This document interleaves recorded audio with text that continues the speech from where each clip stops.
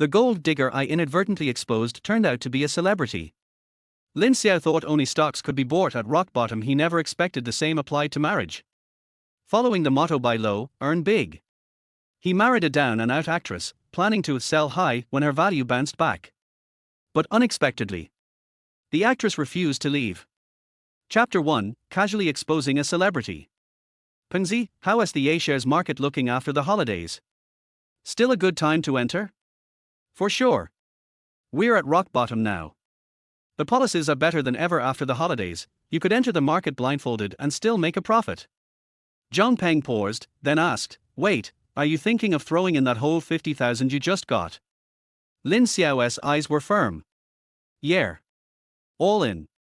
Before the National Day holiday, Lin Xiao was shopping for clothes at a mall. As he passed a luxury store, he spotted a young, beautiful woman clinging to a balding middle-aged man, browsing high-end handbags. He discreetly snapped a photo and sent it to his college friend Zhang Peng. His original intent was just to vent how some girls nowadays would do anything for money. But to his surprise, Zhang Peng instantly recognized the woman in the photo, Han 1111, the recently crowned champion of The Voice of Wuxia, the hottest new star in the music scene. Zhang Peng, who worked for a newspaper, sold the photo to a tabloid journalist and made 100,000 yuan. The two split the money 50,000 each. With the windfall in hand, Lin Xiao set his sights on the booming stock market. He'd been working for 5 years. Just bought a house, and had poured all his savings into it. He'd been watching colleagues make bank off the recent A-share rally, but with no cash to spare, he could only watch from the sidelines in frustration.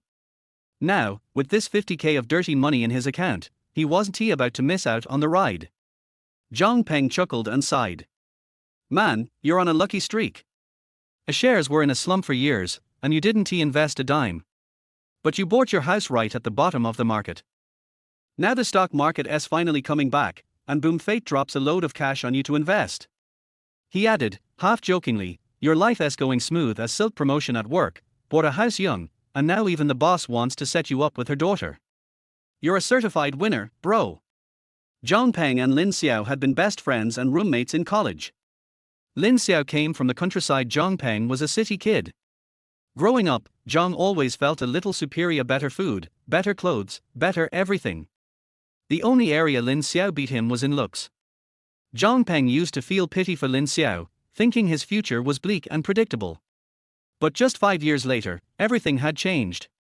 The newspaper industry had been gutted by the rise of social media layoffs, pay cuts, and doom all around.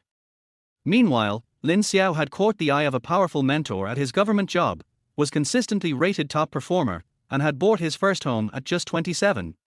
He was solidly established in Ninghai, the provincial capital. Zhang Peng now felt none of his old superiority, only a twinge of jealousy. Sensing his friend's mood, Lin Xiao quickly said, come on, I'm not doing that great. The house is in the suburbs, barely meets basic needs. And the blind date? Please, it's not even official. The boss is just being kind. Her daughter is a city-raised only child. She'd never go for a rural guy like me. That comforted Zhang Peng a bit. So are you still going to the date tomorrow? Of course. The boss set it up herself. I've got to show up and be polite, at least. That was Lin Xiao's honest answer. As a transmigrator, he had once been a wildly successful celebrity back on Earth, dominating the entertainment world for over a decade. Now, on Blue Star, he had chosen a steady, low-key life. But he never looked down on himself, nor was he willing to drift through life aimlessly. Still, society had its hierarchy. His boss's daughter was an only child from a prestigious government family and reportedly studied art. Just thinking about it summoned an image in Lin Xiao's mind: spoiled, self-centered, rich girl type. Forget her looking down on him, he wouldn't dare marry someone like that even if she liked him. That would be like marrying a ticking time bomb. Lin Xiao chose a civil service career because he didn't want to be a servant to capital. He certainly wasn't about to be a servant in his own home.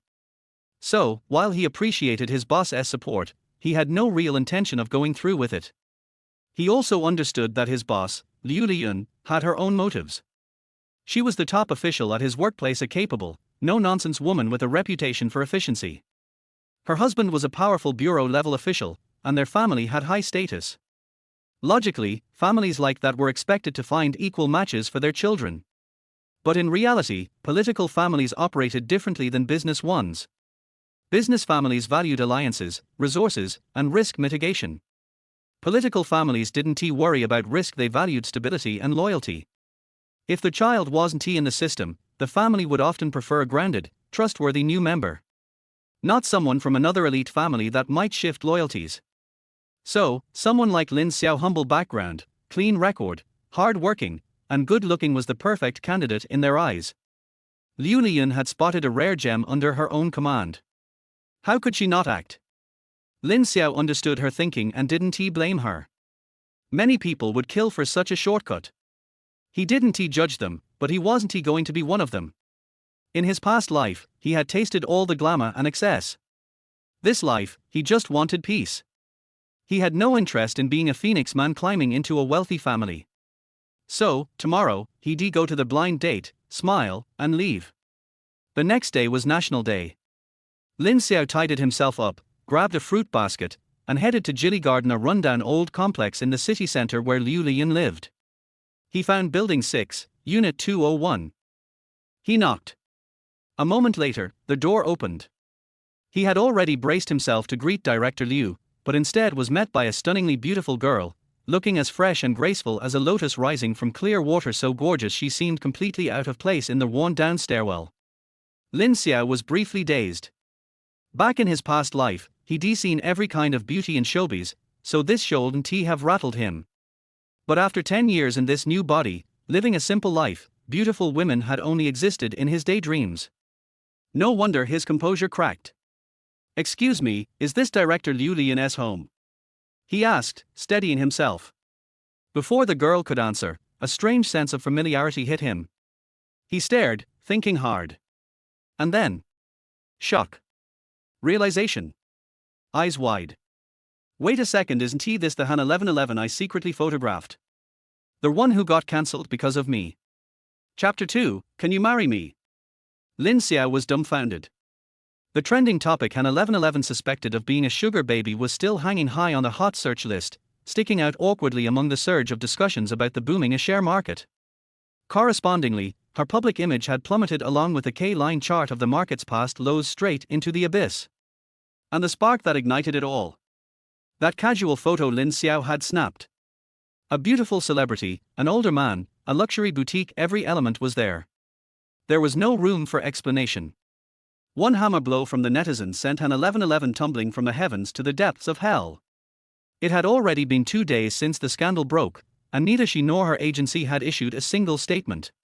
That kind of silence was basically an admission. Lin Xiao had assumed she was probably packing up to leave the industry in shame. He never imagined that she'd still be in the mood to go on a blind date. And with him, of all people. It felt like he'd just broken the fourth wall of reality. "I thought I was just a bystander, turns out I'm the main character." At the entrance to apartment 201, Han 1111 took in all of Lin Xiao's shock but didn't react. She'd gotten used to it these days. Even stray dogs on the street would stop and stare at her in disbelief. "Yes, come in," she said softly. Just then, Liu Lian's voice called from the living room. "Is that you, Xiao Lin? Come in, you silly girl, you didn't even bring Xiao Lin a pair of slippers." She opened the shoe cabinet and naturally took out a brand new pair, unwrapped them, and placed them on the floor with a warm smile. "Thank you, Director Liu," Lin Xiao said, smiling politely. "Don't call me director at home. Just call me Auntie." She beamed. "All right, Auntie," Lin Xiao replied, still smiling as he placed the fruit he brought onto the coffee table. "I wasn't sure what you and Uncle like, so I just picked up some fruit." "You didn't need to bring anything at all." Liu Lian chuckled while pouring him tea. "Your uncle was supposed to be home, but you know how it is during National Day. While the people celebrate, carters are on duty. He got called in for a surprise fire safety inspection first thing this morning. Don't mind it, Xiao Lin. Come, have some tea." She handed him the tea herself, in one of those old-fashioned white porcelain cups. Lin Xiao was flattered and a little overwhelmed. At work, he was always the one serving Liu Director tea, never imagined she'd one day do it for him. "Tea, thank you, Auntie," he stammered, carefully taking the cup. Noticing his awkwardness, Liu Lian invited him to sit and then bustled back to the kitchen, calling out as she went. 1111, talk to Xiao Lin, all right? Han 1111 quietly replied, okay. The two of them were left alone in the living room. Well, alone was relative, considering Lin Xiao knew her. And worse, he had been the one to expose her. Just thinking about it made him feel strangely guilty. He took a few tactical sips of water to mask his nerves. I'm Lin Xiao, he offered when Han 1111 sat there silently with her head down. She glanced up at him, then quickly lowered her gaze again. I know, she said softly. My mom told me. Lin Xiao nodded. Silence fell again. In the kitchen, Liu Lian was slicing vegetables while straining to hear the conversation in the living room. Hearing nothing, she grew anxious. She knew her daughter was shy, so shy she wanted to throw down her apron, march out there, and do the date herself. Back in the living room. I'm Han 1111, Han 1111 finally said after a moment of hesitation. I know, Lin Xiao replied, scratching his head. He hadn't paid attention to celebrities before. But after exposing Han 1111, he'd specifically gone back to watch her performances on The Voice of Waxia. Her voice really was beautiful, pure talent. But she barely spoke during the 12-episode season. He'd thought that quiet persona was just an act. Now he realized she was 100% introvert. Pure-blooded. Noticing how uncomfortable she was, Lin Xiao smiled. If you have things to do, you don't have to sit with me. I don't mind. Han 1111 looked at him, her big dark eyes flickering. After a pause, she gave in to the temptation of solitude. Then I'll go back to my room. Sorry, she said, blushing, and quickly slipped away. They both exhaled in relief. That short interaction confirmed for Lin Xiao this wasn't some elaborate trap. Judging by their behavior, neither mother nor daughter knew he was the one who took the photo. This blind date really was just a coincidence. Relaxed at last, Lin Xiao took a moment to examine the home. It was an old-fashioned 3-bedroom apartment, bright and breezy. Though the yellowish decor felt outdated, everything was tidy. The paintings on the wall exuded scholarly charm, clearly a cultured household. He couldn't help but think, turns out those flashy suburban penthouses are a scam, these old, downtown homes are where the real wealth lives. He began exploring with interest. Soon, his eyes landed on a family photo hanging on the wall, dated 2 years ago. The trio stood together with distinct auras. Liu Lian beaming with warmth, Han 1111 gentle and serene, and the man in the center exuding authority, with a ruddy face and composed smile, a textbook image of a senior official. Lin Xiao didn't bother guessing his title. Instead, his eyes went to the man's thinning hairline. It looked oddly familiar. His eyes lit up suddenly. He pulled out his phone and opened the photo he'd taken of Han 1111, the one that had sparked the scandal. Though the man's face wasn't visible in the photo, his build, head shape, and distinctive balding pattern matched the man in the family photo exactly. The realization struck Lin Xiao like a thunderbolt. No way the sugar daddy people accused of keeping Han 1111 was actually her real dad. He blinked rapidly in shock. Xiao Lin, dinner's ready. Liu Lian's voice pulled him back to reality.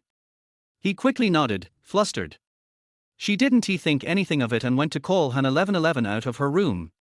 The three of them sat around the dining table. For dishes and a soup, some store-bought, but still quite the spread. Just simple home cooking. Hope it's okay. Liu Lian said modestly. Come on, auntie, you made so much I'm scared to touch it. Lin Xiao joked. Liu Lian mock frowned, still calling me director? I said it's auntie at home. Lin Xiao scratched his head awkwardly. Calling his department head auntie felt strange no matter how you sliced it. Sensing his discomfort, she didn't push. Instead, she kept urging him to eat more and even asked Han 1111 to serve him. But Han 1111 was far too shy for that. She kept her head down, silently eating. Lin Xiao took the cue and ate enthusiastically, keeping the atmosphere light. With Han 1111 being so quiet, the blind date meal gradually turned into a one-sided audition with the mother-in-law assessing her ideal son-in-law. And the more Liu Lian looked, the more satisfied she became. Lin Xiao was good-looking, sincere, and not stiff. His easy humor kept the mood bright, and more than once he had the mother and daughter laughing out loud. He and the gentle Han 1111 made a perfect visual contrast, one lively, one quiet. Liu Lian was already mentally planning the wedding. After dinner, Lin Xiao got up to leave. Liu Lian made a token effort to keep him, then used the excuse that he didn't have a car to insist that Han 1111 walk him out. No, that's too much trouble. Lin Xiao quickly declined.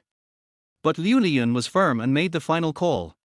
Han 1111 obediently went to change, put on a hat and mask, and walked him out. Lin Xiao had no choice but to go along, thanking her profusely. Downstairs, Lin Xiao followed Han 1111 to the building entrance. The afternoon sun was warm, and a few old ladies nearby were sunbathing, eyeing the two of them with suspicion. 1111, Lin Xiao called. Is it okay if I call you that? Han 1111 turned around and shyly nodded. You really don't need to walk me out. It's a bit too much trouble, he said.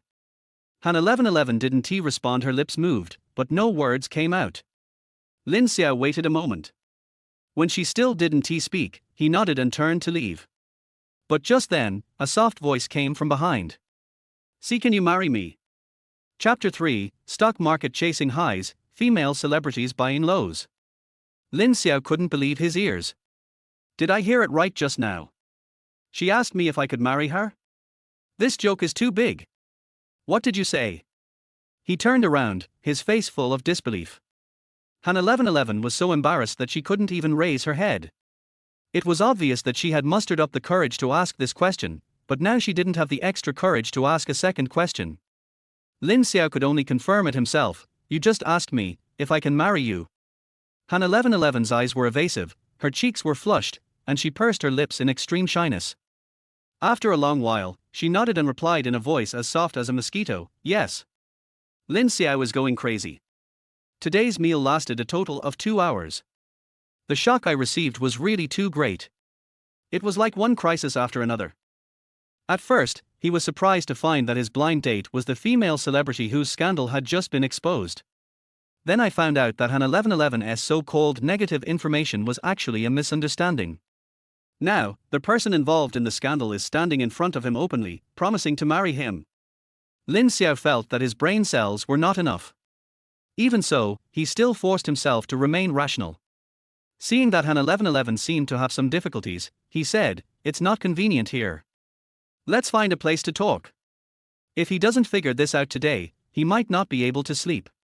Han 1111 agreed to his proposal. Her car, a red Mercedes-Benz C, was parked in the public parking space under the building. When Lin Xiao saw it, he couldn't help but feel curious. 1111 is an introvert, but the car she bought is hot and sexy. It seems that she is also an introverted person. The car lights flashed. Han 1111 got in the driver's seat, and Lin Xiao got in the passenger seat. The car drove out of the community and stopped at a riverbank 20 minutes later. On the way, Han 1111 had roughly explained the whole story. Just as Lin Xiao guessed, the male protagonist in the exposed photo he took was indeed Han 1111's biological father, Han Haijun. On that day, the father and daughter appeared together in a luxury store to buy a gift for Liu Lian's 50th birthday. After all, it was a big birthday, so it was reasonable to give her an expensive gift, and their family was well off and could afford it. However, what they didn't expect was that the father and daughter holding hands would be photographed and uploaded to the internet, which directly triggered a nationwide carnival of rich men supporting female celebrities. In theory, this matter is just a misunderstanding, and it can be clarified directly. It is not a big deal. But unfortunately, this matter cannot be clarified. Because Han Haijun is a deputy bureau-level cadre, a high-ranking official. Once Han 1111 spoke publicly, stating that the man she was holding in the photo was his biological father, the rumors would naturally be refuted. But it never ends here.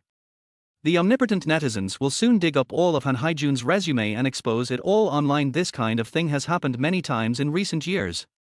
Let us not talk about how well Han Haijun performs as an officer.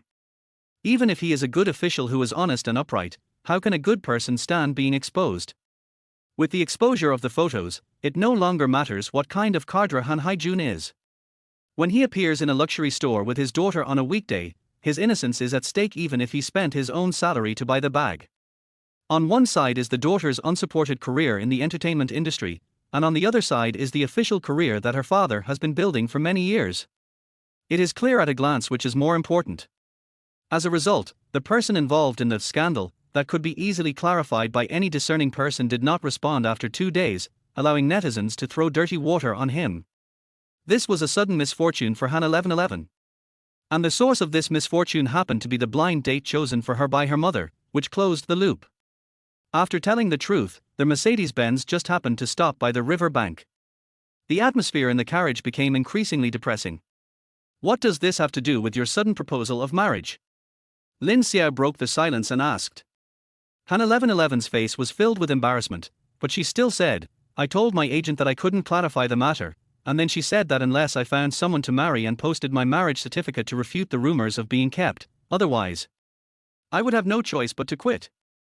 Her voice became lower and lower, and finally she sighed weakly. Lin Xiao finally understood.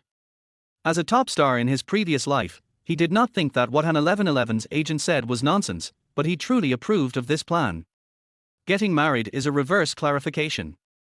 After all, in the public's mind, the images of gold digger and early marriage are almost opposite and cannot appear on the same person at the same time. Since the marriage certificate has national credibility and cannot be doubted, the rumors of being kept are self-defeating. Of course, it is predictable. Even if you show your marriage certificate, there will still be many netizens who want to buy it. But at this point, they have no better solution. An emergency marriage is the most convincing and convenient way of clarifying the matter that the company can think of. Of course, this is just the company's perspective. From the perspective of the parties involved, it was almost impossible for Han 1111 to find a marriage partner in just a few days. In particular, she is a good girl who grew up in a family within the system. For her, this kind of thing is as difficult as an insurmountable chasm from an emotional and moral perspective. So after understanding the whole story, Lin Xiao couldn't help but admire her for daring to propose to him. After a moment of silence, he asked, why me? Han 1111 was stunned for a moment. What? Lin Xiao said seriously, I understand that you need a marriage certificate to clarify the trending searches. I also understand that getting a marriage certificate is just a temporary solution, so you don't need a real marriage, but a contract marriage, right? Han 1111 frowned, as if he had suddenly realized something. Then she nodded. Since it's a contract marriage, it's safer to choose someone you know well, such as a childhood friend or classmate. That way, it won't be easy to fall out. Lin Xiao looked her straight in the eye and continued, and we just met for the first time today. You're so rash as to bring this up to me. Aren't you afraid that I'll ask for a huge sum of money from you, or even turn my back on you in the future? Han 1111 was silent for a moment, then asked hopefully, you said later? So you agree? Lin Xiao. No, are all your art students' train of thought so weird? I'm assuming. Oh. Han 1111 lowered his eyes again. Silence. You haven't answered my question yet. Why did you choose me? Lin Xiao asked again. Well, because my mother likes you. Han 1111 said seriously. That's it. This is very important. Han 1111 said seriously, if I find someone else, even if we get married without my parents' knowledge, they will probably force us to divorce. But you are different. My mother carefully selected you. She likes you very much, so she brought you home to meet me. Even if I get married with you in a flash, she won't be angry. It was the first time that Lin Xiao heard her talk so much, and he actually felt that what she said made a lot of sense. He also had to admire that 1111's voice was really beautiful. No wonder she could sing love songs that made others cry, and she even won a championship for herself. What about your dad? He asked. My dad.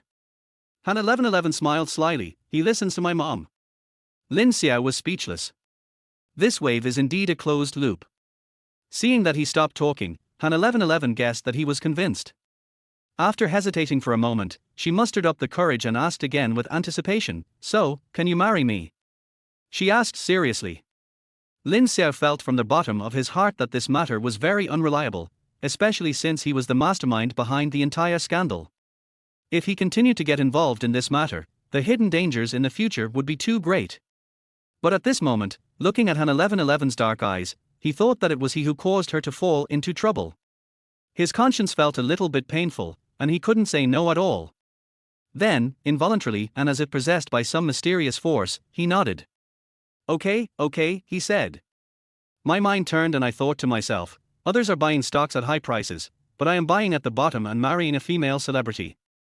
Why not? Can't getting in the car. Chapter 4. After the holiday, we will go to get the certificate. Hearing his answer, Han 1111 was both happy and surprised. Really? You really agree? She couldn't help but shout. Certainly. Lin Xiao shrugged and smiled. You come from such a wealthy family, and you're a female celebrity. No matter how you look at it, I'm taking advantage of you by marrying you. This answer made Han 1111 calm and alert. After a moment of silence, she said with difficulty, you know we're just sham marriages, and we're not really going to get a marriage certificate, right?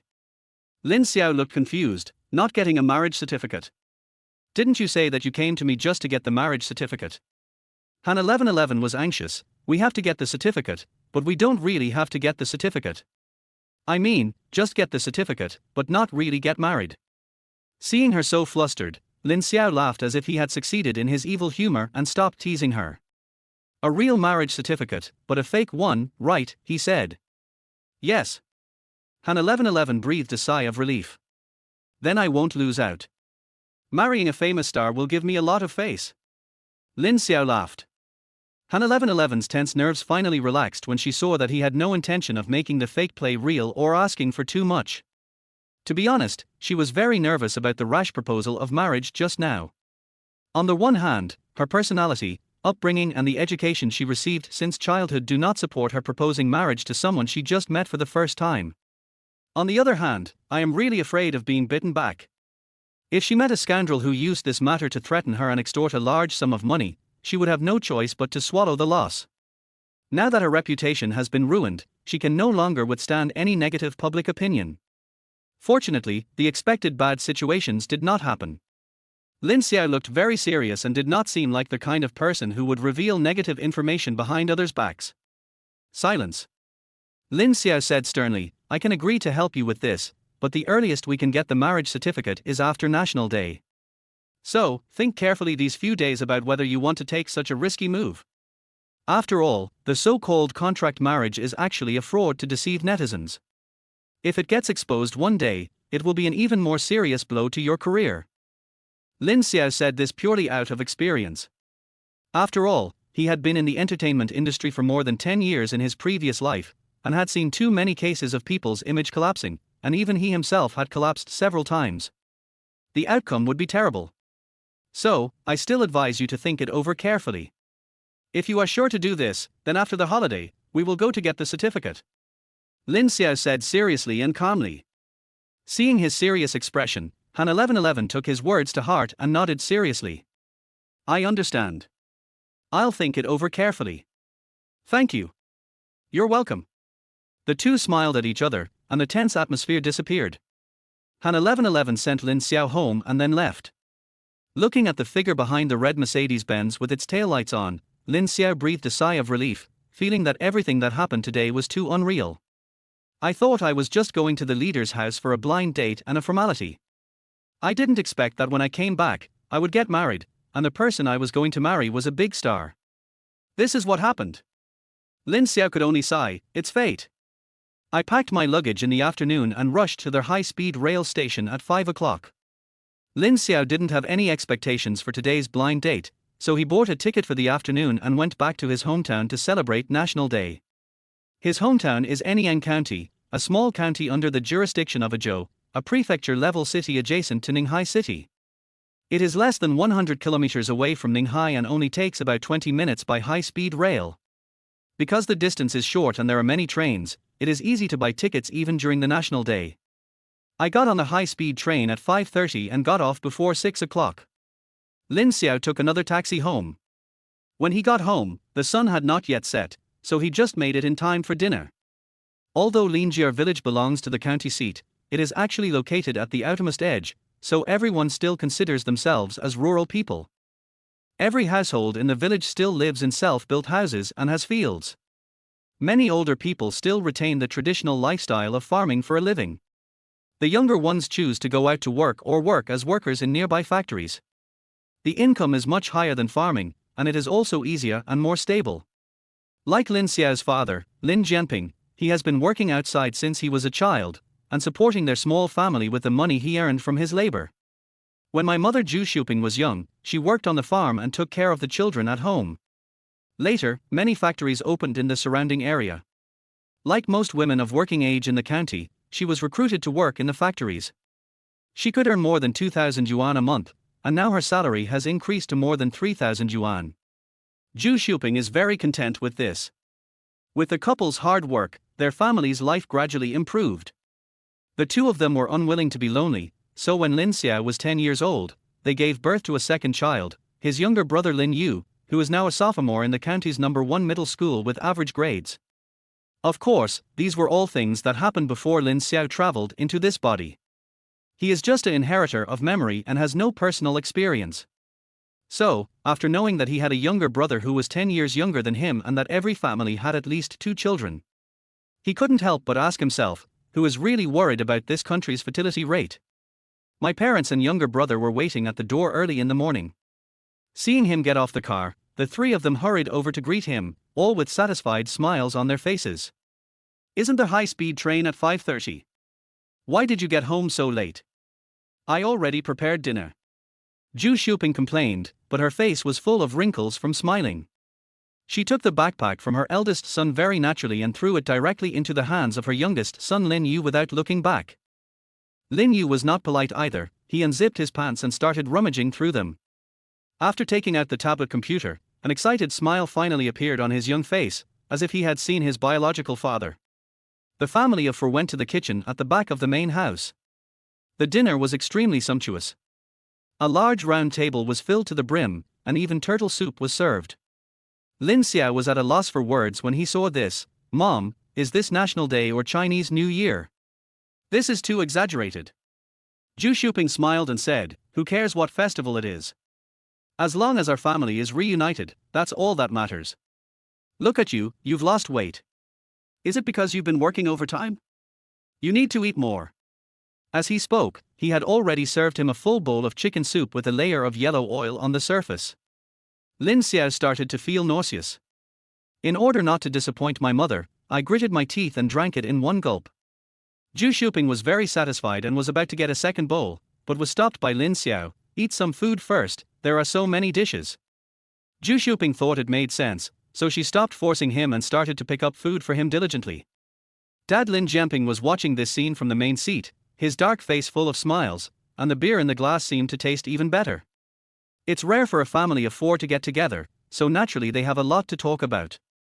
Lin Yu was busy playing with his tablet and his parents were too lazy to pay attention to him, so the main firepower was directed at Lin Xiao. He expressed concern for her health and asked about her work symbolically. Zhu Xiuping finally brought the main course to the table and asked expectantly, Xiao Xiao, do you have a girlfriend now? Lin Xiao hesitated for a moment and shook his head. Indeed, no, I do have someone I want to marry, but that shouldn't be considered a girlfriend, right? Lin Jianping and Zhu Xiuping looked at each other, unable to hide their disappointment. The couple couldn't figure it out. Their eldest son was tall, good-looking, and had a job as a civil servant, which was highly selected and brought honor to the family. So why couldn't he find a girlfriend? Of course, now is not the time to identify and address the problems.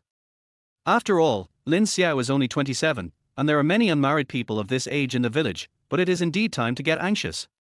Zhu Xiuping paused and told Lin Xiao the reason why she was trying so hard to get him to go home during the National Day holiday. Xiao Xiao, your second aunt's family has a niece who just graduated from graduate school this year and works in a research institute in Ninghai. As soon as Lin Xiao heard this beginning, he understood everything. Chapter 5 I want to see you now. Zhu Xiuping continued her introduction. I've seen the girl's photo. She's pretty, though not very tall, but she's okay for a girl. Your aunt said she's very calm and composed. She's been a worry-free person for her parents since she was little. She's a capable person. Mom chattered on, and Lin Xiao listened calmly. He already had a rough idea of the girl's quality. If you are pretty, you are ugly if you are average in height, you are short if you are calm, you are boring. As his mother spoke in a few words, the image of a female nerd emerged in his mind. Does this girl wear glasses? He asked. Yes, you should wear glasses when reading such a high-level book. Lin Xiao complained in his heart, so I didn't get into graduate school because I didn't wear glasses. This girl and I are not suitable, he said directly. I haven't even met the person, how can it be inappropriate? Zhu Xiuping's voice immediately rose 2 degrees. She's a graduate student with a civil service degree. How could she possibly be interested in me, an undergraduate? I can't afford her. Lin Xiao explained quickly. After hearing her son's words, Zhu Shuping's expression finally cleared up, and she immediately revealed a proud smile. Why not? You're a civil servant, isn't that much better than a public servant? The pride in his words was palpable. Lin Xiao was so ashamed. Ever since I passed the civil service exam, my mother's back has straightened, her voice has become louder, and she has become more confident when arguing with people in the village. This shows how important the iron rice bowl is to ordinary people. Now, seeing that he couldn't hide anymore, Lin Xiao could only use his ultimate weapon. Then I can't meet her. I'm dating someone right now, our leader introduced us. This one sentence choked both parents. Even his younger brother Lin Yu, who was playing games on a tablet nearby, raised his head amidst his busy schedule. Zhu Shuping's brows immediately lit up with joy, and her face was full of smiles. Okay, talk to me. She wanted to find out more about the girl, but Lin Xiao lied and threatened her, so she immediately stopped asking, fearing that her excessive talk would ruin her son's luck in love. This National Day reunion dinner went smoothly. On the third day of National Day, Lin Xiao went out and attended the wedding of his high school classmate Jia Kai at a hotel in the county town the Red Bomb on National Day, an old tradition in these years since graduation. When we arrived at the hotel, many classmates had already arrived and were chatting together happily. As soon as Lin Xiao showed up, he was immediately surrounded by everyone and everyone kept teasing him, calling him leader. Several single female classmates kept flirting with him, which made him feel itchy. After the traditional wedding ceremony, the banquet begins.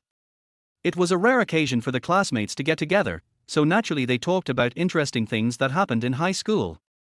As they talked, the topic turned to Lin Xiao. Lin Xiao, you may not know this, but during your 3 years in high school, there were at least a dozen female classmates who had a crush on you. You can be considered a celebrity in our Anyang number 1 high school. Jia Kai left his newlywed wife behind and came here to chat with his classmates. Of course Lin Xiao knew it, but he could only pretend not to know. How is that possible? He looked surprised. How is that impossible? Classmates, judge for yourself. Is there anyone in Anyang number 1 middle school who is more handsome than Lin Xiao? No, everyone agreed quickly. A jerk named Zhao Chong shouted, me, and almost took a shower with his saliva on the spot. Zhao Kai smiled and said, it's just that you have good grades and work hard. You don't participate in anything other than studying. Even if the female classmates like you, they dare not confess their feelings. After all, everyone has a sense of propriety at that time. They will never do anything that will ruin their future. As he spoke, he expressed his feelings about youth again, and everyone agreed with him. Jia Kai came back to his senses and suddenly pointed at a girl named Tong Xiameng at the table and said, let's not talk about distant things. Our class beauty Tong Xiameng once liked you. Am I right, Xiameng?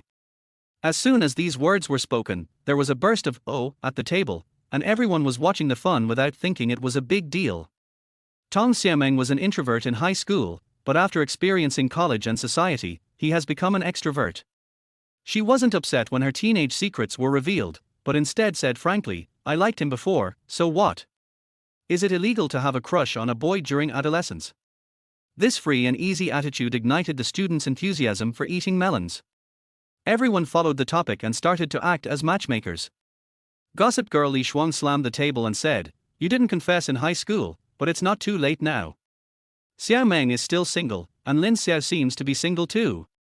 So if you pass by, don't miss it, add them on WeChat and start a relationship. These words immediately ignited the emotions of the classmates, who started to cheer and applaud, making more noise than the two parties involved. Lin Xiao looked embarrassed. Diagonally opposite, Tong Xiameng's face also turned red, but she did not wave her hand to stop. Instead, she looked at Lin Xiao with an eager look, her emotions full of anticipation. Lin Xiao understood instantly. To be honest, Tong Xiameng is indeed pretty, no wonder she was unanimously voted as the class beauty by the boys in high school. If Lin Xiao was just an adolescent boy, he might really have developed feelings for her. But unfortunately, the 17-year-old boy just traveled from Earth. Beneath his youthful face lies the heart of a 35-year-old top-tier old man. Tong Xiameng's delicate and pretty appearance could not attract his attention at all. Naturally, this also eliminates any possibility of a campus idol drama. Now, it's even more impossible. Seeing Tang Xiameng already reaching for her phone, Lin Xiao quickly said with a smile, "Who said I'm still single? We're getting married soon, everyone, prepare your gifts." In one sentence, the lively atmosphere was instantly brought to the bottom.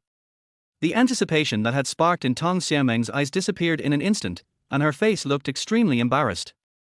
The students were even more dumbfounded. "I was just kidding you, and you gave me a red bomb. Can't you handle it?"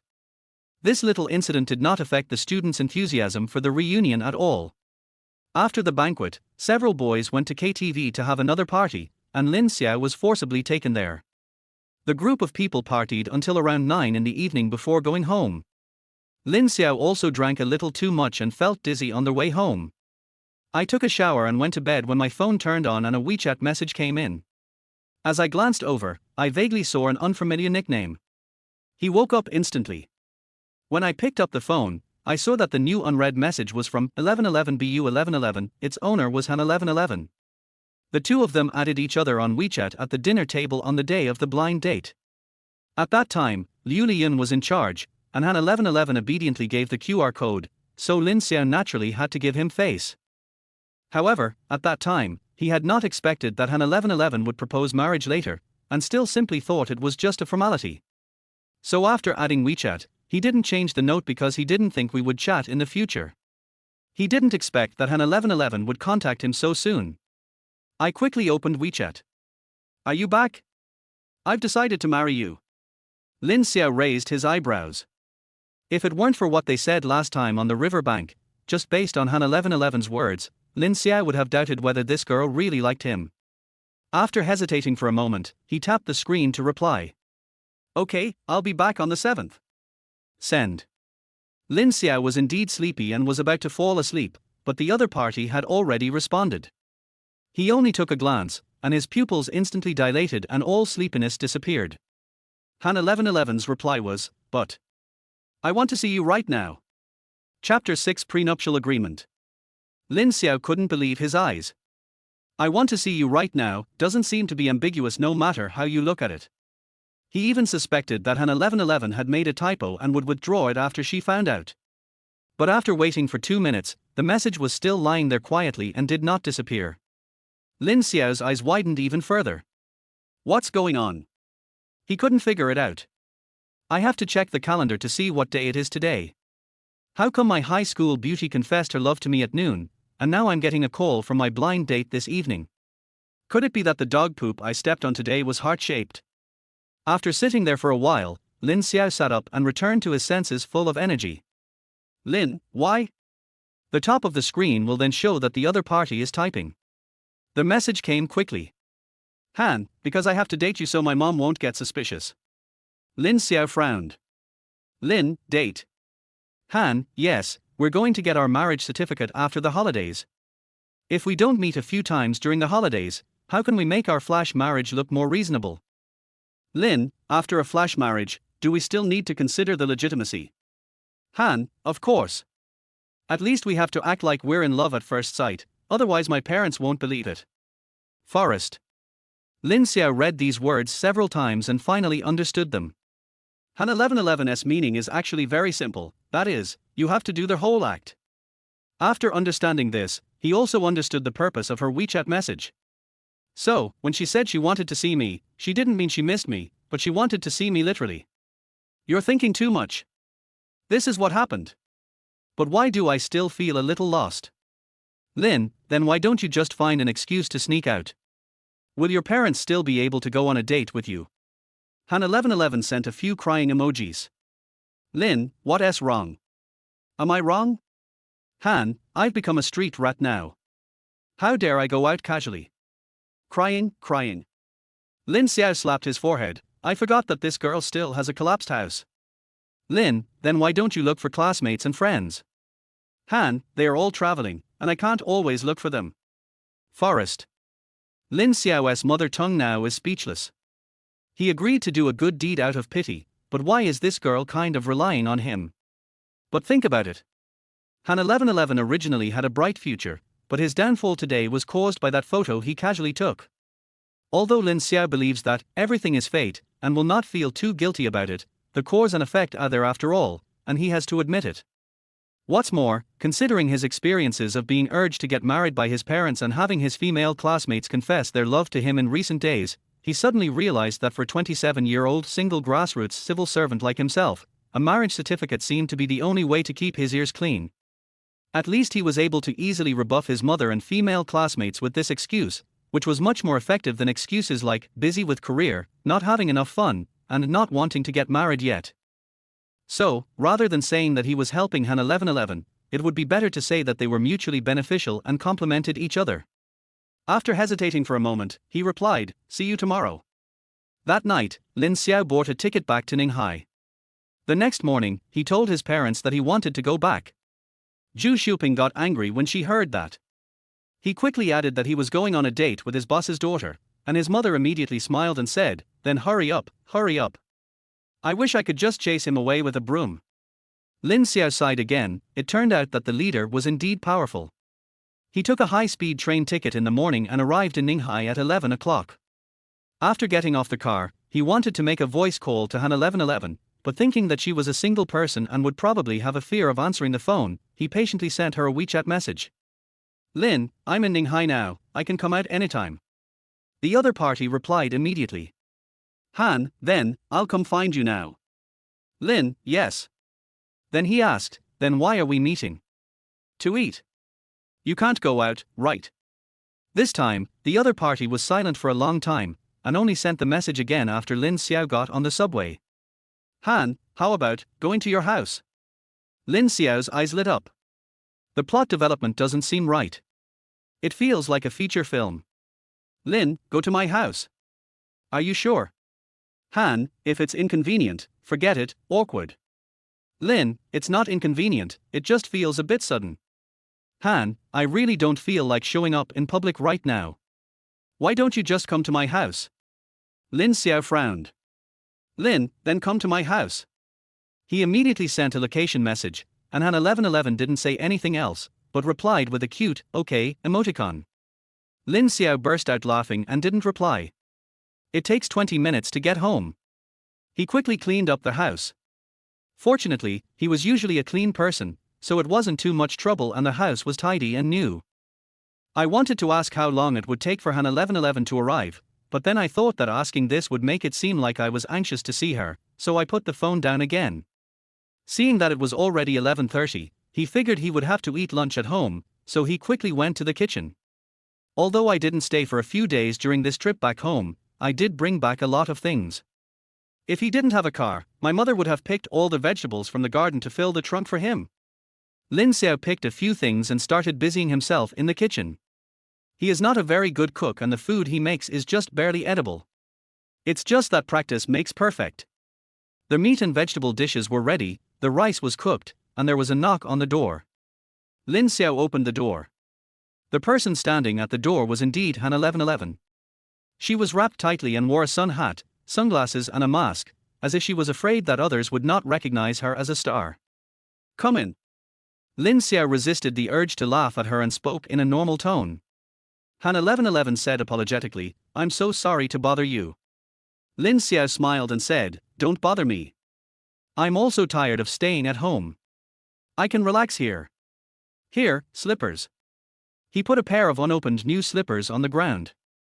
He had just bought them at the supermarket downstairs when he returned home.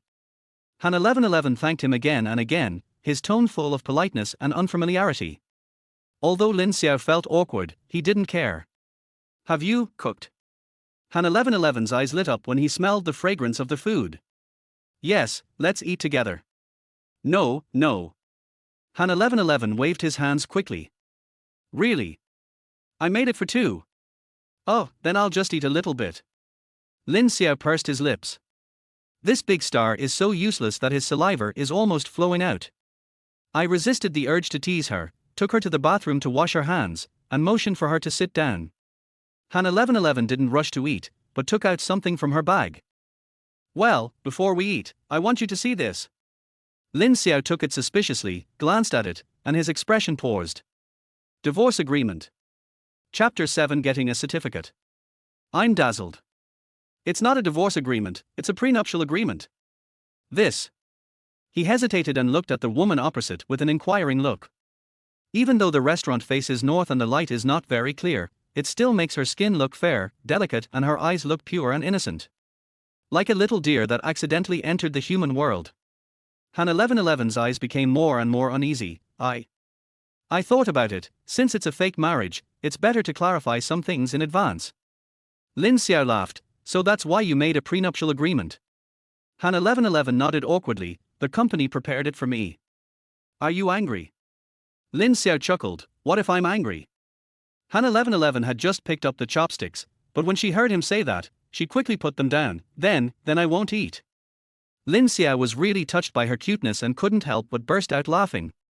Before visiting the Han family for the first time, he had guessed that Director Liu's daughter, as the only child in the system and a student studying art, was definitely not a good person. She would either be impetuous and decisive like her mother, or she would be the type who was good at handling human relationships. He never imagined that the only daughter raised by a bureau-level official and a division-level leader would have such a soft and cute personality. Lin Xiao suddenly felt that this fake son-in-law might actually be worthy of being won. He stopped teasing Han 1111 and started looking through the agreement. The agreement does not contain many clauses, but it clearly states that the marriage period is 1 year and stipulates some behavioral norms and cooperation obligations of both parties during this period. For example, Lin Xiao has to accompany her back to her parents' home regularly and pretend to be a loving couple. For example, the agency will write some love stories for them, and as the protagonist, he must grant the right to his name and support the creation. Of course, getting a marriage certificate and cooperating in taking some photos as materials to whitewash Han 1111 is the most basic thing. Because of this marriage agreement, Han 1111 is the main beneficiary, so she needs to pay Lin Xiao a cooperation fee of 200,000 yuan, which should be paid in 2 installments, 100,000 yuan after obtaining the marriage certificate and another 100,000 yuan after the contract expires. Lin Xiao saw that there was no problem so far, but was surprised when he saw the contract fee. 200,000. He never thought there would be more money to be gotten. However, Han 1111 interpreted his reaction as that it was not enough. She said with an embarrassed look, this amount was given by my agent, and I also think it's a bit small. But then I thought about it, you and I have agreed to get married, and this must be kept secret from my parents. If they take you as their son-in-law, you will definitely have some benefits, especially in terms of work. So I think this price is reasonable. Of course, if you're not satisfied, we can negotiate. Han 1111's attitude was very gentle and polite. Lin Xiao felt very upset when he heard this. Originally, he was wondering why she chose to pretend to get married with him. Wasn't she afraid that he would bite her back? Now he understood. It turned out that in Han 1111's eyes, his participation in this cooperation was completely profitable. After all, her mother is the head of his unit. No matter how impartial Liu Lian is, can she not take better care of her own son-in-law? In Han 1111's mind, although she was the one who proposed the fake marriage, they were both actually beneficiaries, and it could be considered a very stable alliance of interests. No wonder she didn't look for classmates or acquaintances, but chose him. After learning the truth, Lin Xiao was speechless for a moment and even felt like laughing. I thought Han 1111 was a little cute just now. Only now do I realize that an only daughter who grew up in a family within the system, no matter how gentle her personality is, understands the ways of the world better than the average person. How could Han 1111 have imagined that Lin Xiao agreed to cooperate with the fake marriage just because he was soft-hearted, and not because he had any ulterior motives? What's wrong with you? Han 1111 noticed that his expression was wrong and asked a little fearfully. Nothing. Lin Xiao said lightly. Oh, then the contract fee. Okay, I don't have that big of an appetite. Han 1111 always felt that his tone was strange, but he couldn't tell what was strange, so he stopped talking for a while. Lin Xiao was too lazy to say more, so he just found a pen and quickly signed his name on their Party B side. Seeing this, Han 1111 also signed the signature. The agreement was put away, and the atmosphere at the table became increasingly tense. Then, can I eat now? Han 1111 asked, swallowing secretly. Eat. Lin Xiao waved his hands, helpless and speechless. For 2 consecutive days, Han 1111 hid out of the house on the pretext of meeting Lin Xiao and went to his house for meals. However, due to the prenuptial agreement, Lin Xiao's attitude towards her became noticeably colder.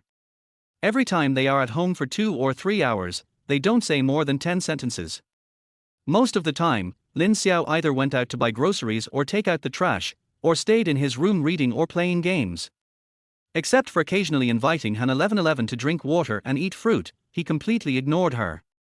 Han 1111 clearly noticed that the atmosphere was not right, but he couldn't put his finger on it.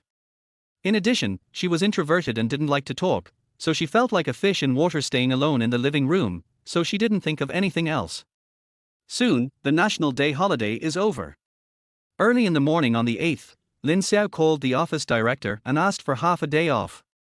Then he packed up simply and took out his only white shirt to wear when getting the certificate. The place for getting the certificate was scheduled to be the Qinghu District Civil Affairs Bureau, which was only 2 kilometers away from Lin Xiao's home. The two agreed to go separately. Lin Xiao ate his breakfast slowly, then went out, scanned a shared bicycle and went there. When we arrived at the Civil Affairs Bureau, it was just 9 o'clock. Han 1111's red Mercedes-Benz had already stopped in the yard. The two of them greeted each other very politely and went in together to get a number. Their unfamiliar attitude did not show that they were here to get married, but rather to get a divorce. It will be their turn soon. Taking photos, filling out forms, and getting the certificate, I thought it would be complicated, but it ended up being done in just 10 minutes. Congratulations to you too. The staff mechanically gave their blessings. Is that the end? Lin Xiao asked in disbelief. It's done. I saw online that there are oaths, things like sickness or health, riches or poverty, etc. That's Western, that's not the word for our country. The staff almost rolled their eyes, thinking that it was already annoying to go back to work after the holiday, and now here comes a big fool. He pointed impatiently to the side. The oath area is over there. You can read it a few more times if you like, at the back. The two of them quickly made way. He took a look at the solemn and festive oath-taking area and looked terrified. Should we still take the oath? Han 1111 asked embarrassedly. Oh, maybe not. Yeah, I think so too. The two looked at each other and quickly slipped away. Outside the Civil Affairs Bureau, Han 1111 didn't even have time to say hello before he stepped on the accelerator and ran for his life. Lin Xiao watched the taillights of the car disappear at the gate, then looked at the red book in his hand and felt dazed for a moment. So, you got the certificate already. Chapter 8, Fighting for the Headlines with Big A. After leaving the Civil Affairs Bureau, Lin Xiao took the subway to work. On the way, he repeatedly looked at the marriage certificate in his hand and found many interesting things. It turns out that Han 1111's real name is not this. The name on her ID card is Han 1111, so Han 1111 can only be regarded as her stage name. As for why she chose a stage name, there is no need to ask her herself. As a top star in her previous life, Lin Xiao has a lot to say about it. Simply put, there are various reasons why celebrities change their stage names, and the ways of changing them are also varied. Some people think their names are not nice, so they change both their given and surnames. Some people had their fortune told and were told a character that would indicate they would become famous, so they kept their surname and only changed their given name. Of course, it is very rare for someone like Han 1111 to change only one character, and it is a homophone. But it's not impossible. There is a post-85's flower on the earth named Liu Shisha. Her original name is Liu Shisha. Only one character was changed, but the name has a very different temperament. Lin Xiao guessed that this was probably the reason why Han 1111 changed so much, but the direction of her change was completely opposite to Liu Shisha's. Except for the name. Lin Xiao was also surprised to find that Han 1111 was only 22 years old this year, which means she was 5 years younger than him. This was unbelievable to him. When Liu Lian asked him to go on a blind date with her daughter, he guessed that director Liu's daughter might be in her 30s, otherwise she wouldn't be so anxious. When he met Han 1111 and saw that she was very young, he felt relieved and didn't even think about asking about her age. Later he guessed that Han 1111 should be about the same age as him, but because she was a celebrity and took good care of herself, she looked like a female college student. Just discovered it now. She is really a female college student, but she just graduated. Lin Xiao originally thought that he was in his prime at the age of 27, but now that he saw that his wife was only 22 years old, he suddenly felt that he was marrying above his station. Lin Xiao, after all this time, I've become an old cow eating young grass. On the way, he also thought, Han 1111 is obviously still so young, why is director Liu so anxious to arrange a blind date for her? The answer is not difficult to guess. It should be that Han Haijun and Liu Lian both disagreed with their daughter entering the entertainment industry, especially after the keeping scandal. They became more determined in this idea, so they were so anxious to arrange a blind date for their daughter, hoping that she would have a stable relationship, live an ordinary life, and then completely stay away from the intrigues of the entertainment industry. As a family in politics, Han Haijun and Liu Lian have sought stability throughout their lives, so it is understandable that they would think and arrange things this way. Poor parents in the world. I arrived at work at exactly 10 o'clock. Back in the office director Li Mingdao was a little surprised to see him. Didn't you take the whole morning off? How come you're here so soon? Lin Xiao didn't explain much, just smiled and said, I'll come over when I'm done. Li Mingdao didn't ask any more questions. After all, although the National Day holiday is over, many people in the company have not returned yet, and those who have returned are not in the mood to go to work for the time being. It's normal for Lin Xiao to come late or not to come at all. The office had for staff members.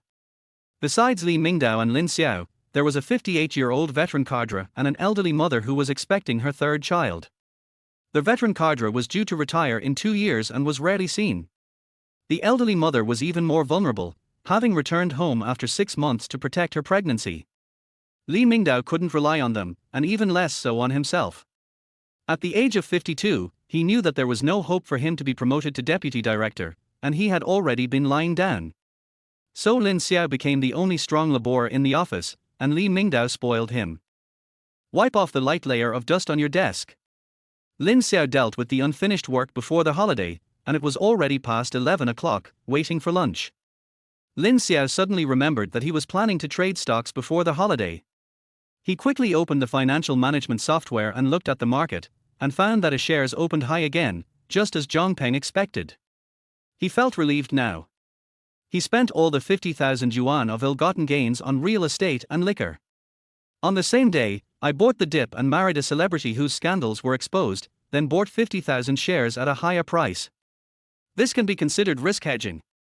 Lin Xiao suddenly realized that after 10 years of peaceful life after traveling through time, things suddenly became exciting today. In the afternoon, there will be a team meeting. As the only strong laborer in the office, Lin Xiao has always been responsible for attending meetings. Although attending meetings may seem simple, it is actually very tedious and energy-consuming. Before the meeting, topics are collected, typeset and printed, notes are taken by hand during the meeting, and minutes are compiled after the meeting and then signed by all participating leaders. It seems that the meeting only lasts half a day, but the whole process will take at least 3 days to complete. Such a team meeting should be held once a week. This task alone almost wore Lin Xiao out, not to mention the other materials, big and small, that needed to be written, and all kinds of trivial matters that needed to be coordinated, and all of these were basically done by Lin Xiao alone. No wonder Li Mingdao worships him like an ancestor. If one day Lin Xiao quits his job, he really won't be able to find a young person in the entire unit who can write materials, work meticulously, and be hardworking and willing to take over this job. There were not many topics to discuss in the team meeting after the holiday, but the leaders chatted about interesting holiday stories and 3 hours passed. After the meeting, Lin Xiao packed up the materials and returned to the office, where he was so tired that he collapsed in his chair and didn't move. As expected, after 7 days off, I became lazy and obviously couldn't keep up with the pace of work. Director Li Mingdao left work early. Lin Xiao packed up his things and prepared to go home from get off work. At this moment, Zhang Hongxie from the office next door suddenly came over with a bag of snacks and said with a smile, "Brother Lin, let me give you some of our specialties." Lin Xiao quickly reached out to take it. "Thank you, I've been in meetings all afternoon and I'm hungry." "Brother Lin, you've worked hard."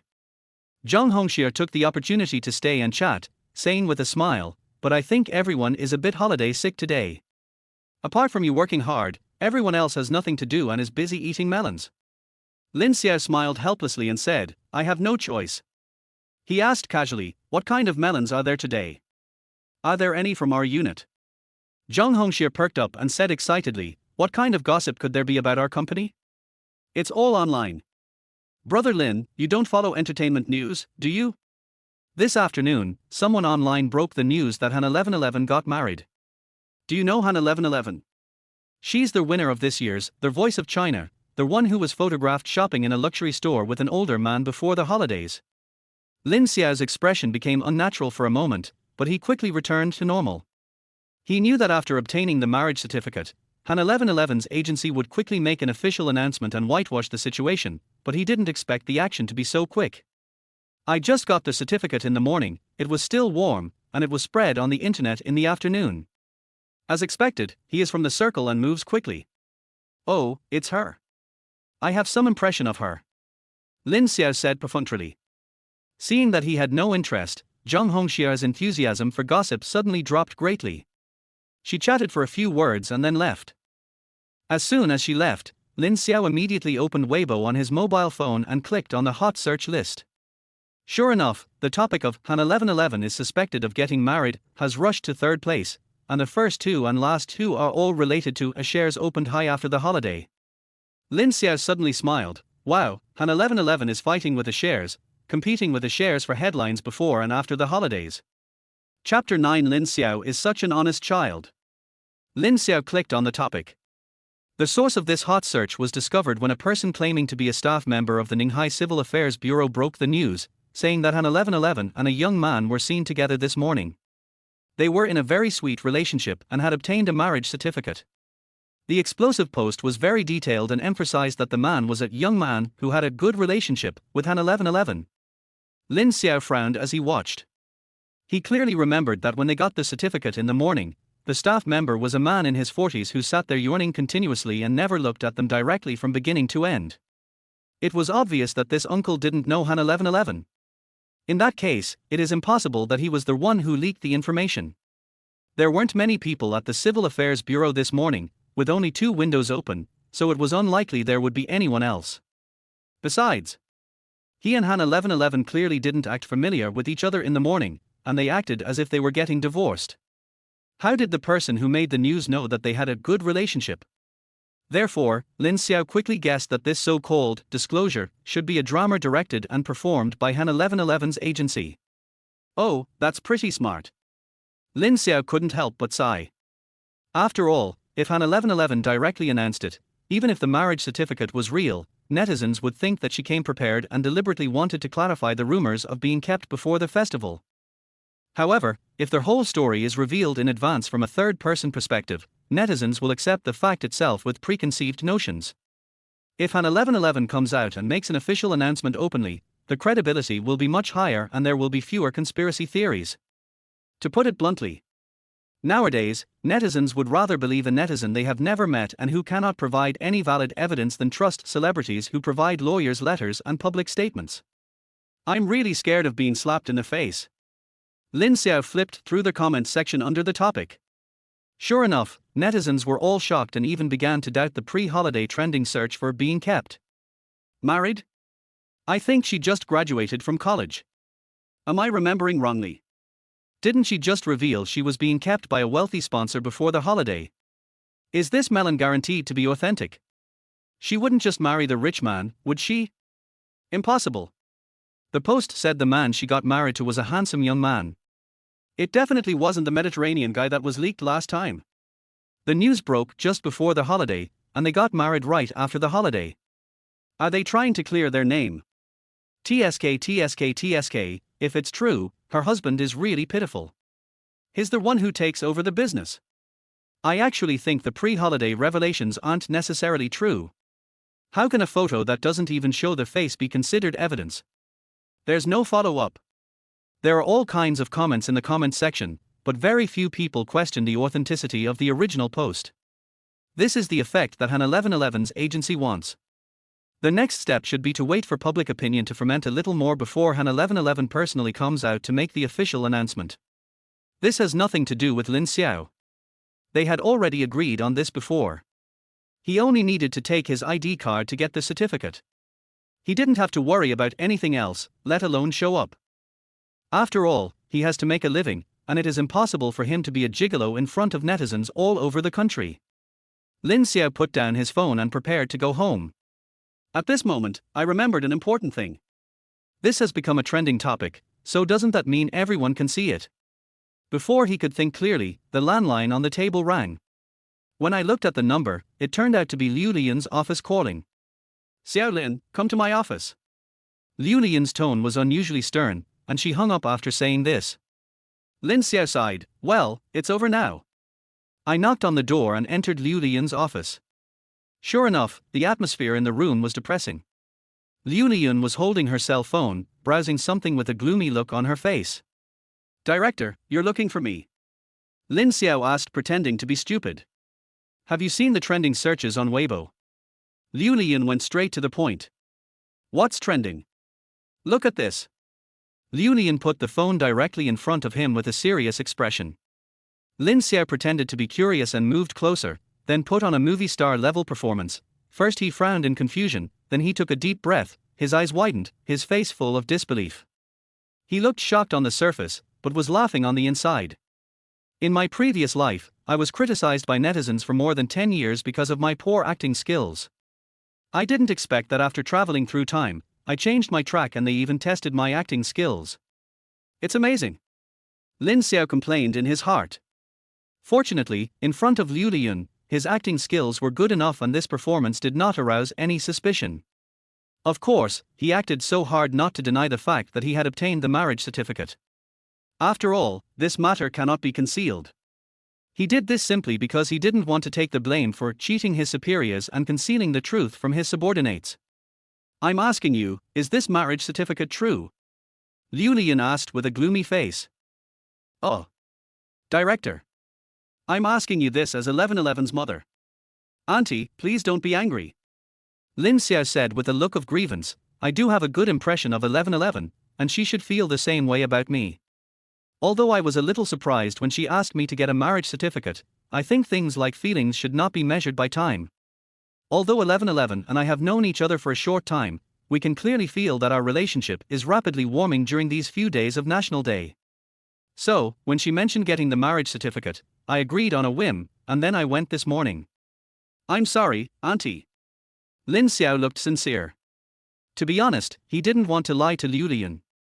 After all, whether as a leader or an elder, she took good care of herself. But he and Han 1111 also discussed this matter. The final result was that she couldn't tell her parents about the fake marriage. They didn't approve of her being a singer in the first place, and it was even more impossible for them to agree to her treating marriage as a game. But Han 1111 had to do this, so after much thought, he had no choice but to hide it. Since Lin Xiao agreed to get a marriage certificate with her, they are naturally allies, and there is no reason for him to sabotage them. But allies are allies, and it is impossible to take the blame. He was determined not to let Liu Liyun think that he had tricked Han 1111 into getting the certificate. If he did, his motives would be too suspicious. That's why there is this saying about the tea aroma in tea. Liu Liyun was shocked at first. So, you and 1111 really got married? Yes. Lin Xiao nodded with difficulty. Wait a minute. Liu Liyun came back to her senses and said in disbelief, you just said that it was 1111 who took the initiative to ask for a marriage certificate with you. Lin Xiao started acting again, looking aggrieved. Yeah, I was quite surprised at the time, and I said that such things should at least be told to parents in advance. But 1111 said that you personally picked me, and you have absolutely no objection to getting a marriage certificate with me. Liu Liyun's anger was obviously cooled down a lot by his teasing. That being said, you guys are moving too fast. I didn't think this through. I'm sorry, Auntie. Lin Xiao admitted his mistake with a very good attitude. Liu Liyun looked at him, and carefully thought about what he had just said, and had an incredible guess in her mind. Of course she knew her daughter. Although he is introverted, he is definitely not the kind of person who can be easily manipulated. On the contrary, he has always had positive ideas since he was a child. Once she makes up her mind, no one can change it. It's like learning to sing. At first, her family just cultivated it as a hobby. Later, when she entered high school, she wanted to take the professional route. Liu Liyun and Han Haijun firmly disagreed. They wanted her to go to university safely and then come back to take the civil service exam to take over her parents' job. But Han 1111 refused to obey and secretly applied for the Haicheng Conservatory of Music without telling his parents. The couple only found out about the admission letters after they were sent to their home. They were so angry. But by then, everything had already been settled. I couldn't let my daughter repeat a year and waste another year, could I? So in the end, Liu Liyun and Han Haijun had no choice but to compromise. Recalling what had happened before, Liu Lian was certain that her daughter's marriage was so sudden that there must be something fishy going on. Just as 1111 said, Lin Xiao was obviously chosen by her as a mother, and she must have agreed and supported their love and marriage. Why did she have to get the marriage certificate behind her parents' backs and be in such a hurry? Liu Lian thought back to the whole thing and suddenly understood something. We got the certificate this morning, and it was trending on the internet this afternoon. It's too fast. Liu Lian was certain that this was definitely premeditated. When he looked up at Lin Xiao again, there was no longer any anger in his eyes, but instead his eyes were full of heartache. This child is so honest and naive that he didn't even realize he was being used by that girl. Our family will have to make it up to him in the future. Chapter 10. Why call me auntie? Call me mom. After get off work that day, Lin Xiao and Liu Lian went home together. Of course, the two of them acted separately and finally met at room 201, building 6, Geely Garden. When Lin Xiao arrived, the Han family of 3 were already sitting in a row in the living room, and the atmosphere was very depressing. Okay, a trial by 3 judges. Lin Xiao complained in his heart. After putting down his work bag, he stood in front of the coffee table. Seeing this, Han 1111 realized that he was also a criminal suspect. He quickly got up from the sofa and stood next to Lin Xiao. The young couple is quite a good match. Han Haijun, who was sitting in the main seat, glanced at Lin Xiao with sharp eyes, intimidating without even being angry. It was the first time that Lin Xiao met his father-in-law. Although he was a little impressed by the aura of the deputy bureau-level leader, he had seen many big scenes in his previous life, so his expression was calm and he was not at all nervous. Such calmness surprised Han Haijun. He thought to himself, isn't he a kid from the countryside? Why does he look so steady and mature? Compared to Han Haijun, Liu Lian had obviously gotten over her shock and anger, and smoothly accepted the fact that she had a handsome son-in-law, with an uncontrollable smile on her face. Lin Xiao was originally chosen by her with great care, and she originally hoped that he would marry 1111. Although the process is a bit fast now, and 1111's motives are not very pure. But at least the results are in line with expectations. Since the goal has been achieved, there is no need to be so serious about the process. This is the same as being in the officialdom. So Liu Lian now looks at the young couple in front of her and feels that they are so pleasing to the eye and so well matched no matter how you look at them. Seeing the tense atmosphere, she feigned anger and said, "You two kids are too righteous. Even if you have feelings for each other, you shouldn't be so impulsive and just get married without telling your parents. This is just a new policy that doesn't require household registration books for marriage. If the policy hasn't changed, would you still be stealing household registration books from home?" These words seem to be blaming the young couple, but in fact they are easing the atmosphere and giving them a way out. Han 1111 remained silent. Lin Xiao, however, understood his mother-in-law's subtext and said sincerely, "Auntie, it's our fault. We definitely wouldn't dare to steal their household registration booklet. We were confused at the time and thought that this policy was to encourage young people to have freedom of marriage and love, so we got the marriage certificate in a fit of rage. I'm sorry, uncle and auntie. Be sincere and well-reasoned." Lin Xiao's implication was that the country encourages young people to get married whenever they want. You two are state officials and local leaders, and you still dare to go against national policy. As expected, Liu Lian immediately smiled brightly upon hearing this. She continued, "That's true. Our country's current marriage and fertility rates are indeed very severe. Young people are trending towards not getting married and having children. There aren't many people like Xiaolin and 1111 who are brave enough to step into the siege. They are truly courageous and actively responding to the country's call. In a word, their flash marriage was elevated to the level of supporting national policy. You are worthy of being a leader." After hearing what his wife said, Han Haijun's expression looked better. He felt that he had some awareness as a leader. However, Han Haijun was still furious when he thought about the daughter he had raised for more than 20 years being taken away by someone he had never even met. After a moment's silence, he finally spoke, "While this is still just a rumor and hasn't been officially announced, you should hurry up and get a divorce. 1111 should also quickly issue a clarification statement and pretend this never happened." All 3 of them were shocked. Liu Lian was frightened and said, "Old Han, what nonsense are you talking about? The children have already received their marriage certificate. How can we get divorced right after getting married?" Han 1111 also said with a cold face, "I won't leave." Han Haijun was stunned and his face turned red with anger. Normally, when holding a meeting at work, I could speak for an hour or two without notes. But now, looking at my daughter whom I have spoiled since she was a child, I couldn't say anything or scold her.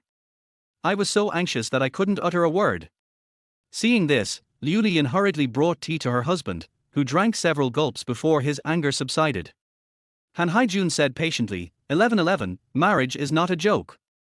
You're only 22, why rush into marriage? Even if you and Xiaolin have feelings for each other, dating and marriage are different.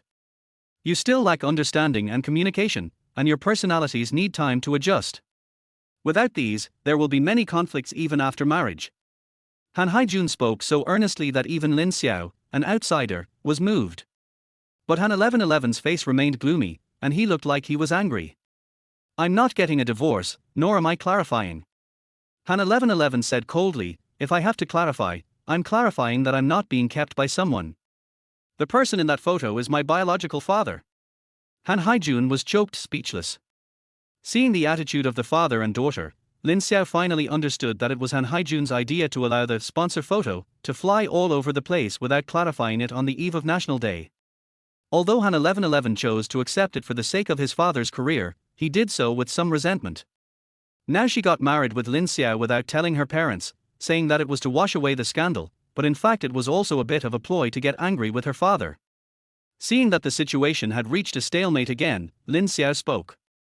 Uncle, I shouldn't have been fooling around with 1111 and getting the marriage certificate without your consent. I sincerely apologize. Lin Xiao stood in a very straight posture and bowed seriously, which immediately softened Han Haijun's expression. Lin Xiao knew that he was on the right path. Isn't he Han Haijun a leader? Then use the civil servant interview routine to deal with him, no problem. The current situation seems to be an old father forcing his daughter and son-in-law to divorce, but it is actually a standard trap. So the first step is to express your attitude, and the second step is to replace the original with the fake. Uncle, although 1111 and I were a little impulsive in getting our marriage certificate, please believe that our feelings are genuine. You may think that we haven't known each other for long, but the attraction between people is sometimes only a moment. After 1111 and I confirmed our feelings, I asked her why she liked me, even though I was 5 years older than her and we weren't even her age. She said she couldn't explain it, but she just liked the solid feeling of being with me. I never understood what she meant before, but today I understand. The steadiness she loves actually comes from her admiration and respect for you. You are mountain in her heart. Even though her dream of becoming a singer may seem unconventional, under your guidance, her nature remains down to earth. So, even after a stint in the glamorous entertainment industry, she never forgot her original aspirations. She never thought about marrying into a wealthy family or living a life of luxury. Instead, she very clearly chose an ordinary person like me. This is inseparable from your words and deeds. No matter how much I say, I just want to tell you sincerely that although we have already obtained the marriage certificate, your approval is very important to 1111 and me. I believe that no matter what decision you make, it's for our own good, so we are grateful for your support. If you still insist on separating us, we will accept that calmly and will take concrete actions to gain your approval in the future. After saying this, Lin Xiao bowed again. Beside him, Han 1111 was already stunned. As Lin Xiao delivered his speech steadily, she kept thinking, is this what I think? Is this what you think? Is this what we think? Across from them, Han Haijun and Liu Liyun, who were sitting calmly, were also stunned. Lin Xiao's words were sincere and his attitude was clear. He not only expressed his feelings for 1111, but also highlighted his respect for Han Haijun. In particular, his flattery without changing his expression directly elevated Han Haijun to the level of a soul helmsman and life mentor. I have to say that the Korean Navy benefited a lot from it. Although he could tell that his future son-in-law was flattering him, he couldn't help but think in his heart, yes, I am my daughter's mountain, the navigator, helmsman, and direction indicator on her road to growth. Thinking of this, he suddenly felt that this young man was his soulmate, and he actually saw through his painstaking efforts for his daughter. So even if he had some grudge against Lin Xiao at the beginning, it has now disappeared. After a long time, Han Haijun's expression finally relaxed completely. He pointed to the seat next to him and said in a friendly manner, Xiao Lin, sit down and have some tea. After hearing this, Lin Xiao and Liu Lian both breathed a sigh of relief. This means that you have passed. Liu Lian quickly greeted, Xiao Lin, 11:11, please sit down, we are all family. She quickly poured a glass of water and handed it to Lin Xiao. Thank you, auntie. Lin Xiao said gratefully. Liu Lian glared at him in disapproval, the smile on her lips harder to suppress than AK. We've already got the marriage certificate, why are you still calling me auntie? Call me mom. Chapter 11, Sleep Here. With the approval of the Han Navy, the following things will be much easier. Although this was the first meeting between the father-in-law and son-in-law, Liu Lian had actually mentioned Lin Xiao to her husband many times before, leaving him with an initial impression of being down-to-earth, hardworking, and smart. If Han Haijun had not nodded, Lin Xiao would not have had the opportunity to go on a blind date, and all the things that happened later would not have happened. Therefore, Han Haijun recognized Lin Xiao from the bottom of his heart. With this very positive first impression as a foundation, Lin Xiao performed so well in his thesis defense today, so naturally his overall evaluation from his father-in-law also rose rapidly. After a chat, Han Haijun's smile became more and more obvious, and his affectionate attitude towards Lin Xiao even surpassed Liu Lian. There was no mention of divorce at all. Today is the day when their daughter and son-in-law get their marriage certificate, so the old couple immediately decided to go out and set up a table to celebrate. Lin Xiao and Han 1111 performed their roles very well, so naturally there was no objection. There was a high-end restaurant just outside the community. Liu Lian called to reserve a private room, and the four of them went straight there. There should be wine at happy events, and leaders want people to accompany them. When the leaders become the father-in-law and mother-in-law, you have to drink their wine to your heart's content. So Lin Xiao went all out today, using all the skills he had accumulated in the entertainment industry in his previous life. He praised Han Haijun so much at the dinner table that he was very happy, and coaxed Liu Lian so much that she wanted to treat him as her own son. Han 1111 was stunned watching from the side. She had anticipated that her decision to act first and ask for permission later would lead to strong opposition from her father and cause a major earthquake in the family. However, she never expected that the big earthquake turned into a small earthquake, and before she could even feel the tremors, she watched the tense atmosphere quickly switch to a happy family scene in front of her.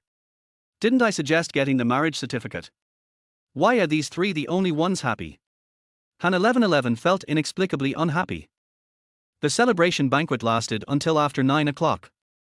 Han Haijun was in high spirits and drank too much, so Lin Xiao almost had to half carry and half support him to carry him back home.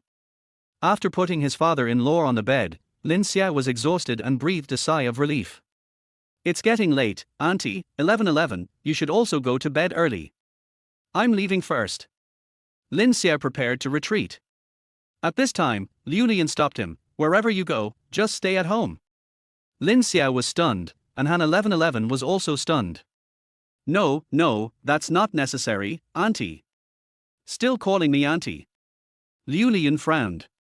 Lin Xiao was very embarrassed, and under the influence of alcohol, he didn't care and shouted, Mom. Only then did Liu Lian smile and feel happy from the bottom of her heart. Well. She agreed and said with a smile, why are you leaving?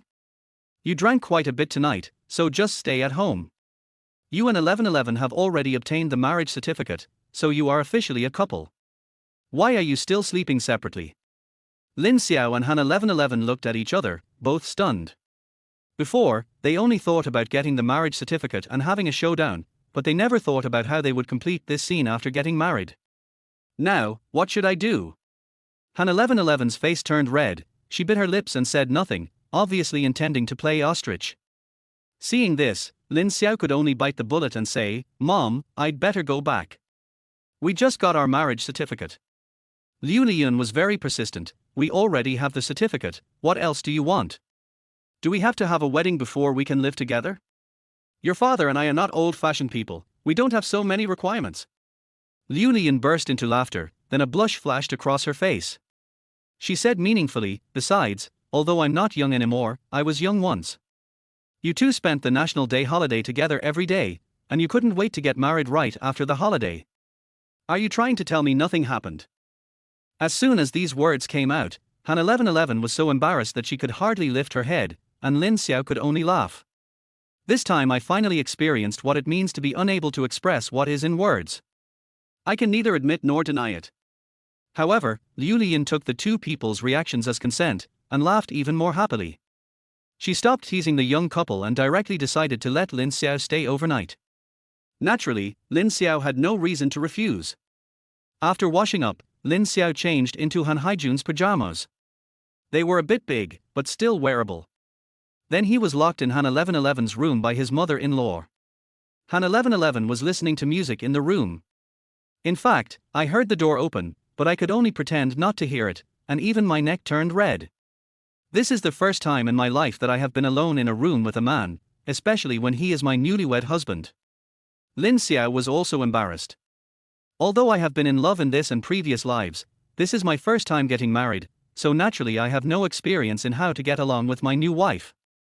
Therefore, when he faced Han Haijun and Liu Liyun, he could speak eloquently and make the old couple happy, but when facing Han 1111, he was helpless and had no idea what to do. Seeing that she was pretending to listen to music, he did not disturb her and looked around the room idly. The room faces the sun and is quite large. The overall decoration style is consistent with the living room. There are some things for little girls, such as dolls and figures, but not many. If you don't look carefully, you can't tell that it is a girl's room. There is a desk next to the bed, and a bookcase next to the desk. In addition to various books on the tables and in the cabinets, the most numerous items are physical albums of major singers, both domestic and foreign, with at least hundreds of them. Lin Xiao instantly understood why Han 1111 would rather choose to have a fake marriage with him, a stranger, and why she was determined to wash away the scandal and return to the music scene. She really loves songs and loves singing. In comparison, although he had been in the entertainment industry in his previous life, his acting was terrible and his singing was average. He relied on his face and the company's god-level operation to gain a group of crazy fans and became famous for more than 10 years. To be honest, he has no passion for his job at all, he just enjoys the feeling of being admired. Compared with Han 1111, the difference is obvious. Of course, Lin Xiao doesn't have time to feel so much right now. He was able to get his high-ranking father-in-law drunk, so it was obvious that he had drunk a lot too and was now dizzy. Seeing that Han 1111 was still deliberately avoiding him, he had no choice but to take the initiative and sit down on the edge of the bed next to the desk. 1111, he asked. Han 1111 turned her head to look at him. If she continued to pretend, she would become a deaf person. Her reaction was extremely unnatural, and her face was as red as if she had a fever. I'm sleepy.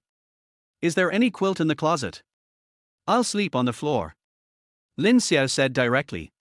You can't ask a girl to sleep on the floor, this is someone else's room. Han 1111 was stunned for a moment before she understood what he meant. She quickly opened the cabinet and searched around, and actually found 2 quilts. However, when she handed it to him, she paused, looked up at him, locked eyes for a second, and then shyly looked away. Can you sleep on the floor? If you don't sleep on the floor, will you sleep on the bed? Han 1111 pursed her lips and said nothing. Lin Xiao laughed and stopped teasing her. He took the quilt, spread it on the side close to the balcony, and then lay down on it. A bit hard, but okay to sleep on. Good night, 1111. He closed his eyes directly. After waiting for a long time, a response came from the room, good night. Thank you for today, Brother Lin.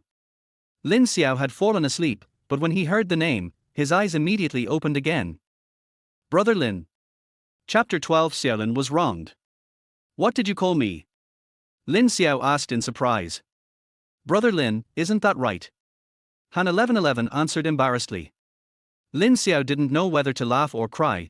I call your dad dad and your mom now. What do you think you should call me? Han 1111 tilted his head, brother. Lin Xiao. My eyelids were drooping due to sleepiness, but now my eyes widened and all the sleepiness disappeared in an instant. Wow, I accidentally became a German orthopedic surgeon. Just call him Brother Lin, but don't call him that in front of your parents, or they'll be exposed. Lin Xiao said. Oh. Han 1111 finally understood what he meant. Her ears turned even redder. After a moment of hesitation, she asked, then, what should I call you in front of my parents? Lin Xiao thought for a moment, husband. Too corny. Lin Xiao. Too formal. I don't have any idea, what do you think? Han 1111 tilted his head and thought for a while, I'd better not say anything. Lin Xiao was happy, that's fine. I was so sleepy that I didn't have the energy to talk nonsense. I lay down and fell asleep quickly, even snoring softly. Han 1111 was surprised at how quickly he fell asleep, thinking that this guy was really carefree, being able to sleep so soundly in someone else's house. But at this moment, my tense heart finally relaxed. Only then did she dare to look at Lin Xiao's face openly. She looked left and right and found that he was really good looking. No wonder my mother likes him, she complained in her heart and curled her lips in a bit of jealousy. Too many things happened that day. She was busy getting the marriage certificate, busy discussing the details of whitewashing with her agent, and busy dealing with her parents. Now that she had a rare moment of peace and quiet, she was exhausted both physically and mentally. Listening to Lin Xiao's soft snoring, she felt very uncomfortable, yet inexplicably relaxed. My dream of becoming a singer hasn't even come true yet, and I'm already getting married. God is really playing a huge joke on me. Han 1111 sighed softly. After a moment of contemplation, his heart was in turmoil, and it took him a long time to tiptoe onto the bed. I thought I wouldn't be able to sleep, but unexpectedly, I fell asleep very quickly. Another room. After sleeping for 2 hours, Han Haijun suddenly woke up. After washing up, he leaned against the head of the bed, but he couldn't fall asleep at all. After spending a night together, he now admires Lin Xiao from the bottom of his heart, but he still cannot accept the fact that his daughter is already married, and he can't help but sigh. Liu Liyun had already fallen asleep, but after hearing the sighs from the people next to her, she sat up again. Why, are you feeling bad because your daughter is getting married? She joked. You're asking even though you already know the answer, Han Haijun said unhappily. Liu Liyun laughed and said, okay, my daughter is growing up now. Sooner or later, this day will come. We as parents need to learn to let go. Han Haijun sighed and said, that's true, but I didn't expect this day to come so soon, so suddenly. Liu Liyun also sighed, but then smiled again. Getting married at 22 is a bit fast, but fortunately, the young man is really nice. Haven't you always regretted not having a son? Now that your son is here, and is so outstanding, you should be happy. Han Haijun was immediately delighted by these words and nodded repeatedly, saying, that's right. Liu Liyun smiled and said, Xiao Lin has been with the company for 5 years now. He's grown up under my watch. He's smart, perceptive, down-to-earth, and steady. He's not the kind of young man who's overconfident but incompetent. He's a great candidate for politics. If he weren't so talented, I wouldn't have even considered marrying 1111 to him. Han Haijun nodded and said, Xiao Lin is smart, but I'm worried, will he be too smart? Although her husband did not say it explicitly, Liu Liyun immediately understood what he meant. Are you worried that he married 1111 because he was attracted by our family background? You can't judge a person by his appearance. In the current situation, it's hard for me not to think so, Han Haijun said seriously. Then you are wrong. Liu Liyun laughed. Oh? How do you mean? Liu Liyun smiled confidently and said, not to mention that I've been observing Xiaolin for 5 years and know he's not the kind of person who thinks too deeply. As for the flash marriage, I confirmed it with both of them as soon as I saw the trending search. It was your daughter who took the initiative to bring it up, and Xiaolin just didn't object. Zixity? Impossible. Han Haijun's tone was very firm. He added, I know my own daughter. 1111 has always been steady and methodical. She always plans everything in an orderly manner and never takes risks. She must have had many boys chasing her, but she hasn't accepted any of them. Even if Xiaolin is handsome and she's attracted to him, she wouldn't be so impulsive as to get married after just knowing him for a week. That's totally out of her character. After listening to her husband's analysis, Liu Liyun smiled with an ambiguous look on her face. Your analysis is correct. This is indeed not something 1111 would do, Liu Liyun said with a smile. So, she couldn't possibly take the initiative to propose marriage to Xiaolin. That may not be the case.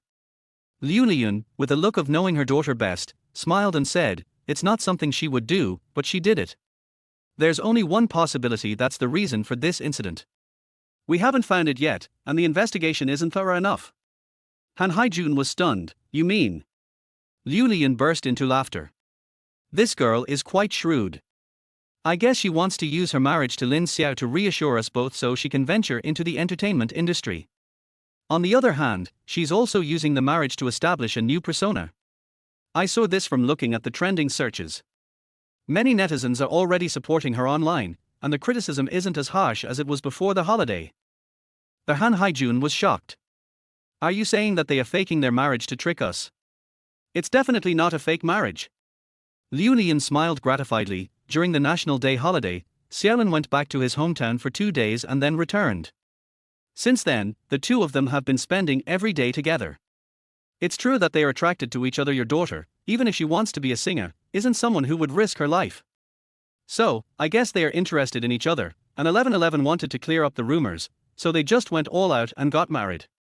Han Haijun was shocked when he heard this. Although he considers himself an 1111's spiritual mentor, he has been busy with work for many years and indeed knows his daughter far less than Liu Lian. So now, after hearing his wife's analysis, he was very surprised, but the more he thought about it, the more it made sense. When I came to my senses, the complicated mood I had at the beginning had changed. According to you, Xiaolin was used by our daughter, he asked back. It's not like he's using me. He likes 1111. You and I can both see it. Liu Lian smiled and said, but your daughter's motives were impure. Xiaolin was wronged after all. Han Haijun nodded and was speechless for a moment. After a long pause, he finally said, this isn't difficult. No matter how they got married, we're married now and we're a family. Xiaolin is also in the system and has a good understanding. If there's a chance at work, we can give him a try. What do you say? Liu Lian rolled her eyes at him and laughed heartily. Need you to tell me? I already had a plan. The couple smiled at each other, and there was no need to say more about these things. Chapter 13 Whitewash. The next morning, Lin Xiao woke up from the floor, feeling a little dazed. After a moment of silence, he remembered that he was living in Han 1111's house and felt very uncomfortable. He's just like a live-in son-in-law, he complained in his heart. Han 1111 had already gotten up and the quilt was neatly made on the bed. He quickly got up, folded the quilt and put it in the cabinet, and suddenly felt a little pain in his waist. The ground is too hard. He held his waist and walked out of the room. In the living room, a family of 3 was having breakfast. Liu Lian was about to call him over, but when she saw him looking sleepy and holding his waist, she immediately smiled as if she understood. As expected, they are a young couple with lots of energy. She couldn't help but feel emotional. Xiaolin, come over and have breakfast. Han Haijun said at this time. Oh, okay, thank you uncle. And call me uncle. Han Haijun frowned and looked at Lin Xiao with even more eager eyes than last night. It seemed that he truly treated him as his own son-in-law. Lin Xiao scratched his head. Thank you, Dad. Han Haijun then showed a satisfied smile and took the initiative to put a steamed bun in his bowl. Han 1111 next to him was shocked. As Director Han's daughter, she was 22 years old and couldn't remember how many times her father had taken care of her like this. Now he was so nice to a stranger. Han 1111 couldn't help feeling a little jealous and curled her lips. After breakfast, Lin Xiao went to the bathroom to change clothes and prepare for work. I opened the bathroom door and found Han 1111 standing at the door. You need to go to the bathroom. No, it's not. Han 1111 held the phone, looking embarrassed, but still said, can you do me a favor? Lin Xiao nodded. You say. Han 1111 said, my agent said that I can officially announce my marriage today. But we only took photos for the marriage certificate yesterday. She said it was a bit thin, so she asked me to take another photo with you. Lin Xiao frowned and whispered, but we agreed before that I won't show my face. Han 1111 hurriedly said, it's just a photo, you don't have to show your face. Lin Xiao raised his eyebrows and found that the two were not really in conflict. After thinking about it, I suddenly had an idea. He led Han 1111 into the bathroom, and they stood in front of the mirror, one in front of the other. He rolled up the sleeve of his right arm, revealing his well-developed biceps, then held up his phone and took a selfie in front of the mirror, with the camera just capturing his chin and the top of 1111's head. Laugh. Lin Xiao issued the order. Han 1111 subconsciously revealed a sweet smile. Her gentle and lovely smile on her strong and sexy arms formed a strong contrast. Although Lin Xiao did not show his face, the photo was very sweet. Can I take a look at it? Lin Xiao handed her the phone. That should be possible. Han 1111 looked at the photo full of sexual tension and blushed inexplicably. This scene between the two was seen by Han Haijun and Liu Lian in the living room. The couple immediately smiled like ants, and couldn't help but think of how sweet and clingy they were when they first got married more than 20 years ago. Han Haijun and Liu Lian go to work in different directions and usually drive separately. Today Lin Xiao went to work with Liu Lian in her car. On their way, Liu Lian suddenly asked, "Xiao Lin, if I remember correctly, you've been awarded excellent grades for 4 consecutive years, right?" Lin Xiao nodded, "Yes, director." Liu Lian frowned, "Didn't you change your words? Why are you getting more and more unfamiliar with me?" Lin Xiao laughed and said, "I'm about to go to work, right? I'm afraid I'll get used to it and won't be able to change. If other colleagues hear it, it won't have a good impact." Liu Lian hadn't thought that far. After she came to her senses, she immediately nodded approvingly. In the workplace, kinship relationships must be avoided. If they are related by blood, the organization will never assign them to the same unit. Although it does not violate regulations for people like Liu Lian and Lin Xiao who got married later, the organization will make timely adjustments to their working relationship after understanding the relevant situation. Before that, it would not be good for anyone to expose the relationship between the mother-in-law and the son-in-law in advance. With your qualifications, it's more than enough for you to be promoted to deputy section chief, Liu Lian suddenly said. Lin Xiao was stunned for a moment. Liu Lian's hint was already obvious. But he never thought about it and was totally unwilling to do so. It's not that he is so noble, but the working environment within the system is far less relaxed than it was 10 years ago. Lin Xiao is busy and tired enough now, and he doesn't even dare to think about how badly he would be PUA'd by his superiors if he was promoted to deputy section chief. So, facing Liu Lian's hint, he quickly said, "I was lucky to get the excellent award. I am the only young cadre in the department, and the old comrades all take care of me." Liu Lian laughed and said, "Everyone in the unit can see how capable you are. You don't need to be modest, especially in front of me." Lin Xiao laughed awkwardly twice and didn't dare to say anything else. Fortunately, Geely Garden is very close to the street office, and I soon arrived at the last intersection before entering the unit. Liu Lian stopped the car, dropped Lin Xiao off, and then drove in. Lin Xiao looked at the taillights of the car turning into the unit and his face became serious. "It's not a good idea to live in my mother-in-law's house all the time. I have to find a way to move out, otherwise my waist won't be able to take it," he said secretly while rubbing his aching waist. On the other side, Han 1111 was working on clearing his name. 11 a.m. After the marriage certificate rumors were discussed by netizens for more than 10 hours, she, the person involved, finally spoke out and released 3 photos on her personal Weibo. The first one is the covers of the 2 red books placed together, the second one is the content of the certificate. Of course, Lin Xiao's name and photo are blurred. The third one is the photo they took in the bathroom in the morning. There is a sentence above the 3 photos. Han 1111V, I am very happy, thank you all for your concern. The words were concise and to the point, which was also in line with the cold image Han 1111 left on the audience during the China Voice competition. Of course, the content was carefully edited by the agent, and Han 1111 was not even qualified to express his opinion. After this Weibo post was published, it quickly became a hot topic and instantly attracted attention from the entire internet. Normally, given Han 1111's fame, it shouldn't have come to this. But after all, her scandal just broke out before the holiday, and her current popularity is comparable to that of top stars. In addition, the fact that a female artist got married at the age of 22 is shocking enough, so the popularity is so high. Agent Chu Hui was so happy that she couldn't close her legs as she watched the topic ranking rise rapidly. However, Han 1111 was not interested in paying attention to netizens' reactions. Her attention was completely focused on the third photo. Recalling the morning when Lin Xiao held her in his arm almost touching her cheek, and the warm masculine scent lingering around her. Her face started to heat up uncontrollably again. Chapter 14 New Age Bully. Lin Xiao was busy all morning.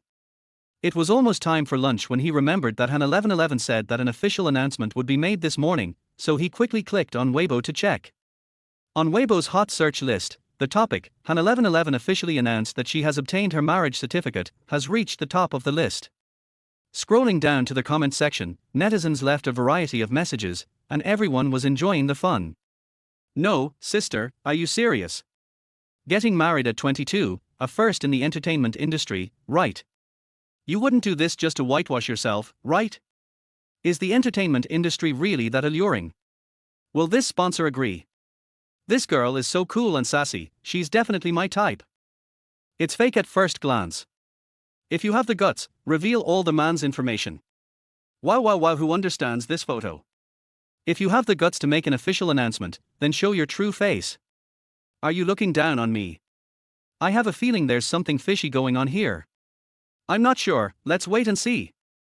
Overall, the reviews are mixed, with both good and bad. But compared to the overwhelming online abuse when the Keeping Sugar Daddy scandal broke out before the festival, it is very difficult to reverse the situation.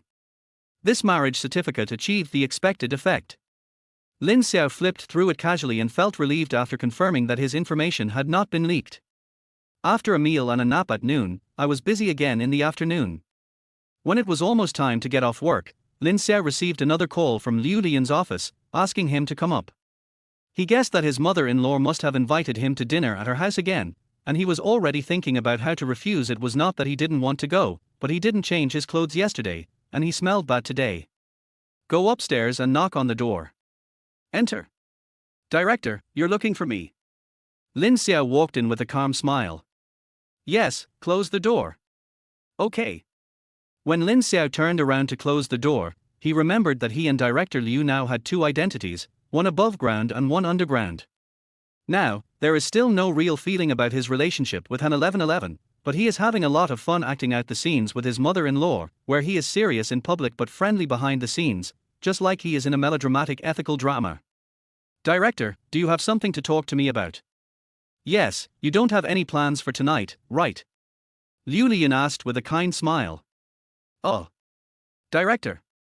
Lin Xiao was sure that he had guessed correctly, and after hesitating for a while, he said, I don't have any plans, but I still smell of alcohol, and I want to go home, take a good shower, and change clothes. Lin Xiao said it very tactfully. Liu Lian nodded and smiled, it's time to clean up. Well, go home and change your clothes first, then come to the Ronghua Hotel on Mian Road at 7 o'clock. I'll have 1111 send you the room number later. Lin Xiao looked surprised. Ronghua Hotel? What are you going there for? Hi. Liu Lian then realized she hadn't finished her sentence and said with a smile, meet 1111's grandparents, uncles, and aunts. 1111 officially announced her marriage on Weibo today, and all the relatives know about it and are calling to ask about it. Your father and I thought we could take our time planning the wedding, but it's time to introduce you to the family. Lin Xiao was confused. Liu Lian continued laughing, ordinarily, we should have arranged for you to meet your family before you and 1111 got your marriage certificate, but you got it so suddenly that we could only make up for it later, so we decided to schedule it for today, any later would be impolite. Lin Xiao understood, but was still surprised. In fact, he still hasn't completely recovered from yesterday's drunkenness, and he did another inexplicable job during the day. He is very tired now and just wants to go home to eat takeout, then lie down and play with his mobile phone for a few hours, until he can't open his eyelids and hits his face with the phone, then charge it and go to bed. However, according to Liu Lian, the dinner had clearly been arranged, and now they just wanted to notify him. He has no right to refuse. Lin Xiao was very unhappy, but he could only agree, okay, I will be there on time. Walking out of Liu Lian's office, he sighed deeply. I can't help but sigh, money is hard to earn and shit is hard to eat. It's really not easy to put these 200,000 into my pocket. I took the subway home, took a shower, and changed into something more refreshing. It's already 6 o'clock. Lin Xiao went downstairs and bought some things at the tobacco and alcohol supermarket outside the community, preparing to take a taxi. At this time, he received a voice call from Han 1111. Hello. Hello, where are you? Han 1111 asked. I'm at the gate of the community, about to go to the restaurant. What's wrong? Oh, my mom asked me to pick you up, I'm already here. There was a subtle hint of apology in Han 1111's tone. Before he finished speaking, Lin Xiao had already seen the red Mercedes-Benz with its hazard lights flashing in a public parking space on the side of the road. I saw you. After hanging up the phone, he carried his things to the driver's seat and said, open the trunk, I'll put my things in. Han 1111 agreed blankly and opened the trunk. However, just as Lin Xiao was about to put his things in, he saw 7 or 8 high-end gift boxes neatly stacked on the back seat, containing everything from cigarettes, alcohol, and tea. Compared with these things, what Lin Xiao prepared was obviously a level lower. He suddenly felt a little embarrassed. Han 1111 just remembered her mother's instructions and quickly got out of the car, saying apologetically, "My mom told me to tell you that you don't need to prepare anything. I was in a hurry to leave and forgot to tell you. How much are these things? I'll give them to you." Lin Xiao raised his eyebrows. 2230, just give 2,200. Han 1111 frowned subconsciously and thought, "You really want it?" Lin Xiao looked at her and smiled harmlessly, "What else? My phone is in the car, get in first." "Good." The two of them sat down, and Han 1111 readily transferred the money, not 2,200, but 2230. Lin Xiao accepted it on the spot. Then there was silence all the way, and the atmosphere in the car was a little weird. Ronghua Hotel is located in the core area of Ninghai, and the traffic was very congested around 6 o'clock. The sky gradually darkened and the road was full of fire dragons. Seeing the strange atmosphere in the car, Lin Xiao took the initiative to ask, "I saw your Weibo post. Is the matter resolved now?" Han 1111 frowned slightly. "That's about right. My agent said that's it. Any more marketing would seem deliberate." Lin Xiao nodded. "What are your plans for the next step?" Han 1111 said, "I should slowly get back to work. I had several performances scheduled for the National Day holiday, but they were all cancelled because of the trending searches. Now, once the buzz about getting the marriage certificate spreads, the company should probably arrange for me to participate in an offline performance on Tomato TV. Tomato Channel." Lin Xiao frowned. "The Voice of China is a program on Tomato TV. I signed a contract with the TV station before participating. It stipulated that after I won a place, I had to participate in offline performances planned by the TV station for a period of 1 year. When my trending searches came out before the holidays, Tomato TV wanted to claim 1 million yuan from me. It was only after the company intervened that the matter was resolved." Han 1111 said this, her weak tone full of helplessness. I guess she didn't expect that the entertainment industry is so deep. She felt like she was going to drown before she even got involved. Lin Xiao couldn't help but feel a little emotional after hearing this. Only then did he understand that Han 1111, who was obviously introverted and simple-minded, could do such a ridiculous thing as asking for marriage the first time they met. It seemed that she not only wanted to continue her singing career, but was also overwhelmed by the penalty for breach of contract. She didn't have to go through this. From a glamorous rising star in the music industry to a mocked gold digger, the stark difference in her image was caused by a photo Lin Xiao took casually. After learning all this, Lin Xiao looked at the received transfer prompt on the WeChat interface and his face became embarrassed. Well, they are taking advantage of the situation. When it comes to me, I'm the one who robs and sets fires. Isn't he this a new age bully? Chapter 15, Meeting the New Son-in-Law. After rushing, we finally arrived at Ronghua Hotel before 7 o'clock. On the way, Lin Xiao got a general understanding of his mother-in-law Liu Lian's family situation. Han 1111's grandparents are both native Ninghai people. After experiencing a long and eventful life, they retired from the positions of municipal government and teachers respectively. Now they are both nearly 80 years old. The old couple had 2 sons and 2 daughters in total. Liu Lian was the second child, with an older brother, a younger brother and a younger sister. Except for the youngest sister who married in Beijing, the other 3 of their 4 siblings are in Ninghai.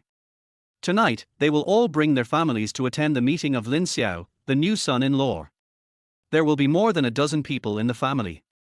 When Lin Xiao heard this, he knew that tonight's dinner party would not go smoothly. Arrived at private room 308 of Ronghua Hotel. Before entering the door, I could hear the hustle and bustle inside, with laughter and chatter in the Ninghai dialect. Lin Xiao pushed the door open and took Han 1111 in.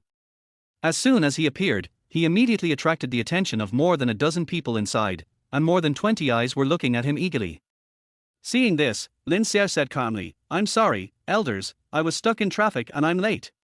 He smiled peacefully, and although he was apologizing, his tone was not humble.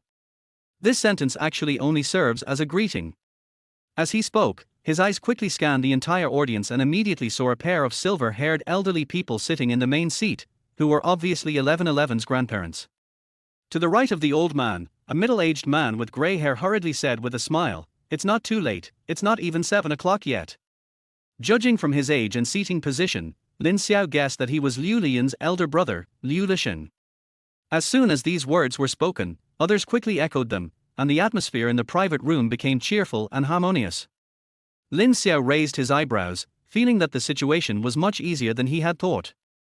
Liu Lian took Lin Xiao to meet his grandparents. The old couple saw that he was handsome and behaved calmly, and both of their eyes were full of approval and appreciation. "Grandpa, Grandma!"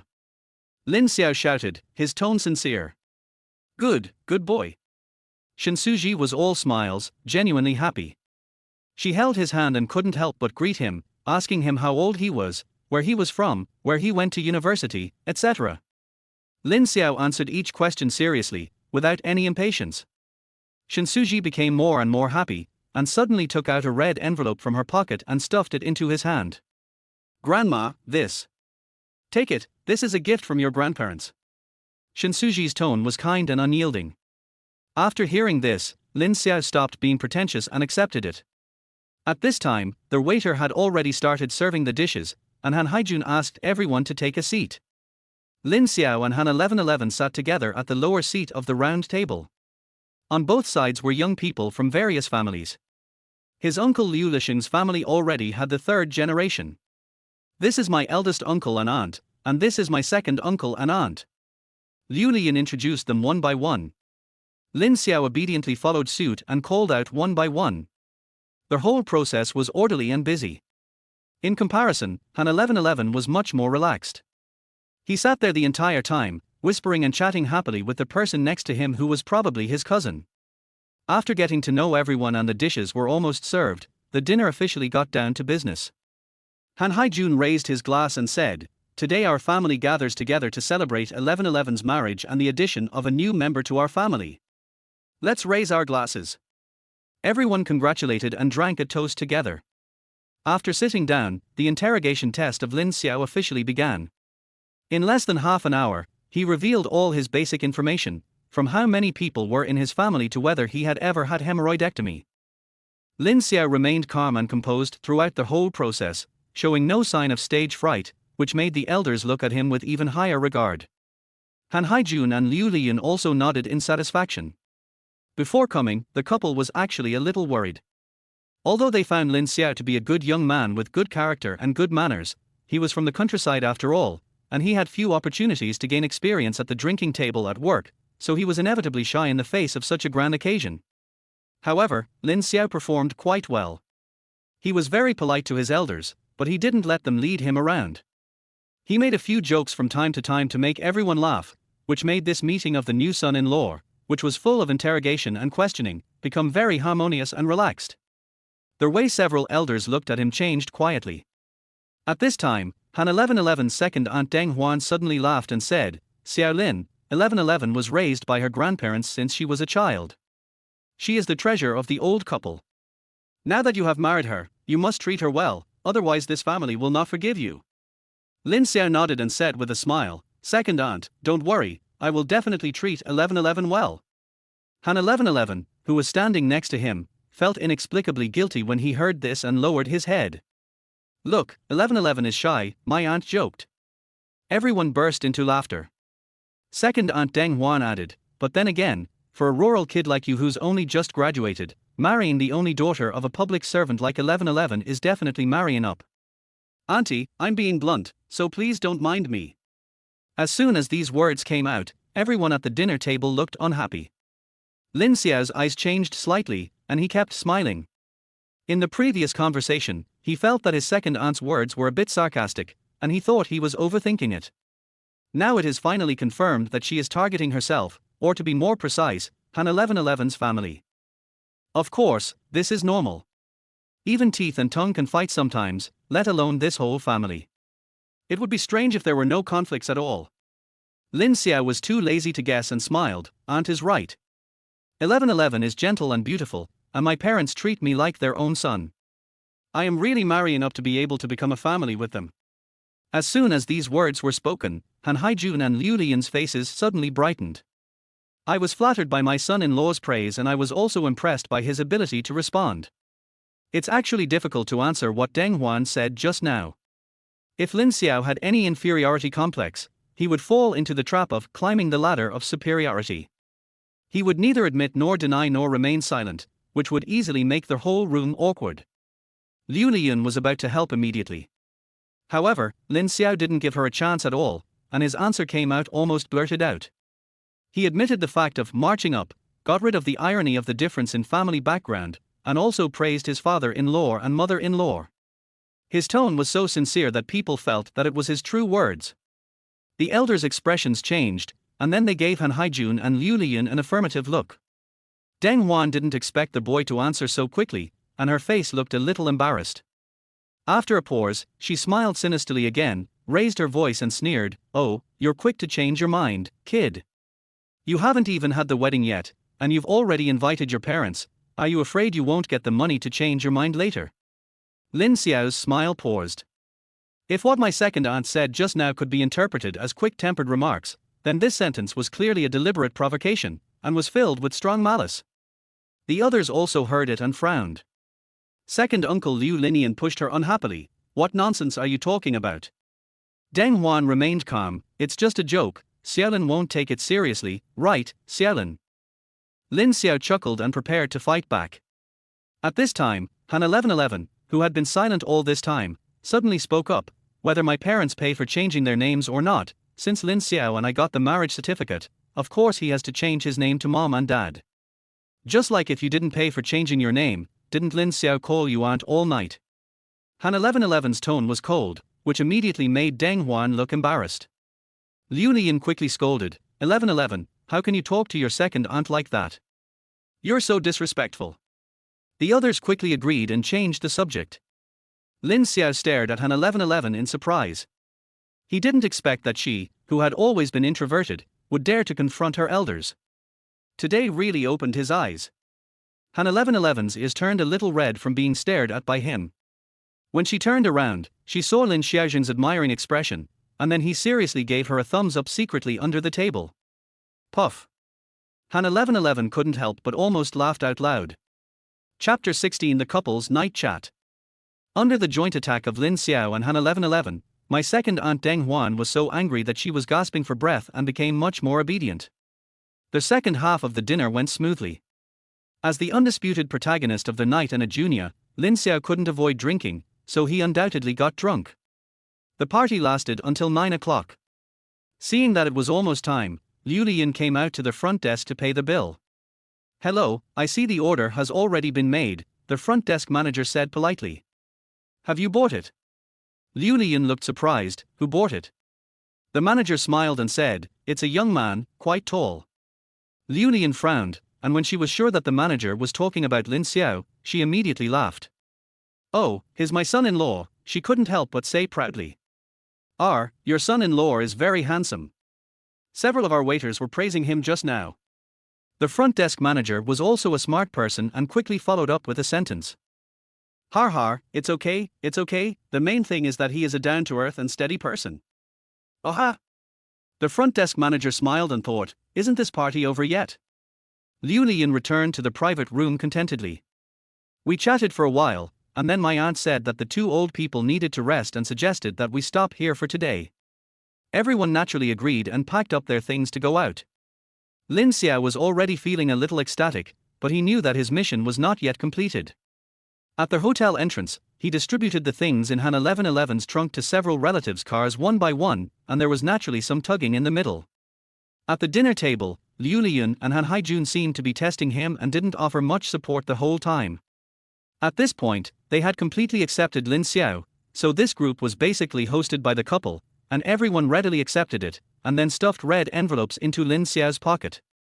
Soon, several families left, and only Han Haijun's family of 4 were left in the parking lot. The temperature has dropped significantly on October nights. Lin Xiao was blown by the wind and he was barely able to hold on just now, but now he suddenly felt dizzy. When he was about to fall, he quickly grabbed Han 1111 beside him and managed to stand. Han 1111 was startled by this sudden intimate behavior. She subconsciously wanted to push him away, but inexplicably forced herself to hold back. She held her breath and frowned, trying not to smell the pungent smell of alcohol on him. "Xiaolin has drunk too much, let's go back quickly," Liu Lian said worriedly. Lin Xiao heard these words in a daze and wanted to refuse, but he was completely speechless at this time. He had no idea how he got on the bus or how he got to Geely Garden. When I woke up, it was pitch black all around. His head was still dizzy, his limbs were weak, and he was so thirsty that he was almost smoking. I woke up and wanted to drink a glass of water. However, as soon as I turned over, I felt that the touch of the bed and the smell around me were completely wrong. Before he could remember where he was, a sound came from the ground nearby. Brother Lin. R. Lin Xiao was so scared that his heart almost flew out of his mouth. It's the middle of the night, and it's Liao Jai. Han 1111, he asked. Before he finished speaking, the night light on the bedside was turned on, and Han 1111 sat up from the ground with her long hair like a waterfall. Why are you sleeping on the floor? Are you sober? The two spoke at the same time, one voice high and one low, one tone strong and one weak. Without waiting for the other party to answer, Lin Xiao guessed that he must be drunk and unconscious. Han 1111 had no choice but to give up the bed and sleep on the floor. He suddenly felt very embarrassed. You sleep on the bed, I'll sleep on the floor, he said hurriedly. No need, just sleep like this. No. Switch it. Lin Xiao had a serious expression and a firm tone. He said this and went out to the toilet. Han 1111 gave up arguing, got up from the ground obediently, and got into bed. I smelled the quilt and it smelled of alcohol and bad smell. She frowned in disgust. Soon, Lin Xiao came back with a glass of water in his hand, drinking it heartily. Han 1111 frowned even more, he seems to be holding my cup. After drinking the water, Lin Xiao lay on the ground and turned off the night light. It's quiet all around. But both of them knew that the other was awake, but no one spoke for a while and the atmosphere was a little strange. What time is it now? Lin Xiao suddenly asked. It's past 4 o'clock. Han 1111 replied. Oh. Silence. I'm sorry for making you sleep on the floor all night. Lin Xiao spoke again. Oh, it's okay, you got drunk because of me. Han 1111's voice was soft and gentle. That being said, I do like your relatives. Han 1111 didn't say much, so Lin Xiao stopped talking. Silence again. 1111. Lin Xiao spoke again. Han 1111 felt her throat inexplicably hoarse when she heard her nickname being called out from his mouth. Can I ask why my second aunt is targeting your family? Oh, this one. Han 1111 breathed a sigh of relief and said calmly, it seems to be because of the job arrangements made by my grandparents back then. The street where my mother works now was originally assigned to my second uncle, but he thought the street was too idle and had no future, so he refused to work there. I don't know the details, but my second uncle later went to work in a factory, but was later laid off. His own business was not very successful, and my second aunt always felt that my mother took his job away. Whenever we met during the holidays, she would be sarcastic and aggressive. Oh, that's it. Lin Xiao nodded and said nothing more. Silence again. This time it lasted longer, so long that both of them thought the other had fallen asleep. That's right. Lin Xiao suddenly spoke. What's wrong? The red envelope I received tonight. Lin Xiao sat up. Han 1111 thought he remembered something important, but when he heard this, he frowned in the dark.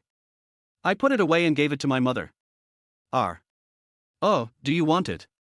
No. Lin Xiao said hurriedly, we were both lying in the first place. How could I ask your relatives for money to change my story? That would be too shameless of me, har har, har har har. Then why are you asking? Han 1111 whispered.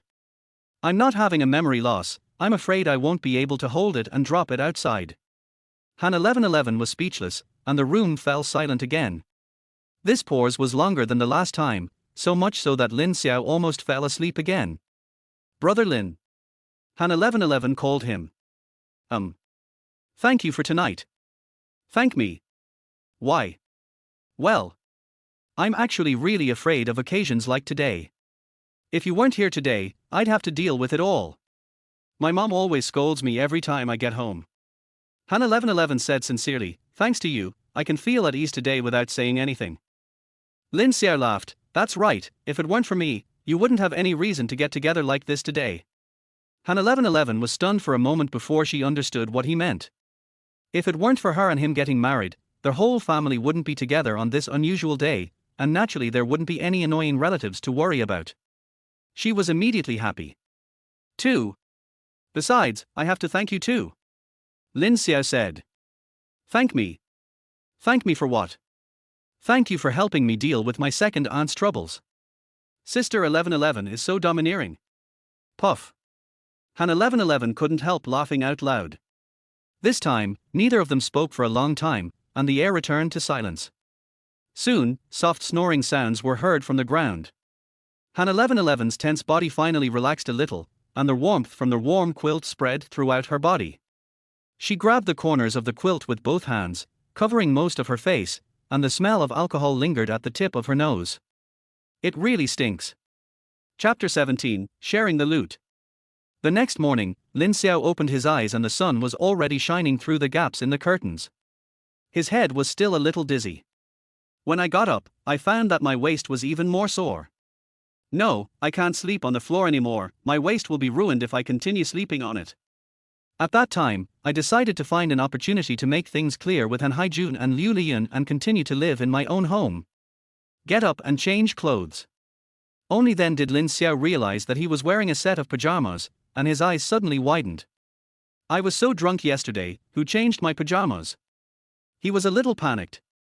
I didn't directly guess that it was Han 1111. But there are only a few people in this room. No matter which of the three of them it is, the scene is shocking enough to imagine. This wine is really not a good thing. Lin Xiao shook his head and smiled bitterly, changed his clothes and went out. It was just 7:30 in the morning. Han Haijun said he had gone out for an inspection, and Liu Lian had just finished making breakfast. Xiao Lin, get up, wash your face and come for dinner. Liu Lian said with a smile. Okay director, mom. Lin Xiao quickly changed his words. Liu Lian didn't take it to heart and continued to look at him with a warm smile. Go to the bathroom and wash up. Yesterday, he only had a new toothbrush, and the mouthwash cup and toothpaste were Han 1111's. Today, there is a set of tools belonging to him on the shelf. The cup is dark blue, and it looks matched and fresh when placed next to Han 1111's light pink one. Lin Xiao's eyes lit up. Although it was a fake marriage, it felt good to be valued so much by the other party's family. After washing up, a sumptuous breakfast was already set on the table. The fried dough sticks and buns were obviously brought downstairs, and there was also a casserole of vegetable porridge with a moderate thickness, which looked light and tempting. Xiao Lin, come here. You drank too much last night. Have some porridge to improve your appetite. Liu Lian said, pouring a bowl of porridge and placing it in front of him. Thank you, Mom. Lin Xiao didn't hesitate and took a bite while blowing away the hot air. The vegetables were green and the porridge was thick. Salt was added to it, making it taste slightly salty, which immediately made my empty stomach after a hangover feel much more comfortable. It's delicious, thank you, Mom. Lin Xiao praised sincerely. To be honest, I'm a little touched. In his previous life, he was popular in the entertainment industry for more than 10 years. Although he made a lot of money, those who relied on traffic were far less solid and confident than those who were truly talented. He always looks glamorous in front of the camera, with fans chasing him and calling him handsome, but Lin Xiao knows in his heart that he is just a higher-end model. He has to give face to his sponsor and attend all kinds of cocktail parties. He wears haute couture suits and walks between rich women and old men. Every time he is drunk, he is left with a sticky smell of powder. When I woke up the next day, my stomach was churning. There was no sobering tea or stomach-nourishing porridge, only smelly stomach medicine that I had to swallow directly without water. Of course, it is far from pitiful. After all, it is difficult to find such a lucrative job on earth, earning tens of millions a night.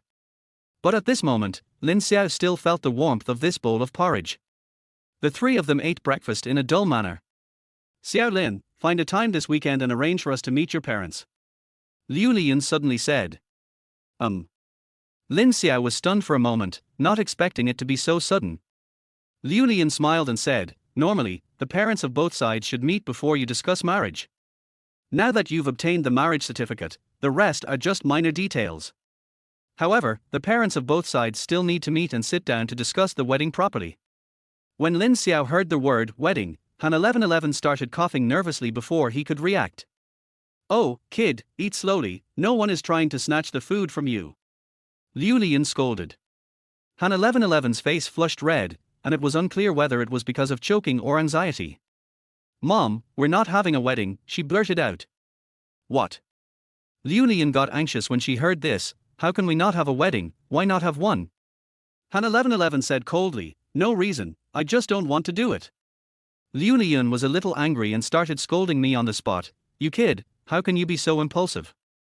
First you got married in a flash and got a marriage certificate, then you announced it on Weibo yesterday with great fanfare, and now you're telling me you're not having a wedding. Do you think that's appropriate?" Han 1111 knew he was in the wrong, so he lowered his head and said nothing. Liu Lian asked again, "Besides, you said you don't want to have a wedding, so don't have one. Have you discussed this with Xiaolin? Have you informed your parents-in-law?" Han 1111 curled his lips but still said nothing. Seeing this, Lin Xiao quickly came to the rescue and said with a smile, "Mom, don't be angry first. 1111 just said something wrong. We are not holding a wedding, we are just not holding a wedding for the time being." Liu Lian's eyes flashed, and her excitement finally subsided. Lin Xiao understood it in his heart. In a family like Han 1111's, the parents have a complex network of relationships in the local area, including relatives, friends, leaders, and colleagues. The names alone would fill up hundreds of surnames, and they have been interacting with each other for many years. Therefore, Han 1111's wedding is not only her own, but also Han Haijun and Liu Lian's. Her say on whether to hold it or not has no bearing at all. Lin Xiao understood this and quickly spoke, "This is what we think. 1111's job is quite special and is currently on the rise. Holding a wedding will take up too much energy and will have a great impact on her work. So, we plan to take it easy for now. Once 1111 is done with her busy schedule, we'll start planning things properly. If we're going to do it, we have to do it well, don't you think?" After hearing what Lin Xiao said, Liu Lian felt relieved and nodded, "That's fine. Fortunately, 1111 is still young, so we can do it in a year or two." Lin Xiao and Han 1111 both breathed a sigh of relief. "But," Liu Lian added, "the wedding can wait. We can't delay the meeting between the two sets of parents any longer. You've already received the certificate." Lin Xiao pursed the rice grains at the corner of his mouth and was speechless for a moment. He has his reasons for holding the wedding, but as the man, he has absolutely no reason to prevent the parents of both sides from meeting. Otherwise, it would seem like he is deliberately shirking responsibility and is insincere. Lin Xiao didn't know what to do for a moment. Fortunately, Han 1111 said at this time, "I will return to Haicheng tomorrow. I don't know when I will be back. Let's arrange the meeting between the parents of both parties later." After hearing this, Liu Lian could only relent. "Okay then, you two should think about this." The two said in unison. Hearing the other party's voice, Lin Xiao's heart was slightly moved, and Han 1111's reaction was even greater. Her cheeks were reddening at a speed visible to the naked eye. It was obvious that she was a little emotionally disturbed by her mother's word, "young couple," and the strange tacit understanding between the two of them. After chatting for a few more minutes, it was time to get to work. Liu Lian had to go to the district for a meeting early in the morning, and it was not on her way to the district with Lin Xiao, so she arranged for someone else to wait for Han 1111 to take him to work. Before leaving, Liu Lian stuffed the money she collected yesterday back into Lin Xiao's hands. Lin Xiao refused to take it, so Liu Lian said angrily, "You paid for yesterday's banquet, so I'm not going to settle with you. This is the money the elders gave you to change your name. If you don't take it, who will? Hurry and put it away." Lin Xiao couldn't refuse anymore and had to accept it.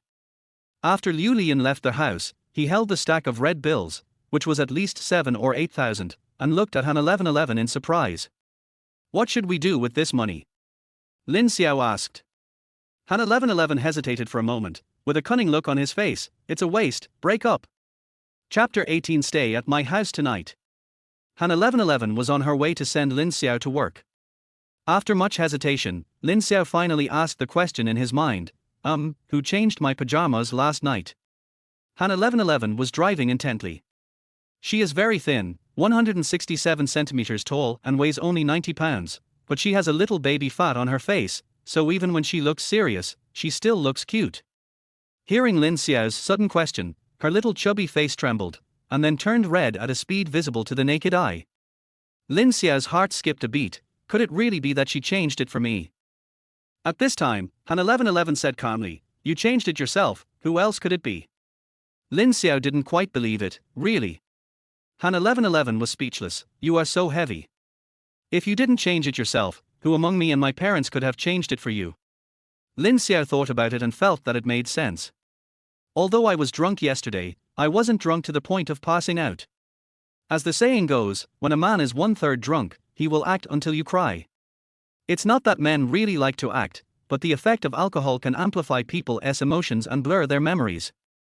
Sometimes there is no problem with basic mobility, but in fact they have already blacked out and can't remember anything when they wake up the next day. So, there was no problem for Lin Xiao to change into his pajamas by himself yesterday. But he was still curious why Han 1111 blushed. I didn't think much about it at the moment. Next to him, Han 1111 secretly breathed a sigh of relief when he saw that he did not continue to ask questions. In fact, she didn't lie just now. Lin Xiao really changed into his pajamas yesterday. However, what she didn't say was that when Lin Xiao changed into his pajamas yesterday, she was also in the room. The original story was this: after the family of 3 helped Lin Xiao into the room, Liu Lian brought a basin of warm water and asked Han 1111 to wipe his face and body, and then helped him change into pajamas. Of course Han 1111 refused to do it, thinking why? Then, Liu Lian started scolding him. Xiao Lin is such a good kid. He's polite to his relatives, and he speaks just the right amount of words, defending you in every way. If it weren't for the sake of saving our family's reputation, would he have been so drunken by his relatives? Do you have any heart, kid? And you're still someone else's wife. I think Xiao Lin got really cheated by marrying you. Speak ill of Han 1111. Han 1111 was very upset, but couldn't stand his mother's nagging anymore, so he could only agree reluctantly. However, when she closed the door, she became troubled. Wiping her face was easy, she just wrung out the towel and wiped it roughly, but changing into pajamas was really difficult for her. The thought of stripping the man in bed made her nervous and her ears blushed. In her entire life, she had never done anything so rebellious, even though the man lying on the bed was her legal husband.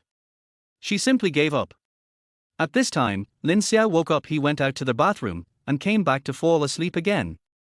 Han 1111 seized the opportunity and quickly threw her pajamas over. Change clothes. Lin Xiao was drunk and dazed. He looked at her with blurry eyes for a while, but he didn't refuse and started to take off his clothes on the spot. Han 1111 couldn't dodge in time and screamed. I subconsciously wanted to hide away, but I heard my parents were still in the living room, so I could only lie down by the door and pretend not to see them. But in fact, Lin Xiao was wearing a t-shirt yesterday, and it was exposed in a second. She saw it all. Early this morning, the two met in the living room. Han 1111 was actually still embarrassed, but later she found out that Lin Xiao had no memory of what happened last night, so she felt relieved. But now Lin Xiao asked this question suddenly. She thought of the free striptease show last night and her cheeks turned red uncontrollably. Silence. Are you going to Haicheng tomorrow? Lin Xiao asked. Yeah, that's right. How do I get there? Plane or high-speed rail? Airplane. What time is it?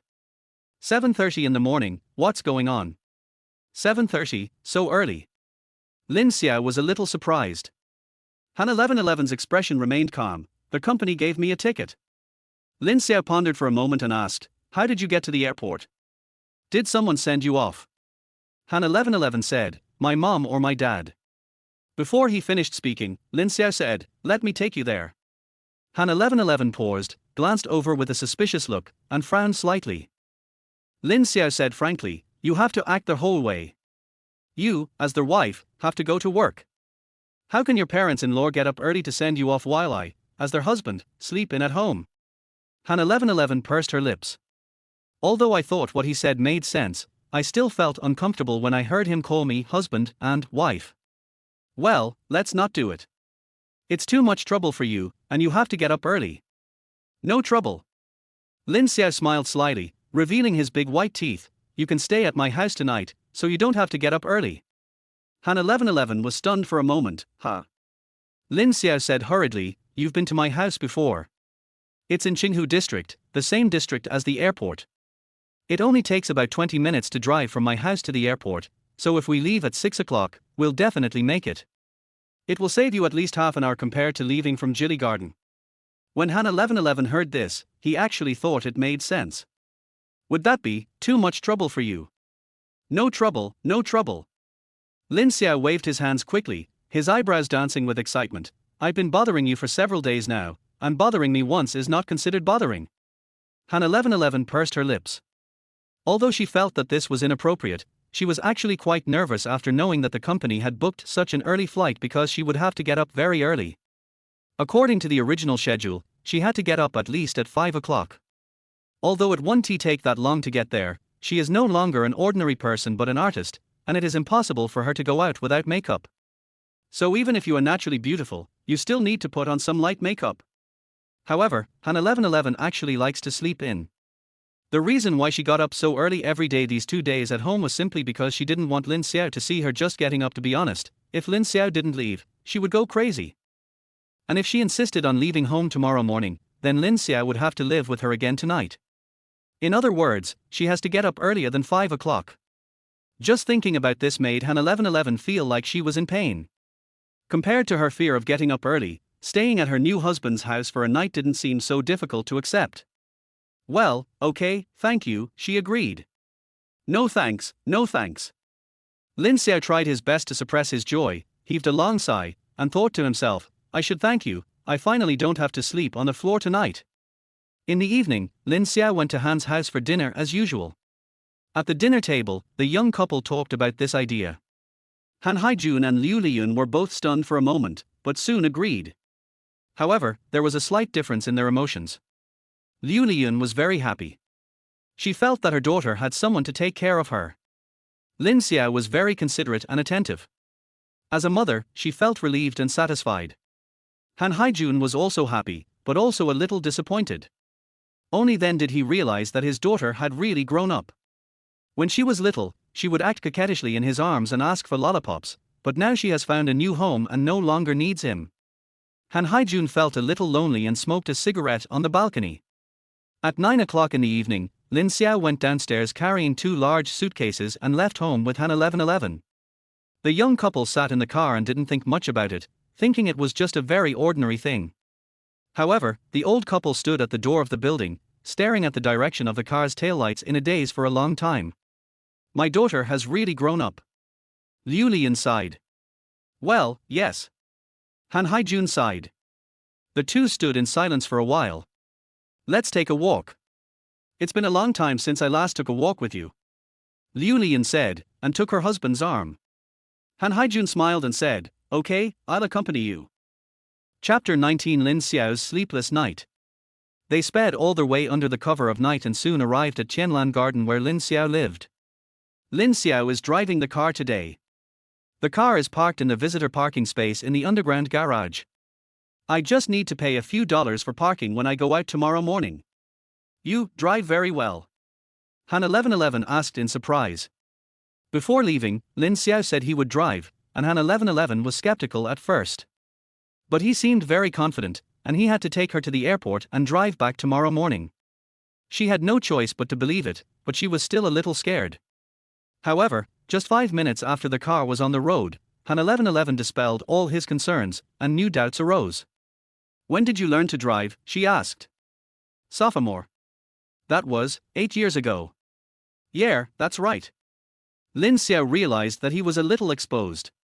I learned my license 8 years ago, but can I drive so steadily now?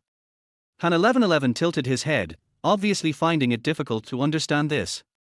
Lin Xiao said calmly, I usually practice driving with my relatives' cars back home, so I'm not a complete novice. Han 1111 nodded with some relief, thinking to herself, all right, okay, even though I got my driver's license as a freshman, I practiced with my dad's car for 2 whole years before I dared to drive on the road. I'm not that stupid.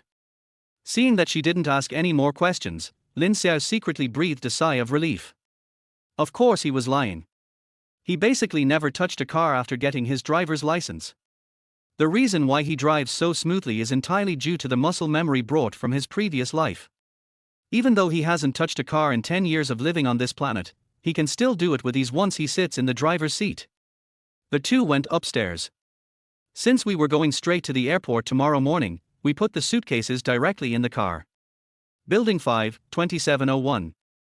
This is Han 1111's 4th time here, so he is quite familiar with the place. But it was different from the previous 3 times. She came during the day and left after only 2 or 3 hours, but this time she would stay here for a whole night.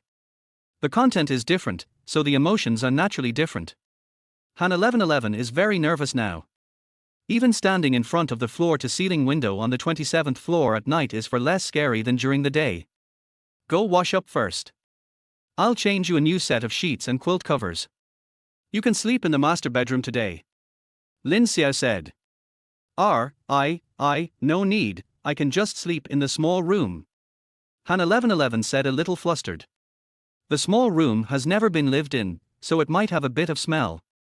You have a flight to catch tomorrow, so you should sleep in the big room and have a good sleep. Lin Xiao's tone was normal, but he did not allow for refusal. Although Han 1111 felt embarrassed, she nodded and said, okay. Lin Xiao went to change the bed sheets and quilt covers. Han 1111 came here after washing up at home, so she had nothing to do at the moment, so she stood obediently at the door and watched Lin Xiao replace all the bed sheets and quilt covers with new ones in just 5 minutes, and they were very neat. She exclaimed in amazement, You are so amazing. The sudden praise made Lin Xiao a little dazed.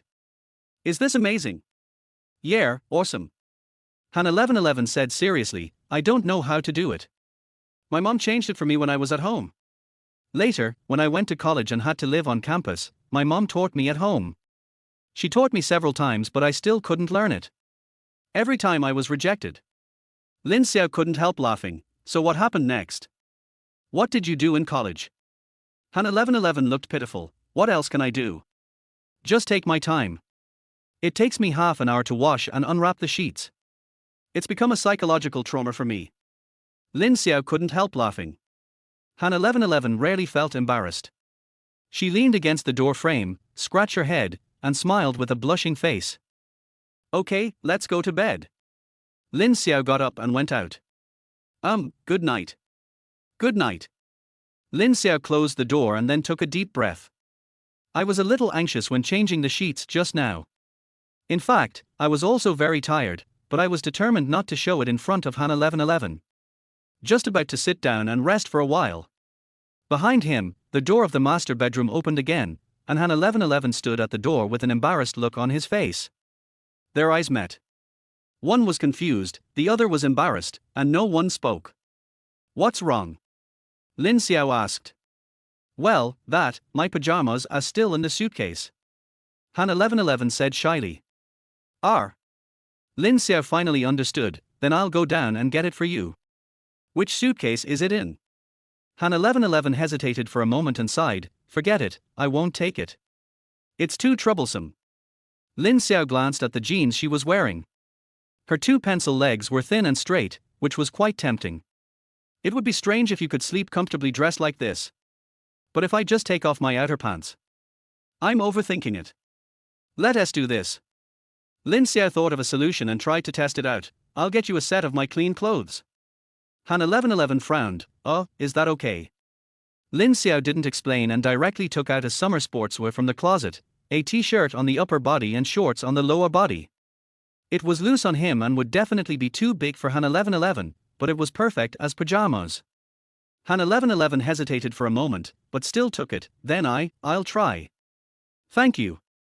Lin Xiao waved his hand and went out. In the room, Han 1111 struggled for a long time before she put on this set of pajamas. When she was putting on her shorts, she accidentally put both legs into one trouser leg, and there was still some room left. Adjust and put it on again.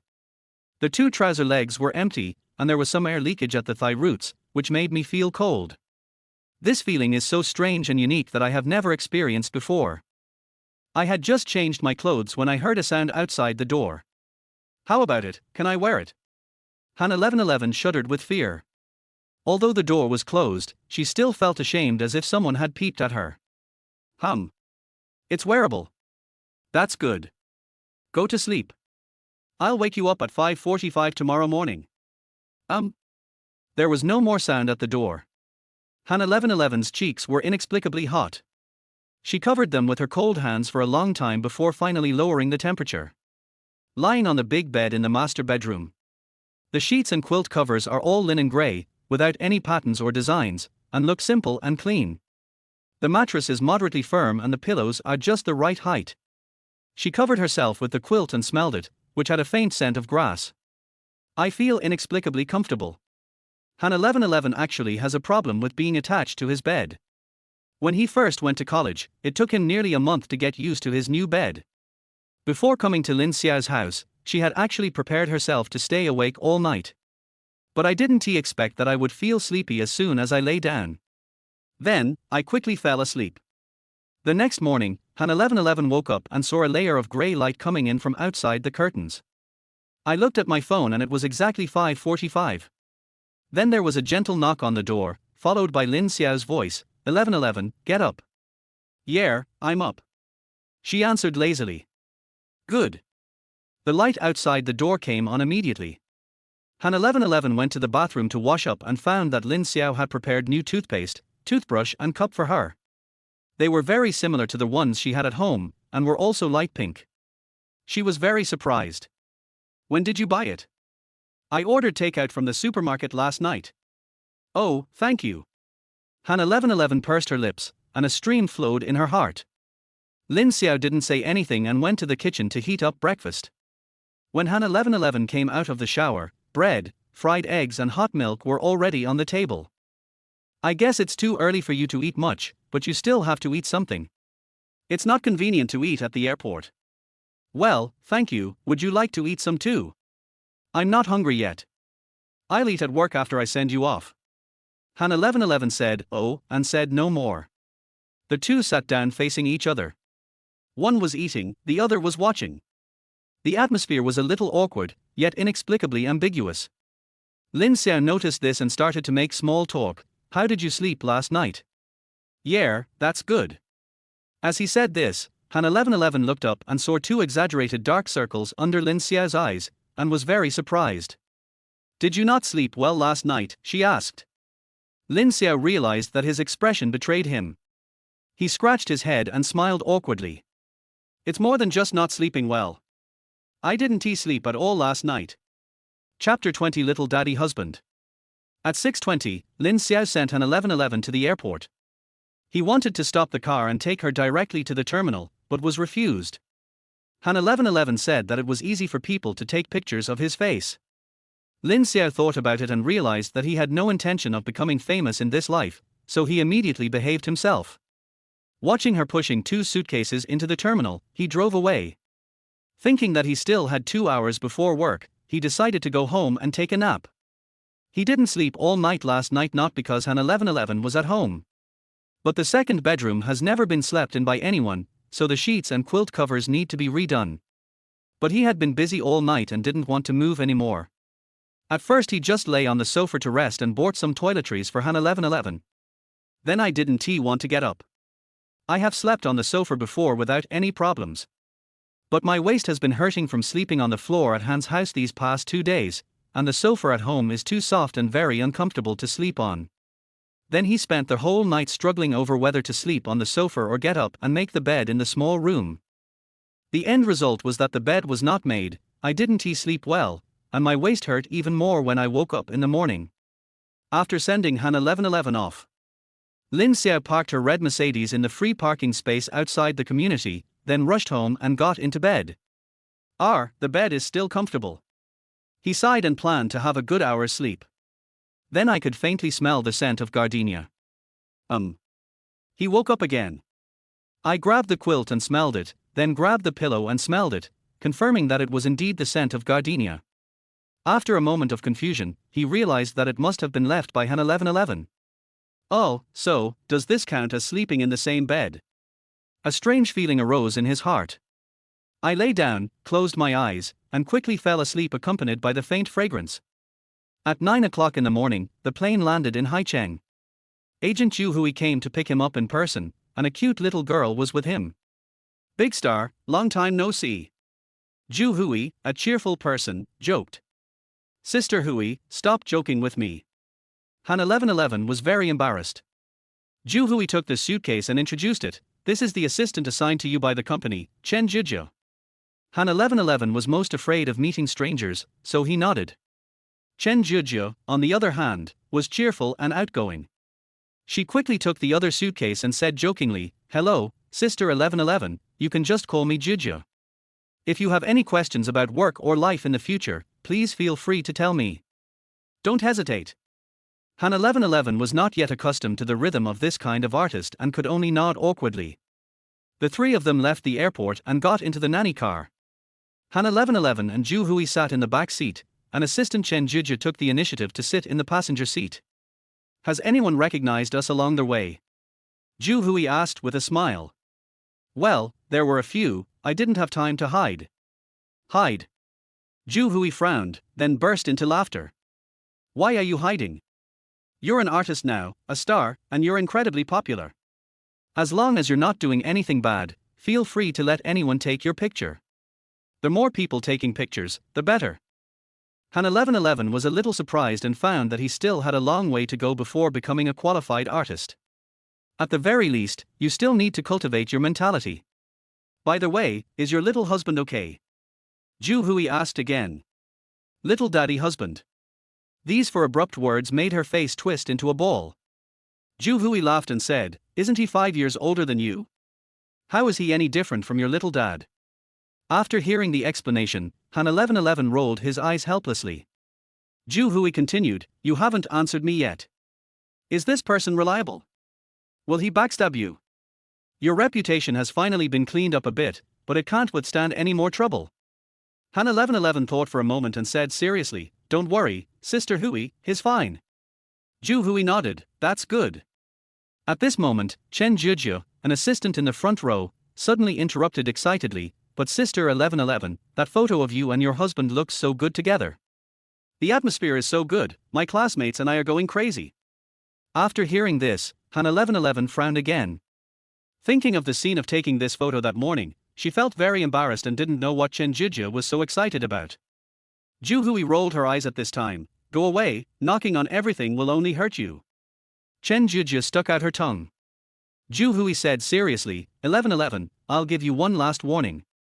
The role of your contract husband is to help you whitewash your image, and now that role has been achieved. From now on, you have to downplay your married persona. After your contract expires in a year, the company will issue you a divorce statement. By then, you'll only be 23, so there's no problem establishing a single persona again. With your looks, even if you're divorced, there are still plenty of male artists willing to be your sweetheart. This will be very helpful for your career development. So, you need to make sure that your little husband can keep everything under control and won't come back to bite you in the future. Do you understand?" Han 1111 frowned as he listened to Sister Hui's words. Zhu Hui had told her these words many times, and she understood them all and always agreed to them. But now, listening to Sister Hui's arrangements, she thought of how carefully Lin Xiao had taken care of her these days. It was obviously just a contractual relationship, but she inexplicably felt that he was a scumbag who had abandoned her.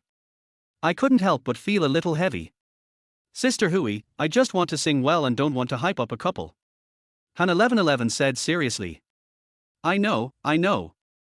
Zhu Hui looked helpless. "When I signed you, you said that you just wanted to be a good singer, and you didn't care whether you were popular or not."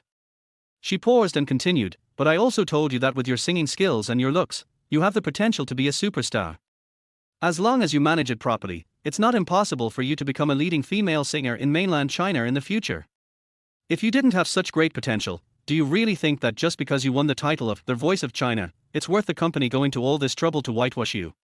If it were any other newcomer, the company would have given up long ago." Han 1111 was speechless.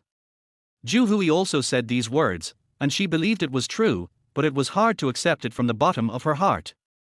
However, there is no point in arguing with Sister Hui now. The contract has been signed, it is impossible to break it. She cannot afford the high penalty for breach of contract. So we can only take one step at a time. Zhu Hui ignored her emotions and continued talking about the next work arrangements. Because of their keeping scandal, her work has been at a standstill for 2 weeks. The company has also used a lot of resources to whitewash her, and now it can't wait to make it back, so it has taken on a lot of commercial performances of all sizes, and also wants to participate in the offline performance of The Voice of China. The itinerary is packed. Han 1111 didn't feel anything after hearing this. She came there just to sing. The nanny car drove into the city and the WeChat notification tone rang on the phone. Lin Xiao, have you gotten off the plane? Han 1111 frowned. After hesitating for a moment, he turned off the phone and did not reply. Chapter 21 Lin Xiao is getting promoted. Lin Xiao looked at the WeChat page on his phone. Han 1111 didn't reply to him for a long time, which made him a little puzzled. He couldn't help but think, could it be that the plane exploded in the sky? Then he let go again. If the plane really exploded, it would be on the news. In fact, he didn't want to send this message at all. The reason why I chose to ask this question is entirely out of the basic upbringing of a member of society. This is the same as when colleagues have finished having dinner together, everyone has to announce in the group that they have arrived home one by one. After all, we are all adults, how could we get lost? Therefore, the act of reporting safety can be simply regarded as a social etiquette. After all, it was Lin Xiao who sent Han 1111 to the airport. It was reasonable for him to ensure that she landed safely. The message was sent, and it was her business if she didn't reply. Lin Xiao was not responsible anyway. I put my phone down and continued to doze off with my head propped up. I really didn't get enough sleep last night. Have lunch in the cafeteria. As usual, Lin Xiao sat at the same table with several male colleagues he was familiar with. As everyone was chatting, they suddenly started talking about promotion. Qin Hao from the party building office suddenly said, "Have you heard? Our unit is going to promote another wave of section-level cadres." Zhang Junlei from the finance office was a bit surprised. Really? Didn't they just raise this in the first half of the year? Why are they raising it again? It's impossible to raise it twice in 1 year, right? Qin Hao said sternly, "You still don't believe me? When have you ever missed my news? If you don't believe me, ask Li Dong. He's in the personnel department, so he has the most accurate information. Li Dong just joined the company last year. He was a few years younger than everyone else at the table. He looked silly and cute. Brother Qin, I don't know." Qin Hao rolled his eyes anxiously, then patted his chest and said, "Trust me, because several old section chiefs have retired in the past 2 years, and our street received excellent evaluations last year, the district organization department has specifically agreed to promote a few more. This information comes from our section chief, it's absolutely correct." Hearing him speak so confidently, everyone believed him and their expressions brightened. Zhang Junlei said excitedly, "That's great news. We young cadres finally see some hope. Brother Qin, your section chief specifically told you such confidential information. He must be saving the position of deputy section chief for you, right?" Qin Hao's lips curled up when he heard this, but he kept waving his hands. "I've only been working here for a few years, how could I be qualified? Besides, the promotion of section-level cadres is done by the entire street. Although the party building office has a vacancy for deputy section-level candidates, they are most likely selected from other departments. If you ask me, Lin Xiao has the best chance."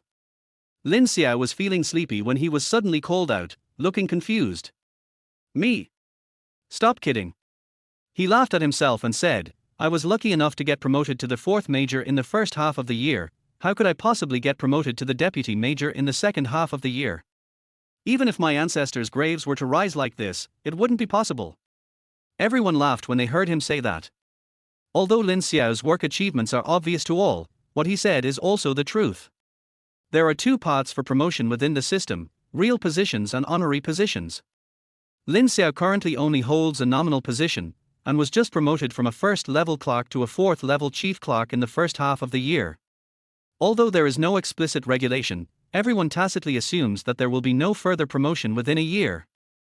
Of course, he definitely meets the qualifications. He has been excellent for many consecutive years and his work ability is obvious to all. But in grassroots units, there are more wolves than meat, and promotions certainly depend on ability, but more considerations are given to qualifications and seniority. After all, harmony and stability among cadres are the top priority. So when Lin Xiao heard this topic, he knew it had nothing to do with him. Everyone else also understood that this position would most likely belong to Qin Hao. After all, he has more experience than the young people, has a postgraduate degree, and works in a core department like the party office. No matter what, it should be him, not Lin Xiao. Qin Hao felt the same way from the bottom of his heart, but he certainly couldn't admit it openly, so he deliberately mentioned it to others. Everyone knew the truth, so they just laughed it off. At noon, Lin Xiao had a good sleep on the folding bed and finally recovered. I was busy all afternoon and didn't even notice that Han 1111 replied to my message. There was no reply afterwards. When it was almost time to get off work, Liu Liyun called him over. Director, you're looking for me. Yes, close the door. Liu Liyun's expression was a little serious. Lin Xiao put away his smile, closed the door, and stood in front of the desk. 1111 has arrived in Haicheng, right? She asked. It's here, it went smoothly. Lin Xiao knew that Liu Liyun definitely didn't call him here for this matter, so he didn't elaborate and waited for her to get to the point. Sure enough, Liu Liyun nodded and said seriously, let me tell you something. Our unit is about to start the second section level cadre promotion this year. The team held a short meeting this afternoon to discuss the candidates for promotion, and the leaders unanimously mentioned you. Lin Xiao was shocked when he heard this. Director, this. What's the problem? Lin Xiao hesitated for a moment, then spoke truthfully, Director, my education and qualifications are not outstanding among young cadres. It shouldn't be my turn, right?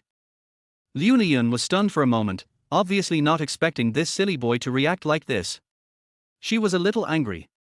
It is difficult to get promoted within the system, and it is even more difficult to get promoted at the grassroots level. In fact, it is not easy to move up in the workplace. Because of this, everyone will fight hard for any opportunity and will be extremely happy to be promoted. But this kid reacted like this. Liu Liyun thought for a while and realized that he had misunderstood.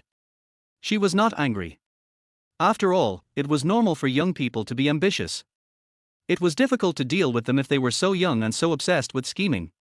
Liu Liyun said earnestly, Xiao Lin, cadre promotion is a major matter. It's not something I can decide alone, nor can it be decided by just holding a meeting. This matter has been brewing since July.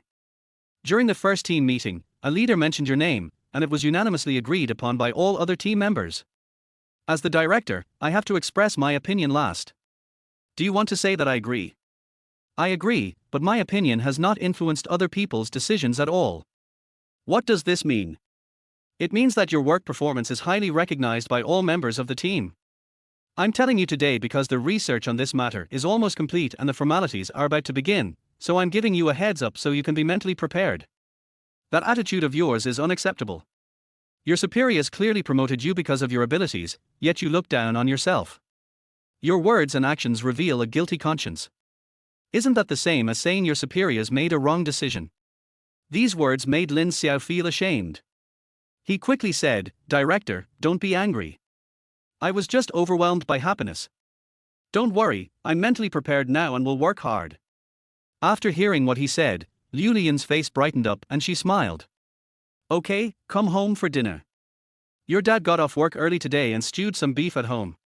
She said with a smile, and her gaze as a mother-in-law looked at her son-in-law again. Lin Xiao originally wanted to go home and catch up on his sleep. At this time, I couldn't say no, so I could only nod and smile warmly. Okay, thank you, Mom. Chapter 22 Undercurrent. Had dinner at Han's house in the evening. After dinner, Lin Xiao insisted on washing the dishes. Liu Liyun tried to persuade him for a long time but couldn't persuade him anymore, so she had to let him do it. After cleaning up the kitchen, Lin Xiao said he wanted to go home. The couple tried to keep him there twice, but seeing that he was determined to leave, they thought he must feel embarrassed because 1111 was not at home, so they let him go. After sending him downstairs, the couple took a walk in the community. Liu Liyun talked about getting Lin Xiao a promotion. Han Haijun was a little surprised. You mean, Xiaolin doesn't really want to be promoted? Liu Liyun nodded and said, I think that's a bit of the point. At first, I thought it was just an accident and didn't expect him to be mentioned, but then I felt that it was not the case, but... She didn't say anything else, but Han Haijun understood and shook his head and laughed. What are you laughing at? Liu Liyun asked in confusion. No, I just think Xiaolin is a really good kid. Han Haijun said sincerely. Not bad, he didn't even know how to seize the opportunity that was delivered to him. I think we misjudged him before. He's not the type to pursue a career in government. On the contrary, he's very aloof. Well. Han Haijun disagreed strongly and said seriously, being aloof isn't a good thing, but it's not necessarily a bad thing either. Xiaolin hesitated about the promotion because of you. This further proves that he didn't marry 1111 because of our family relationship, but that he truly loves 1111. Doesn't this show that he has good character and is trustworthy? When Liu Lian heard what he said, her eyes lit up. You're right. I chose him as my son-in-law because of this. That's right. Han Haijun smiled and said, as for the promotion, Xiaolin is still young, and he studied Chinese, so it's normal for him to be a little proud. As his father-in-law and mother-in-law, we can just give him some advice. He doesn't necessarily need to take it personally. What do you think? Liu Lian smiled and said, it's really not easy to hear you say that. Han Haijun laughed, what's the matter? Liu Lian said, when we got married, weren't you also uncomfortable because of my dad? Now that you're old and starting to pave the way for your son-in-law, you're a bit like my dad back then. Listening to his wife's teasing, Han Haijun laughed out loud, then recalled his arrogance when he was young and shook his head in self-mockery. On their way home, Lin Xiao kept thinking about his mother-in-law wanting to promote him. By the time he got off the subway, he was already coherent. To be honest, he never felt that his performance at work over the years was not worthy of a mere deputy section chief if he didn't even recognize his own work performance, then all the late nights, overtime, and hair loss over the years would have been in vain. As for Liu Lian, she said that she recommended him purely out of work considerations and without any selfish motives. He didn't believe it either. To say it is trustworthy means that my work performance has been unanimously recognized by the leaders and it is genuine. The reason why they say they don't believe it is that although Liu Lian, as the director, has to express her opinion last, she also has a veto power. Even if other teams nominate him, as long as Liu Lian, the top leader, is not satisfied, she can still remove him from the list. As for why Liu Lian didn't remove it, it can be said that she also recognizes Lin Xiao's work performance, but who knows if there are no other reasons and considerations. Count carefully. Lin Xiao felt that he had benefited to some extent from Han 1111. He gracefully accepted the benefits of this contract marriage. The reason I'm so conflicted is simply that I don't want to do it. It is true that power is an aphrodisiac for middle-aged men. But now that things have come to this, he has no other choice when faced with the promotion that is offered to him. You can't just quit, right? Moreover, as a person who has lived two lives, Lin Xiao has a mentality of make the best of it towards all unexpected events in life. This is also one of the reasons why he agreed to a flash marriage contract with Han 1111. Although I have chosen to hide in the system for stability in this life, life is only a few decades long, so it is not a bad thing to have more new experiences. After understanding this, Lin Xiao felt relieved instantly. 2 days later, the news of the promotion of section-level cadres has spread widely in the unit, and there are even several versions of the candidates for promotion. This shows how much everyone cares about this matter. At this time, Lin Xiao knew that keeping quiet was the best way to deal with it. Friday afternoon, almost time to get off work. Li Mingdao, the office director who usually left long ago, suddenly strolled over to Lin Xiao's desk with a cup of tea and a warm smile on his face. Xiao Lin, have you heard that the unit is going to promote section-level cadres recently? Li Mingdao suddenly asked. Well, I've heard them talk about it. What do you think? Lin Xiao smiled and said, Director, what ideas can I have? I have little experience and a low level of education, so I dare not think of anything. Li Mingdao laughed, patted his shoulder, and said with a meaningful smile, young people should still have the courage to think. This matter will go through the procedures next week, and I'm not afraid to tell you the truth, you are on the list of deputy section chiefs, and I mentioned it to the leadership. When Lin Xiao heard that he was going to tell the truth, he was ready to act surprised. But I heard the second half of the sentence come out of his mouth. Lin Xiao's surprise was shown on his face from the bottom of his heart. There was no need to act.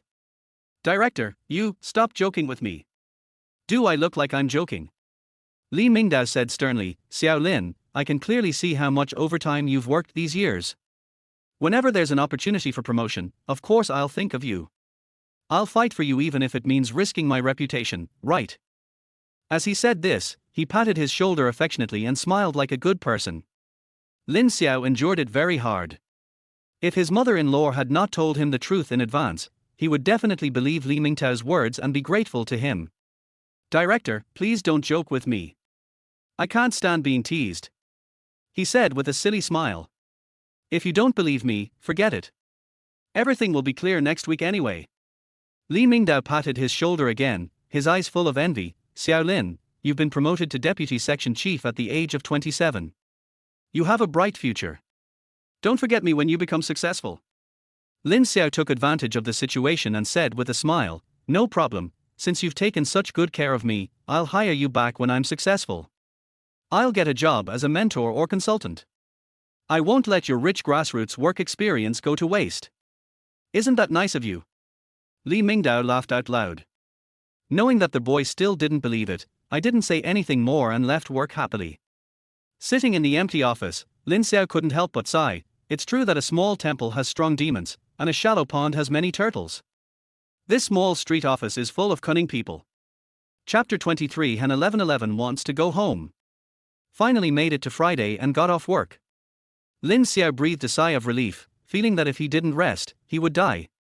It is already difficult to go to work during normal times, and the working days after the 7-day National Day holiday are even more difficult.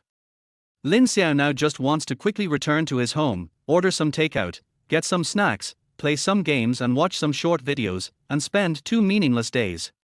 However, reality did not allow him to do as he wished.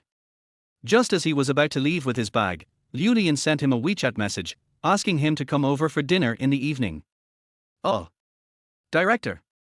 Lin Xiao hesitated for a moment and replied, "I still have a rectification report to finish, which is due on Monday, so I have to work overtime tonight."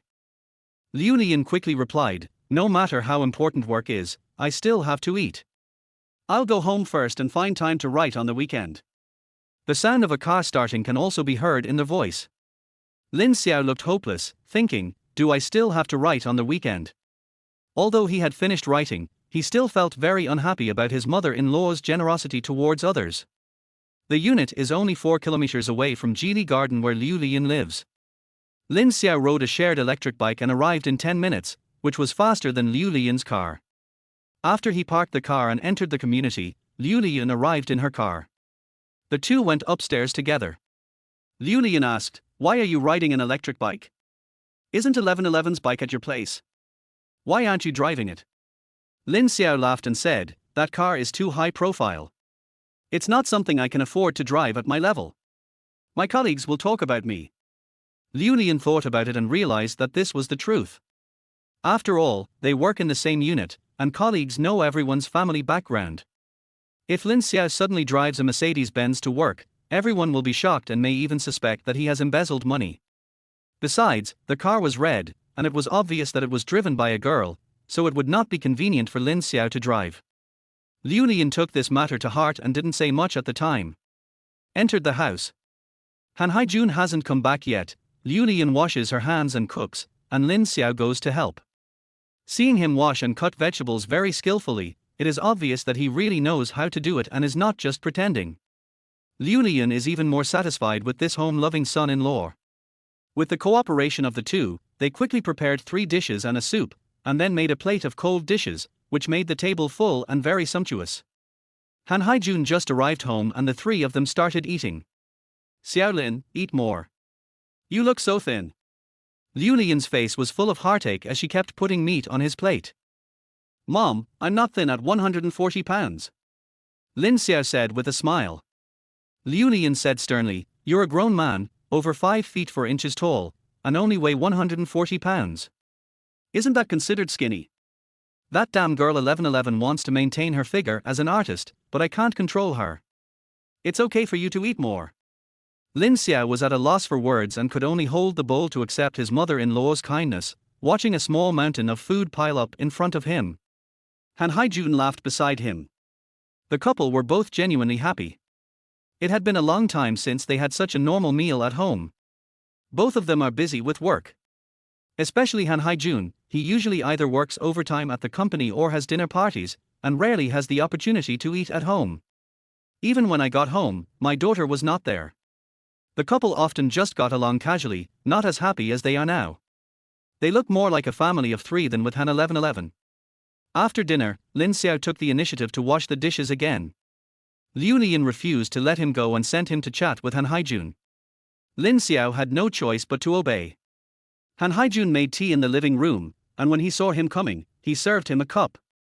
"Thank you, Dad," Lin Xiao said in a normal tone, and it seemed like he was getting more and more comfortable calling them parents. Han Haijun nodded, his face full of joy. The father-in-law and son-in-law were enjoying themselves while drinking tea. Xiao Lin, tomorrow is the weekend. Don't you want to go to Haicheng to see 1111? Han Haijun suddenly said. Lin Xiao was caught off guard, but he quickly reacted and said, I was planning to go, but I have an unfinished report that needs to be submitted on Monday, so I can only go next week. Han Haijun remembered that he was about to be promoted and nodded. Work is important. Changing the subject, he added, however, you and 1111 just got married, so living apart for a long time isn't a good idea. That girl is stubborn. Once she decided to become a singer, she threw herself into it without a fixed rest period, so you'll have to make more trips between the two places. The words were sincere, and the old father's concern for his little girl was evident in his words. Lin Xiao was moved by what he heard, and said, Dad, don't worry, I will go to Haicheng tomorrow. Actually, I am also worried about her, afraid that she can't take care of herself. Han Haijun looked pleased and said yes repeatedly, looking at him with more approval. It was already 9 o'clock when we came out of Jilly Garden. On the subway on their way home, Lin Xiao thought about it and sent a few WeChat messages to Han 1111. I just had dinner at your house. Your parents asked me to go to Haicheng to see you, and I agreed. Remember this. If they ask you about it later, don't tell them you've exposed yourself. After waiting for a while and getting no reply, he put the phone back in his pocket. Of course he wouldn't really go to Haicheng. My goodness, a round-trip high-speed rail ticket costs more than 400 yuan, and the plane ticket is even more expensive. Is there a ferry over there who is worth him spending so much money? I said that just now because I saw that Han Haijun was a kind father and I couldn't bear to let him down. When he got home, he lay down on the sofa. After resting for a while, thinking that I had eaten too much tonight, I changed into sportswear and ran 5 kilometers. I broke out in a sweat and felt refreshed all over. I went upstairs and was about to take a shower when the WeChat notification tone rang on my phone. At a glance, it was Han 1111 who replied. 1111 buck 60, what are you eating? Lin Xiao was stunned for a moment, and was suddenly at a loss whether to laugh or cry. Okay, I sent you 3 messages, and you only remembered the one about eating, right? Is that the point? Although I was complaining in my heart, I still sent the photos I took tonight and replied patiently. Lin, steamed sea bass, minced meat and eggplant, beef brisket stewed with tomatoes and potatoes, yam and pork rib soup, and a cold preserved egg. The other side responded quickly. Xia, so rich. No expressions, no punctuation. Lin Xiao immediately realized that the other party might be in a bad mood. Lin, have you eaten? Xia, eat it. Lin, what did you eat? Xia, lunchbox, bitter smile.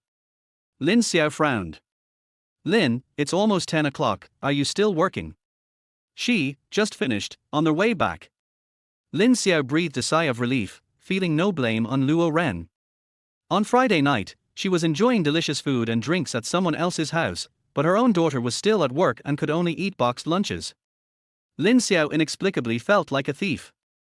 After hesitating for a moment, he replied, rest early. Hundreds of kilometers away.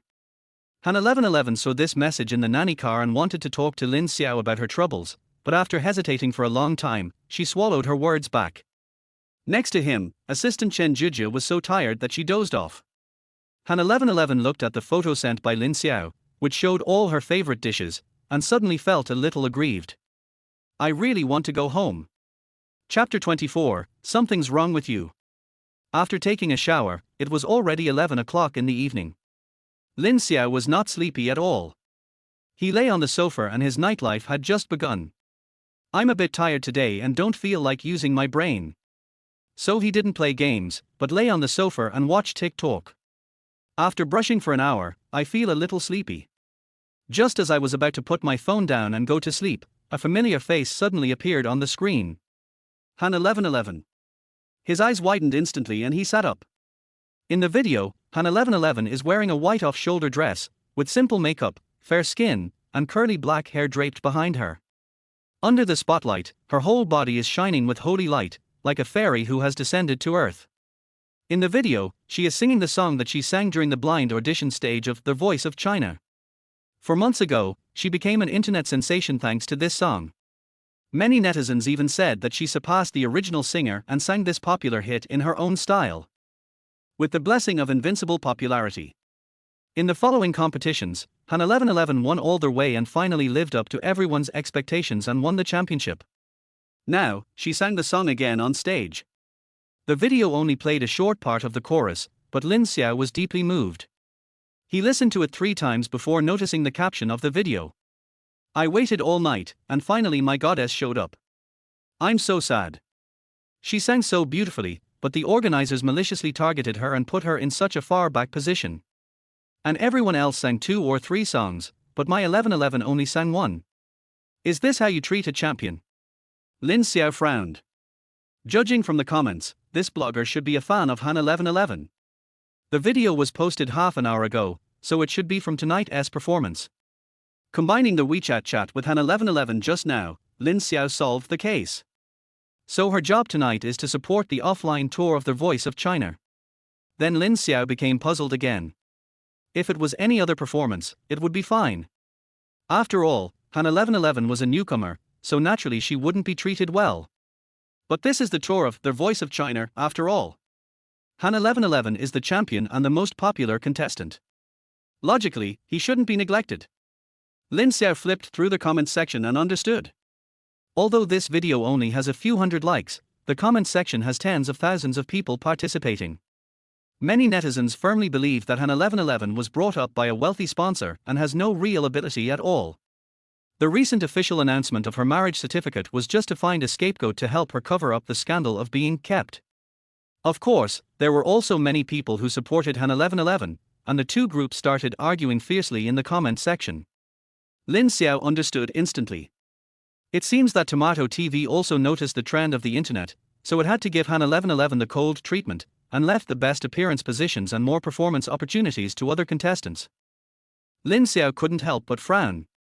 I found the most vicious comment in the comment section and responded with a barrage of responses. "Are you so vulnerable because Han 1111 didn't look for you when he was looking for a replacement, you shady villain?" And responded to other bad comments one by one. Phew, I finally feel relieved. The next day, Lin Xiao slept until he woke up naturally. I had just gotten up and opened the floodgates when my best friend Zhang Peng called me. "What are you doing?" "Just woke up, what's wrong?" "Damn, it's already 10 o'clock and you just woke up. The life of a single dog is so great." Zhang Peng's tone was not without envy. As a local, his car, house and even job were all prepared by his parents. Naturally, he got married early under his parents' arrangement and now has a child. Lin Xiao chuckled and didn't explain. "Let's get together." "I'm free today," said Zhang Peng. "Oh, don't you have to take care of the kids today?" Lin Xiao joked. "My wife took the kids to her mother-in-law's house, and I have a rare day off." "Okay, let's go eat hot pot. You made money by recommending me stocks, so I'll treat you today," Lin Xiao said generously. "Just forget it." Zhang Peng said in a bitter tone, "The hot pot restaurant is too noisy. I just want some peace and quiet today and don't want to go anywhere else. If you want to eat hot pot, let's have it at your place and have some wine. It's lovely. How do you think?" Hearing his half-dead tone, Lin Xiao smiled unkindly. I still remember that during college, Zhang Peng was the most extravagant. Every night he would either go to the internet cafe or the bar, and he lived a very carefree life. Now, after only a few years of graduation, he has already started to hide away from others. Such a drastic change, just because of a wife and a child, is enough to show how terrible marriage is. "Okay, I'll listen to you."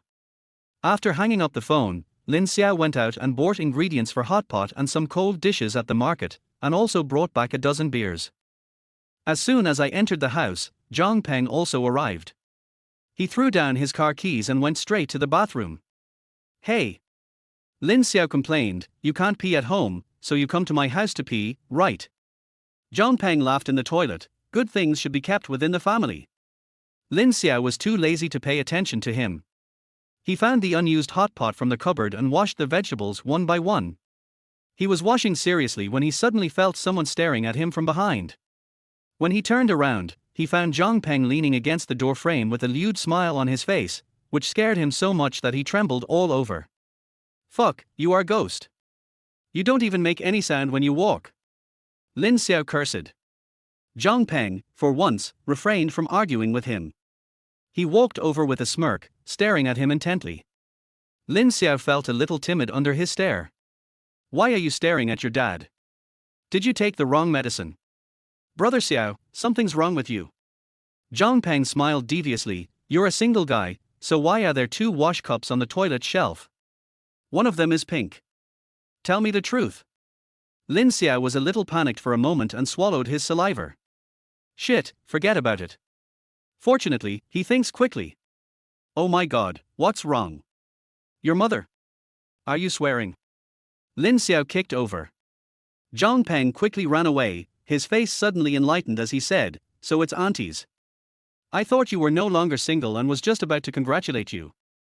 I was saying, if you really did find a girlfriend, how could there be no other signs of females in your house besides the mouthwash cup? Now it makes sense. Lin Xiao rolled his eyes and secretly breathed a sigh of relief. Fortunately, it almost got exposed. Zhang Peng didn't doubt it at all and lay down on the sofa. At 12 noon, the hot pot was cooked. The two of them drank beer, ate hot pot and talked about interesting things in college, feeling very comfortable. Brother Xiao. Zhang Peng suddenly said seriously, come to think of it, you're not young anymore, you have such a good job, and you're only slightly less handsome than me. It should be easy for you to find a girlfriend, right? How come it's been so many years since you graduated, and there's still no news? Lin Xiao chuckled and said nothing. Zhang Peng's eyes grew suspicious. You kid, aren't you waiting for some high-ranking official to have a glaucoma attack and marry his daughter to you? Cough cough cough. Lin Xiao was eating meat when he suddenly choked and started coughing violently. Chapter 25 Lin Xiao is so hard. Why are you so nervous? Zhang Peng was surprised and amused by his reaction. I was just joking with you. You're so old anyway. I guessed it right, didn't I? Lin Xiao almost poured the beer on his face. Zhang Peng grinned and hid far away. He was joking, of course. Although he is not in the system, several of his relatives are in the system, so he should be too familiar with some of the rules there. Lin Xiao has good looks and abilities, but his rural family background undoubtedly holds him back a lot. How desperate must the leaders be to hand their daughters over to him? This matter was quickly exposed. Before long, the two of them had eaten up 3 pounds of mutton and a box of beer. They lay on the sofa, burping and playing games. 2 games are over, nothing interesting. Hey, did you know that Han 1111 got married? Zhang Peng suddenly said. When Lin Xiao heard the name, Han 1111, he panicked a little. I secretly observed Zhang Peng's expression and found nothing special. I was sure that he was just talking casually and not really discovering anything. Which Han 1111, he asked casually. And who is that? The one who gave us 100,000 yuan. Oh, she's married. Yes, we got the marriage certificate on the first day after National Day, and it even became a hot topic. Zhang Peng had an expression that showed that city people really know how to have fun. Lin Xiao nodded disapprovingly, so what's wrong? Zhang Peng sneered, what's wrong? You just photographed her before the holiday, arm in arm with an older man, shopping in a luxury store, and after the holiday, she got married. Do you believe it? Lin Xiao, why don't you believe it? Zhang Peng said with a look of naivete, this is definitely a whitewashing tactic. Even a fool can see it. She's only 22, how could she get married so young? I think her financial sponsor might have found her a partner. Only rich people these days can play around. The richer they are, the less they know how to behave. What can they do? Lin Xiao felt like there was a dead fly stuck in his mouth. He wanted to speak but didn't know what to say. That's right. After a moment of silence, Lin Xiao said, you didn't tell your wife about selling the photos, did you? Zhang Peng laughed out loud, do you think I'm stupid? If I tell her, I'll have to hand over my money. Wouldn't it be better to keep it for myself? Lin Xiao felt relieved, that's good. Zhang Peng was puzzled, no, why are you so worried about whether I tell my wife or not? Lin Xiao said, we're accomplices. How can I not worry? You'd also say that these rich people have no bottom line. What if an 1111 sponsor finds out that I took the photo and you sold it? Will they let us off? After hearing what he said, Zhang Peng instantly became serious. Don't tell me, it's true. This money is not easy to earn. So, this is known to heaven, earth, you, and me. You must never tell anyone, especially your wife. You're right, no one can tell. The two looked at each other. I don't know why, but the atmosphere suddenly became heated. Zhang Peng stayed until night before retreating. After he left, Lin Xiao spent a long time cleaning up, and it was already midnight when he finished taking a shower. The next day was another day of staying at home. By the afternoon, Lin Xiao's mood started to deteriorate because he had to go to work the next day, and he became inexplicably irritable. In the past 2 years, this Sunday mania has become more and more serious, and Lin Xiao has found that he is becoming more and more qualified as a cow and horse. No matter how much you resist, what is coming will come. As soon as the alarm clock rings on Monday morning, the week of the ox and horse officially begins. This week, the promotion of section-level carders was officially launched. By Wednesday, the promotion candidates were officially announced to the entire unit. There are a total of 2 section chiefs and 2 deputy section chiefs promoted this time. The 2 section chiefs are middle-aged backbones in their early 40s. They have been working as deputy section chiefs for nearly 10 years. When the old section chiefs retired and their peers were laid off or transferred away, it was finally their turn. It is well deserved.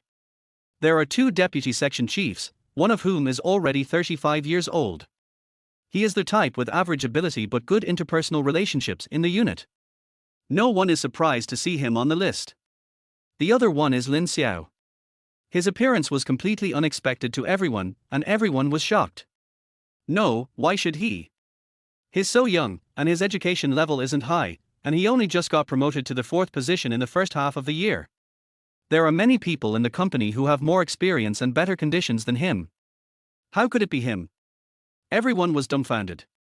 Especially a few young carders in their 30s who were determined to get this position. Their eyes were so excited that they were about to burst into sparks after reading the announcement. While having lunch at noon, Lin Xiao could clearly feel that everyone in the cafeteria was looking at him. He was quite calm and sat in his old seat after getting his meal. "Oh, Director Lin is here, come and sit down," Zhang Junlei from the finance office said deliberately in a funny way. His tone was exaggerated, with a hint of dissatisfaction, but he knew that even if it wasn't Lin Xiao, it wouldn't be his turn, so he was somewhat happy for him. After all, Lin Xiao has a very good reputation in the unit. Compared with some carders who are so proud of being in core departments that they look down on everyone, Lin Xiao can be considered a rare animal. He treats everyone equally and never flatters others just because they are leaders, or bosses people around just because they are newcomers. So although everyone was surprised to see him on the promotion list, many people were also happy to see it happen. Zhang Junlei made this joke and everyone at the table started laughing. At this time, Qin Hao from the party building office came over with a tray. Seeing Lin Xiao sitting at this table, he was stunned for a moment, but still sat down with his neck stiff. "What are you laughing at?" Qin Hao asked, pretending to be calm. "It's nothing. Director Lin got promoted and we were just joking with him," Zhang Junlei said with a smile. "Oh."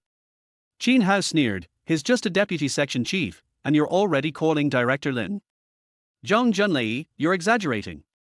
Zhang Junlei's smile suddenly froze on his face. The others sensed the tension in an instant and quickly lowered their heads to eat. "Lin Xiao, maybe you will be the deputy section chief of our party office in the future. When you take office, remember to take good care of me, your brother," Qin Hao said with a smile. Lin Xiao heard the sarcasm in his tone, but didn't care at all. "That's for sure, brother Qin, don't worry," he said with a smile.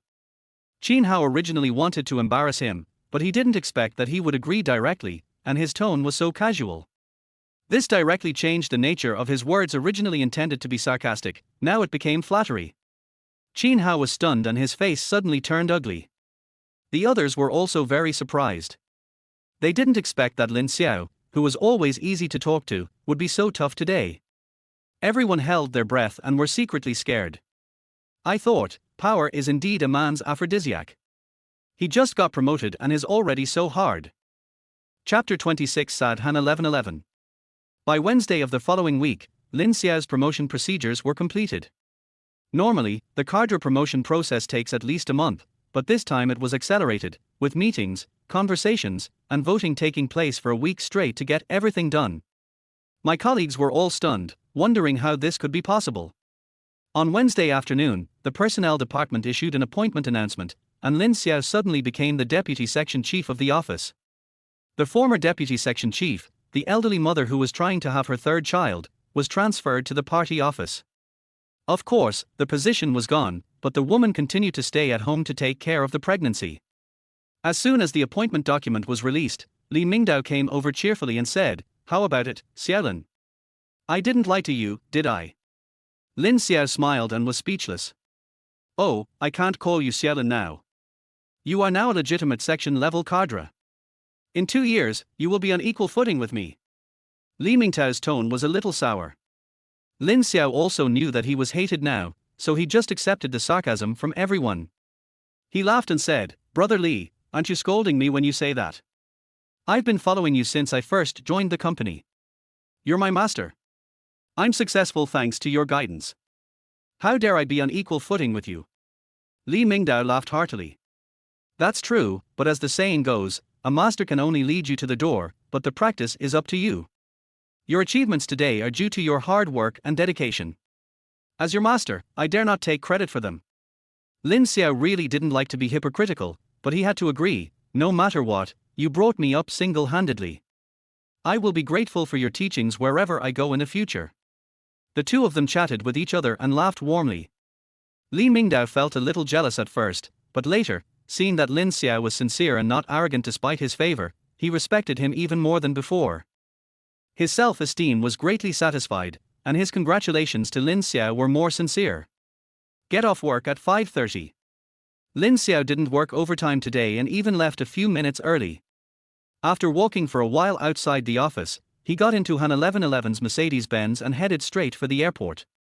Last night, Han 1111 suddenly sent him a WeChat message, saying that her flight would arrive in Ninghai at 6 p.m. today, and asked if he could pick her up at the airport. Of course Lin Xiao agreed. It's not just because the two of them are now in a contractual marriage relationship, but also because Han 1111's car has always been with him. After work, he drove at full speed, got on the highway before the evening rush hour, and arrived at the airport on time at 6 o'clock. After parking the car, he went straight to the arrival hall to wait. After waiting for more than 10 minutes, Han 1111 finally came out pushing a suitcase. Although she was wearing a coat and sunglasses, Lin Xiao still recognized her at a glance. After all, she was so beautiful that she stood out in the crowd. The two did not exchange much and went straight to the underground parking lot. The car drove out of the airport. It was already dark outside and late autumn had arrived. Han 1111 looked tired. He sat in the passenger seat, leaned back in the seat, closed his eyes and took a rest. Seeing that she was unhappy, Lin Xiao knew what to do and didn't say anything.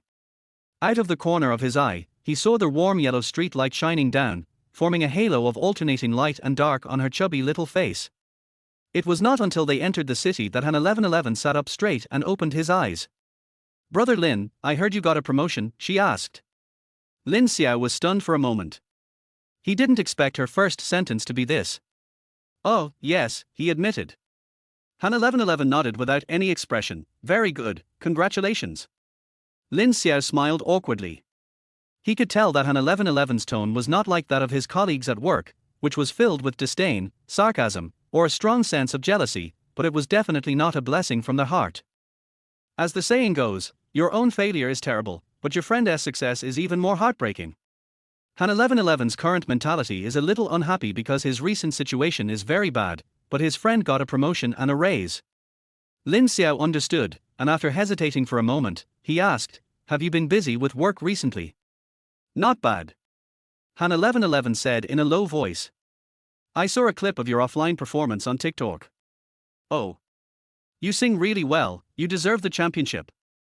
Han 1111 smiled, not knowing what to say. This day is completely boring. Lin Xiao simply shut up, turned on the radio, and walked home in silence. Liu Lian cooked a large table of dishes today. Han Haijun was also at home, and the couple were very happy.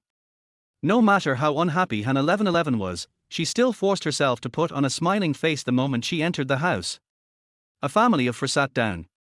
Han Haijun took the lead in raising his glass and said with a smile, "Today is a double celebration for our family. The first is that Xiaolin has been promoted to deputy section chief, and the second is that 1111 is back. Come on, let's all have a toast together." Seeing Han 1111's forced smile, Lin Xiao hurriedly said, the main thing is to welcome 1111 home. Cheers. The four of them clinked their glasses. After sitting down, Han 1111's expression looked better. This was originally a reunion dinner, but its meaning changed because of Lin Xiao's promotion. Han Haijun and Liu Liyun are both people who have worked in the system for most of their lives, so they naturally have countless experiences to share on this topic. As a result, Han 1111, the biological daughter, was neglected. While listening to his father-in-law's earnest teachings, Lin Xiao silently observed Han 1111's expression. He tried to steer the topic to her several times, but was pulled back by Han Haijun without exception. Lin Xiao was so angry that he almost rolled his eyes. He complained in his heart, "With your eyesight, how did you become a deputy director? Your father-in-law must be a high-ranking official, right?" After the meal, Han 1111's face became paler and paler, while Han Haijun's face became redder and redder. In the end, I drank too much.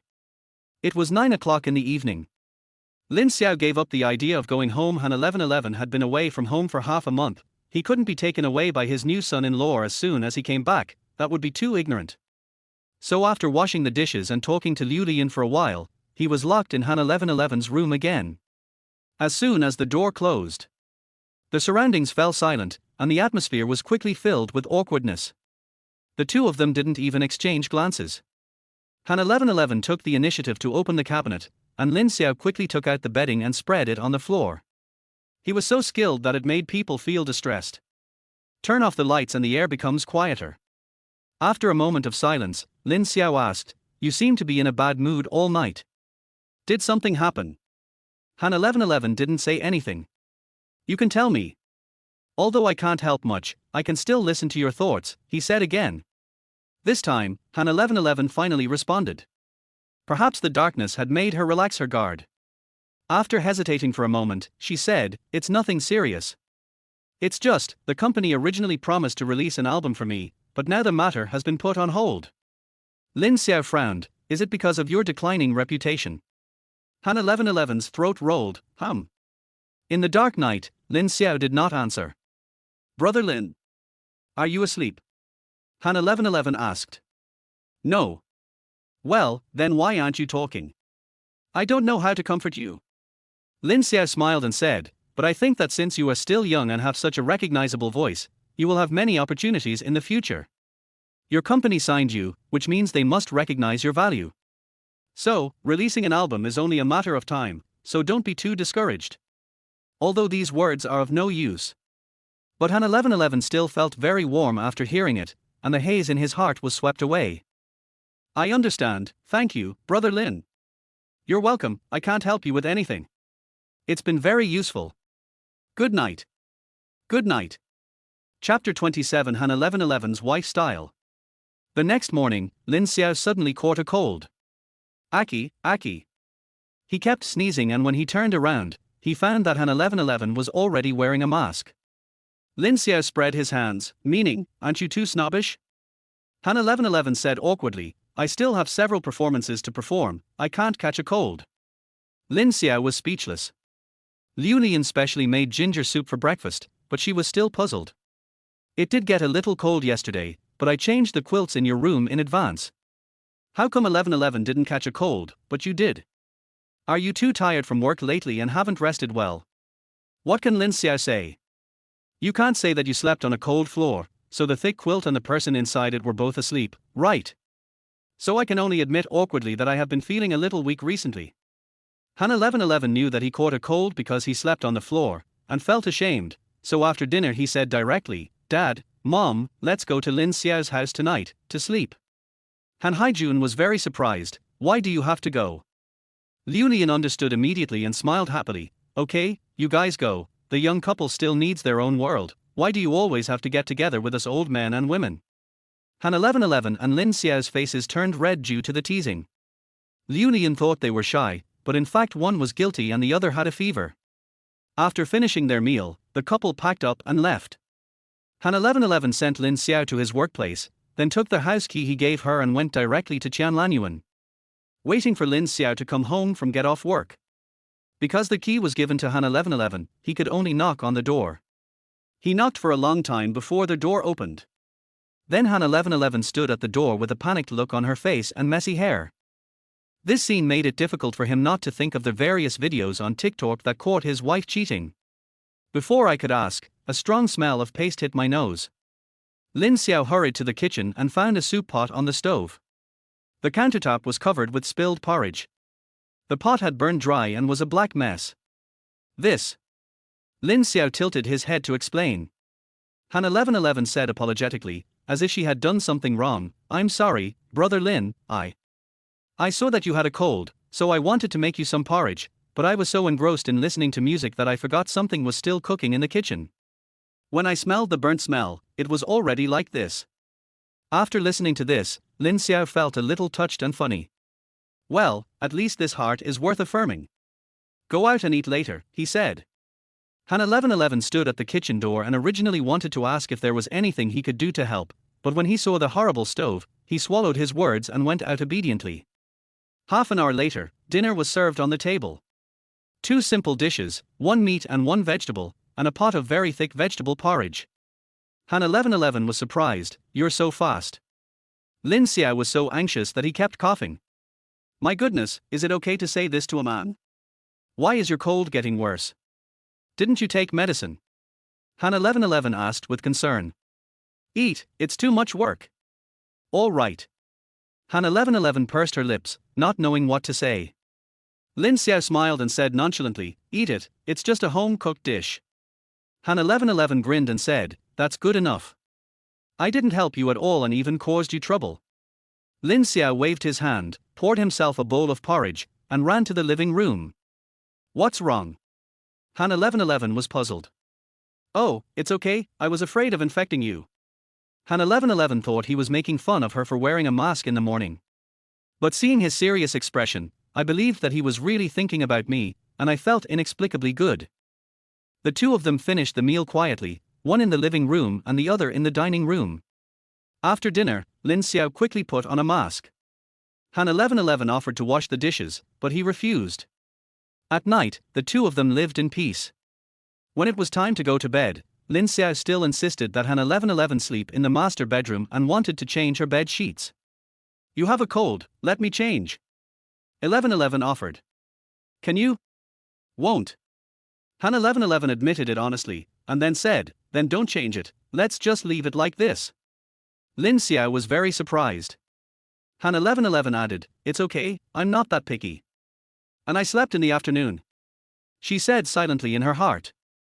Lin Xiao wanted to persuade her again, but he felt a little dizzy at the moment, so he could only let her take the quilt and spread out in the second bedroom, then turned off the lights and went to sleep. Master bedroom. Han 1111 lay on the bed and confirmed that the sheets had not been changed for 2 weeks because they were still the same ones he slept on when he left last time. The quilt and pillows already have a little smell. The smell couldn't be called stinky, but it was very special. If you smelled carefully, you could smell Lin Xiao's scent. Han 1111's mood was complicated. "I took a nap in bed in the afternoon without changing into any outer clothes or covering myself with a blanket, so the feeling of shame was not that bad." But now, she was lying in bed in her pajamas, smelling Lin Xiao's scent, and the scene of Lin Xiao hugging her inexplicably emerged in her mind. She didn't know why she thought this way and felt ashamed, but the picture just wouldn't go away from her mind. Then, consciousness began to slowly fade. She hasn't had a good night's sleep in the past 2 weeks. "I'm used to sleeping in a different bed, and after finally getting used to the apartment arranged by the company in Haicheng, I had to perform everywhere, so I had to stay in hotels. The bed was different every night, and I couldn't sleep at all. And now, this bed where she slept soundly is still the same as before, with the addition of Lin Xiao's scent, which makes her feel even more at ease. She falls asleep in an instant, just as if she had taken a knockout drug. In the middle of the night, there was a sudden rustling sound beside me. Han 1111 woke up in a second. I plucked up the courage to reach out and touch it, and then I felt something warm, and the air froze for a moment. The next second, screams echoed throughout the house. Han 1111 jumped out of the bed. At the same time, the hot thing also woke up and quickly turned on the light, its face even. She couldn't help blushing. She imagined the current scene in her mind. In Lin Xiao's house, in his room, she was wiping his body with warm water. She's really becoming more and more like a wife. Chapter 28. Han 1111 is sick. The next morning, Lin Xiao's fever went down and his cold was cured. Han 1111 fell ill instead. When she took the temperature, it was 38.5. She bought the thermometer when she bought medicine for Lin Xiao last night. Lin Xiao felt embarrassed when he saw Han 1111 lying on the bed with a red face and ears due to fever. Thinking about how I accidentally walked into the master bedroom last night, I felt even more embarrassed. As the instigator, he had to take leave to stay home to take care of Han 1111. He gave her medicine and cooked porridge. There was little else he could do, so he had to come over every once in a while to take her temperature to see if her fever had subsided. Every time he came in, he could see Han 1111's grateful eyes. I have a performance in Yunju tomorrow night. What should I do? Oh, you should have a good rest first. Lin Xiao scratched the back of his head, looking embarrassed. Maybe it's like me. It will be fine after tonight. It won't affect my performance tomorrow. Han 1111 looked at him resentfully and took a deep breath. I hope so. But she knew in her heart that this was unlikely. I have had a weak constitution since I was a child. Every time I catch a cold or a fever, it takes at least a week to recover. Not like Lin Xiao at all. Last night I had a fever as if I was about to die, but when I woke up this morning I was full of energy and was completely fine. Han 1111 really wanted to doubt, was his sudden appearance in the master bedroom last night really an accident? Slept on and off all day. By the evening, Han 1111's fever finally subsided, but she began to cough incessantly, and her tonsils swelled up like basketballs, making it difficult for her to swallow, let alone speak or sing. Han 1111 looked at Lin Xiao with an even more resentful look. At this time, Agent Zhu Hui called. 1111, why don't you drive directly to Yunju tomorrow morning? It's not far from Ninghai anyway. We'll meet at the hotel at 11 o'clock and go to the gymnasium for rehearsal in the afternoon. Okay. Han 1111 said with difficulty. What's wrong with your throat? Zhu Hui pricked up in an instant. What follows is a long period of communication. Han 1111 endured the severe pain of swallowing and explained that he had a fever, then said that he would go to the hospital for an drip in the evening, and he should be better tomorrow after the inflammation was gone. Zhu Hui was still worried, and the person on the other end of the phone couldn't help but get angry and scolded her, as if as an artist she had to be able to precisely calculate and control even a cold or fever. The call was on loudspeaker and Lin Xiao was listening on the side. He was very unhappy. After hanging up the phone, he frowned and asked, do you really want to get antibiotics? Han 1111 said helplessly, then, what should I do? Lin Xiao was helpless. In the current situation, apart from antibiotics and anti-inflammation, there is really no way to guarantee that her throat will be better tomorrow. He wanted to persuade her that at worst she could just not attend tomorrow's performance. But as a top star in his previous life, he knew that artists did not have much autonomy in such matters. Especially since Han 1111 is still a newcomer, and his reputation has declined a lot compared to the early days. It's good enough to have a job opportunity, there's no need to be picky and act like a big shot. So when the words came to his lips, he swallowed them back. I'll go to the hospital with you, he said. Han 1111 had no choice but to agree. That night, she was fully armed and went to the hospital for emergency treatment accompanied by Lin Xiao. Fortunately, everyone in the emergency room was anxious at night and had no time to observe whether there was a big star here, so Han 1111 was not recognized. Soon, she was given in. In order to ensure that she would be well by tomorrow, she specifically asked the doctor to increase the dosage when prescribing the medicine. So the drip lasts for 3 hours. By the second half, Han 1111 was already cold all over, even though she was wearing a thick coat. Just when she felt like she was going to freeze, Lin Xiao took out a hot water bottle from somewhere and placed it under the palm of her right hand where she was receiving the drip, then took off his flight jacket. You should wear it. Your fever has just subsided. Han 1111 refused. I'm fine. Tomorrow and the day after tomorrow are weekends. If I get a fever again, I can just lie down at home. Han 1111 had nothing to say and could only let him put the loose coat on her. The warm feeling instantly swept over my whole body, carrying a little bit of the smell of the pillowcase at home. My sense of taste has returned. Han 1111 lowered her head and pursed her lips, and it seemed as if there were little ants crawling on her ears. The infusion continued until 11 o'clock. The effect was immediate. Han 1111's fever completely subsided and his tonsils became less inflamed. But she still didn't dare to be careless. After returning home, she kept drinking hot water, as if doing so could expel all the remaining viruses in her body. It was getting late, so everyone went back to their rooms to sleep. The slight sense of blame Han 1111 had in her heart for Lin Xiao infecting her with her depression had long since disappeared. Good night, she took the initiative. Good night. Lin Xiao smiled and said, have a good sleep, I'll take you to Yunju tomorrow. Han 1111 was stunned for a moment, you'll take me there? Lin Xiao said as if it was a matter of course, of course.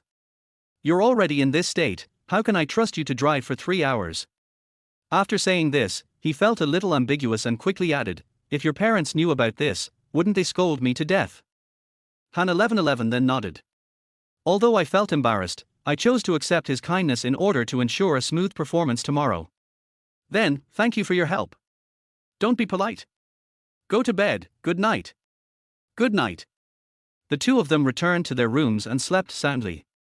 Early the next morning, when Han 1111 got up, Lin Xiao had already prepared breakfast, including boiled eggs and white rice porridge, which was very suitable for patients. Good morning. How's your throat? It's not swollen anymore, right? Lin Xiao asked.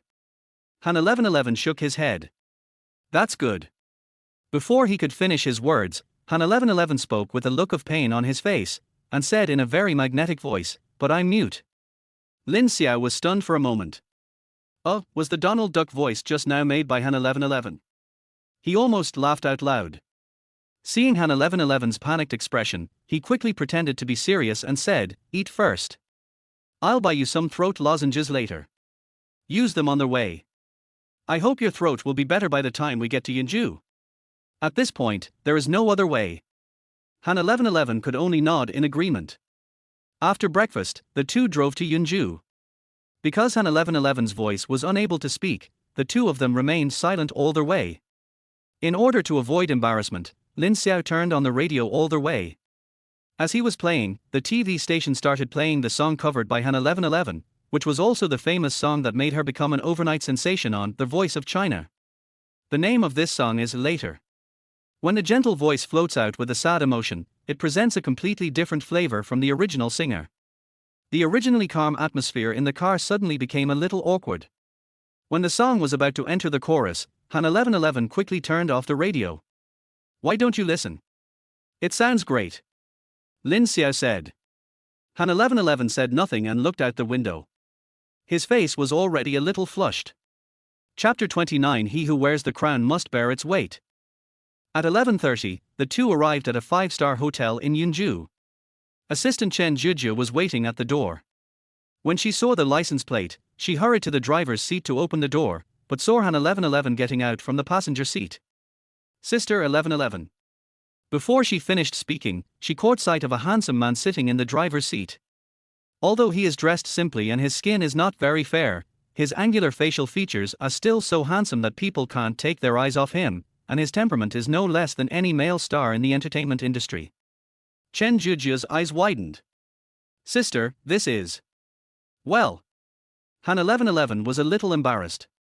It would be awkward not to introduce him in front of Lin Xiao, but after hesitating for a long time, he still didn't know how to introduce him.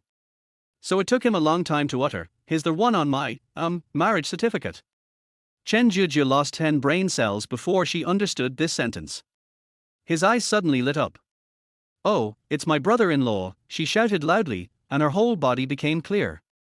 Before she was hired as Han 1111's assistant, she was just an ordinary junior college student and also a fan of Han 1111. As a die-hard fan, she was quite unhappy when she heard Han 1111 officially announced her marriage. However, this emotion instantly disappeared after seeing the official photo full of atmosphere. She instantly went from being a fan of Han 1111 to a CP fan of her and her newlywed husband even though the man didn't even show up. But the more this happened, the more Chen Jujia, who was deeply in love, could use her imagination. Just by looking at a picture, she became dizzy and unable to extricate herself. Because I was too involved. So when they learned that Han 1111's so-called official announcement was just a whitewashing operation devised by the company, and her husband was just a contract worker, Chen Jujia's heart was broken. However, now, a handsome guy appeared in front of her, even more handsome than she had expected. Chen Juju immediately sat up in shock from her dying illness and felt that she was able to recover. The word brother-in-law came out of his mouth. When Han 1111 heard the assistant call him that, his face suddenly turned red and he was extremely nervous. Jiao, stop yelling. I'm not yelling nonsense. He and you are married, so he is your husband in the legal sense. Isn't he my brother-in-law? Han 1111 was speechless. Don't say that. If Sister Hui hears. Don't worry, sister, I'm tight-lipped. Chen Juju patted her flat chest to assure him, but her eyes were always stealing glances at the two of them, watching Lin Xiao skillfully carry Han 1111's luggage and medicine, and the blush behind Han 1111's ears that never faded away. Chen Juju's lips were about to break from pursing. You call this a contract couple? Real couples don't have you guys, so naturally, okay. I'm so embarrassed, she said excitedly. Lin Xiao had no idea what this little girl was going through. Han 1111's voice was still a little hoarse when he heard her speak just now. He hesitated for a moment and said, don't try to be brave in tonight's performance.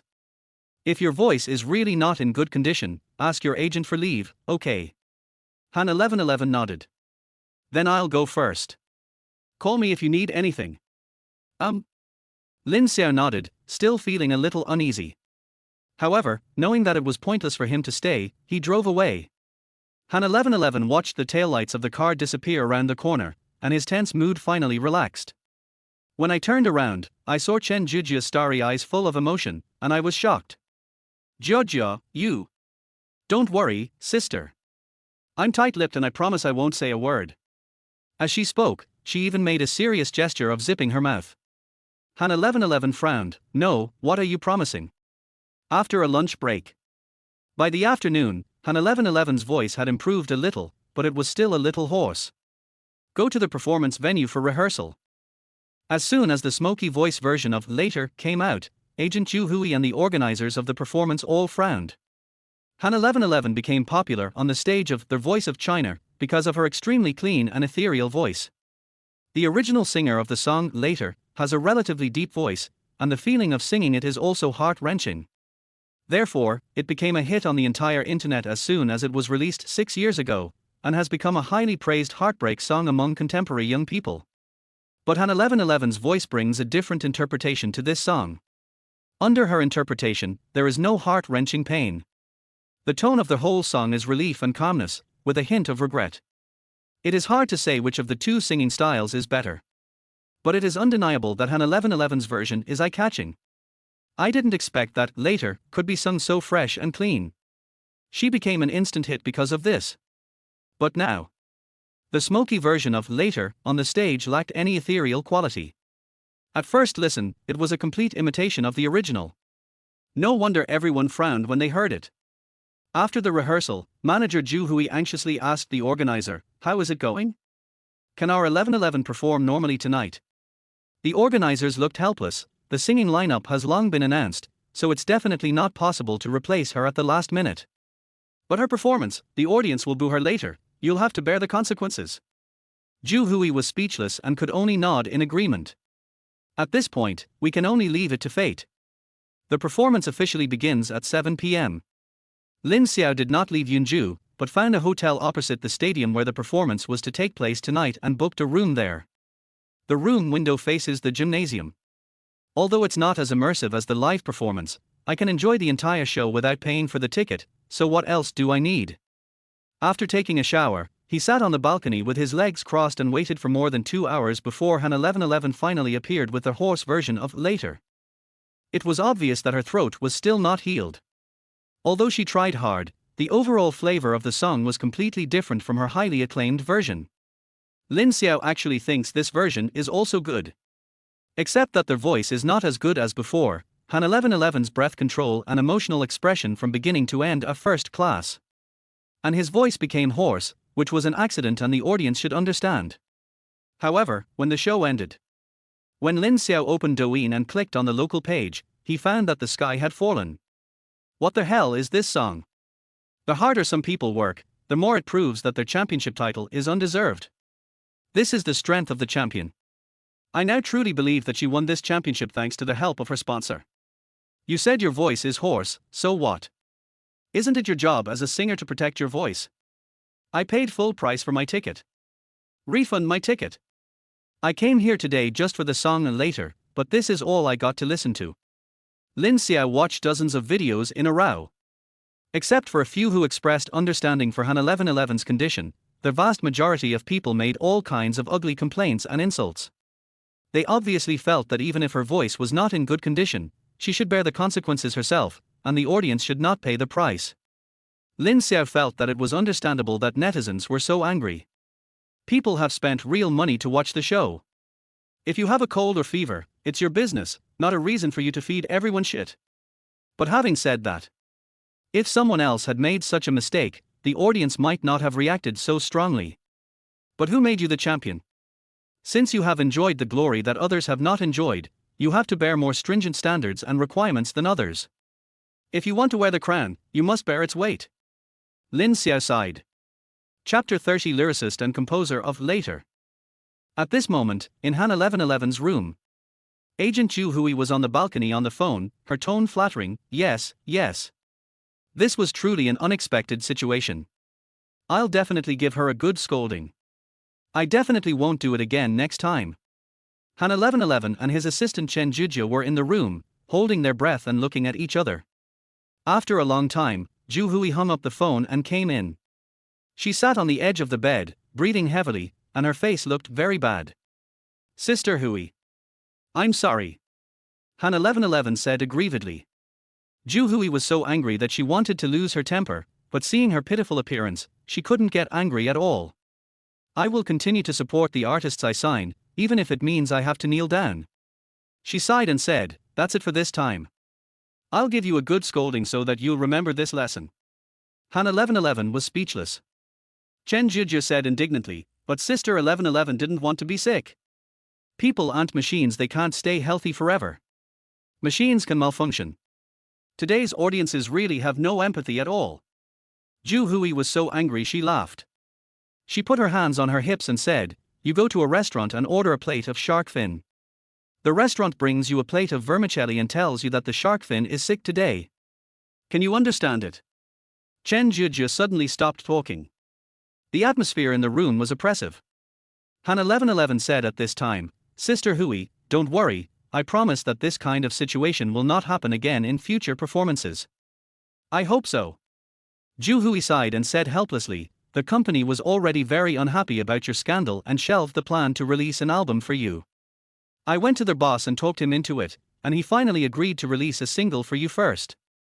But after this incident today, the single plan has also been ruined. Han 1111 felt mixed emotions after hearing this. Single, she asked tentatively. Yes, I went to great lengths to get in touch with teacher Ma Yao, hoping to ask him to compose a song just for you. But now. Zhu Hui didn't say anything else. Han 1111 was startled. Ma Yao. She paused, her face full of disbelief. Sister Hui, are you talking about Ma Yao, the composer of Later? Zhu Hui nodded. On the side, Chen Zhijia finally understood what the two were talking about. Her eyes lit up, but then her face became full of suspicion. But Sister Hui, I remember the author of Later only wrote this one song, and there haven't been any other work since.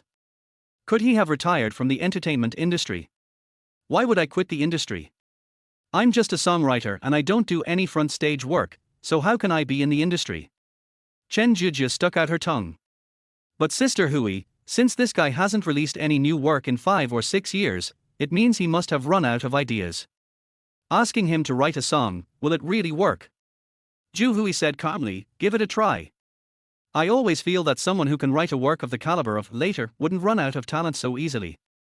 Maybe he already has several excellent works in his hands, but just hasn't found a singer he likes to sing them. She paused and looked at Han 1111 with eyes full of admiration. Zhu Hui continued, I also think 1111 sang Later in her own style. If teacher Ma Yao heard it, he would probably be very satisfied with her. So I tried to see if I could contact him. If I could convince him to create a new song tailored for 1111, then 1111's position in the company would definitely be stable, and she wouldn't have to worry about resources in the future. When Chen Zhijia heard this, She immediately admired Zhu Hui very much. Sister Hui, you really think long term. Sister 1111 is so lucky to have a manager like you. Stop flattering me. Zhu Hui rolled her eyes at her and said helplessly, that's a good idea, but I'm not sure if I can contact Ma Yao. Even if I do, I'm not sure if he'll agree. The most important thing is, 1111 signed later, like this today. I'm really embarrassed to contact him again. When Han 1111 heard this, the hope that had risen in his heart was instantly shattered, and he became even more depressed. Late at night, Han 1111 was lying on the bed, scrolling through the negative comments about herself on Weibo. The more she scrolled, the heavier her mood became. At this time, WeChat rang. Lin Xiao, have you taken the medicine? Han 1111 frowned and couldn't help but complain in his heart, how dare you ask me? If you hadn't infected me with the cold, I wouldn't have been scolded like this by netizens. But it's okay to just think about these words in your heart. She knew in her heart that she was the one who took the initiative to take care of Lin Xiao. If what happened last night happened again, she would probably do the same thing again. So what happened today was her destined disaster.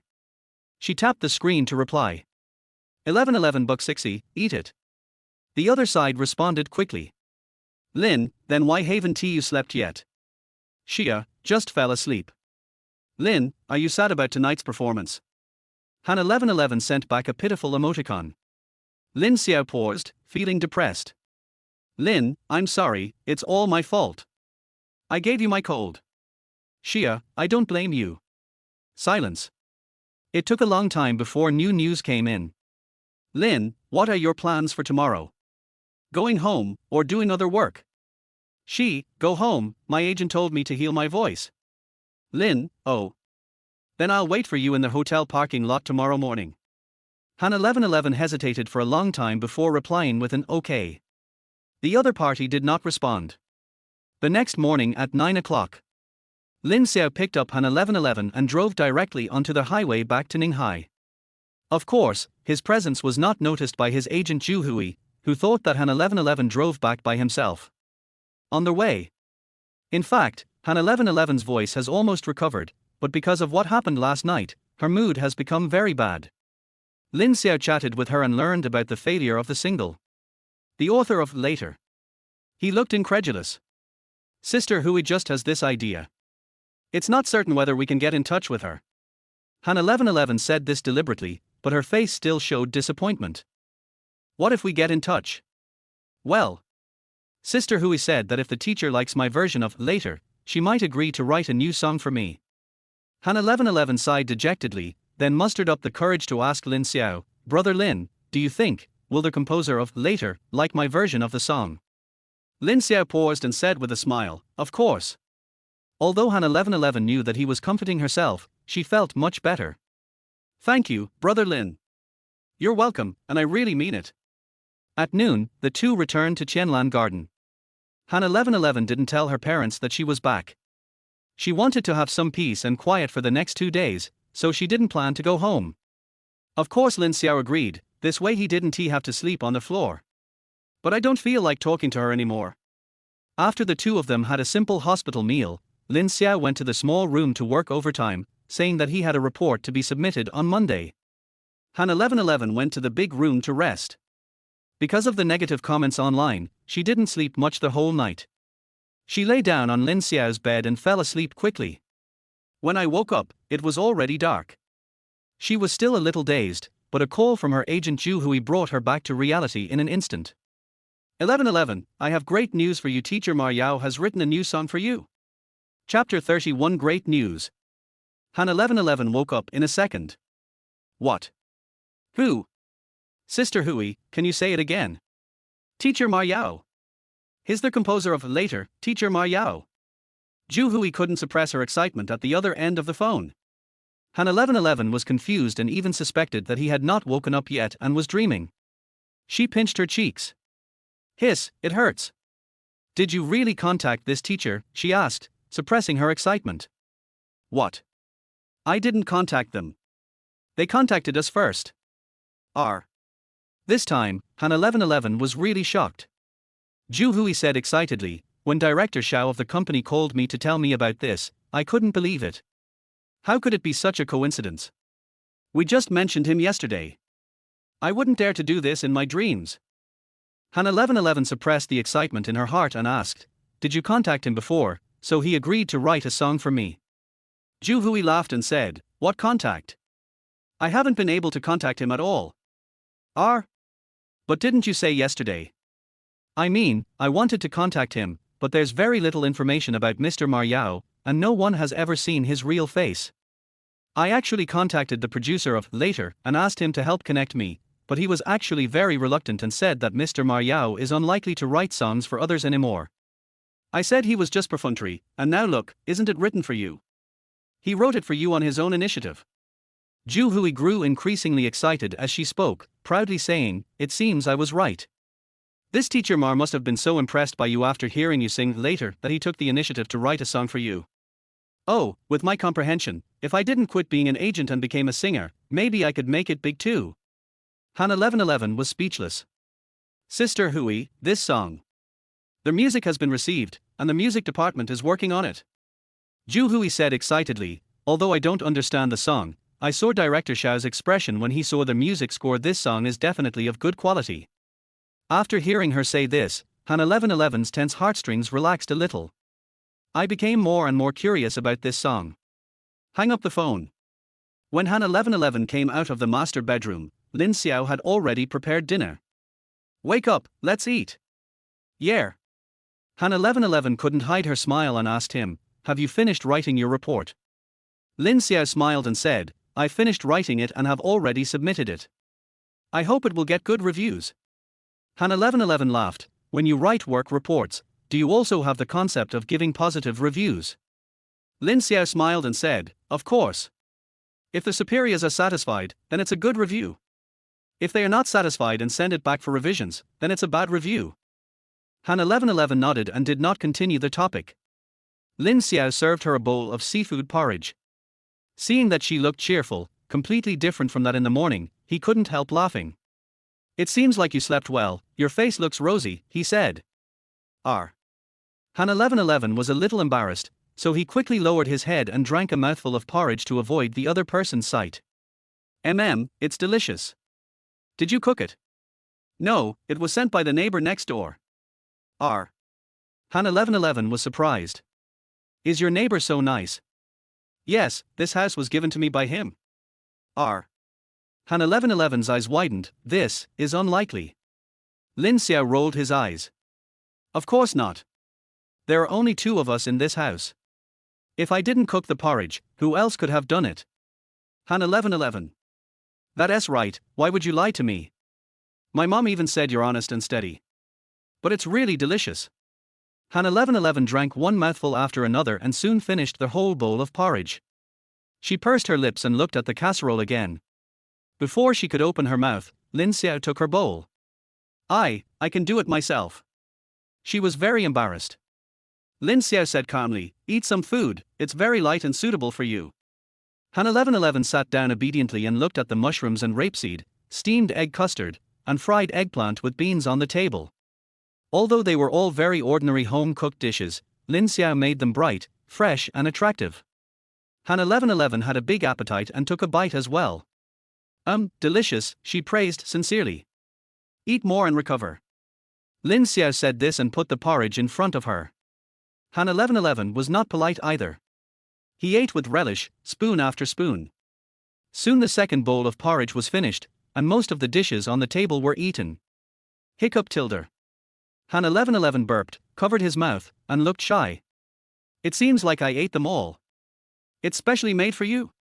After Lin Xiao said this, he realized that it was a bit ambiguous, and quickly added, "I made you catch a cold, so I have to take responsibility to take good care of you." Han 1111 smiled and nodded, feeling happy. After dinner, Lin Xiao cleaned the kitchen while Han 1111 took a shower and changed into new clothes. It was not yet 7 o'clock. After drying her hair, Han 1111 received a message from Zhu Hui, asking her to go to Haicheng tomorrow and be ready to record a new song at any time.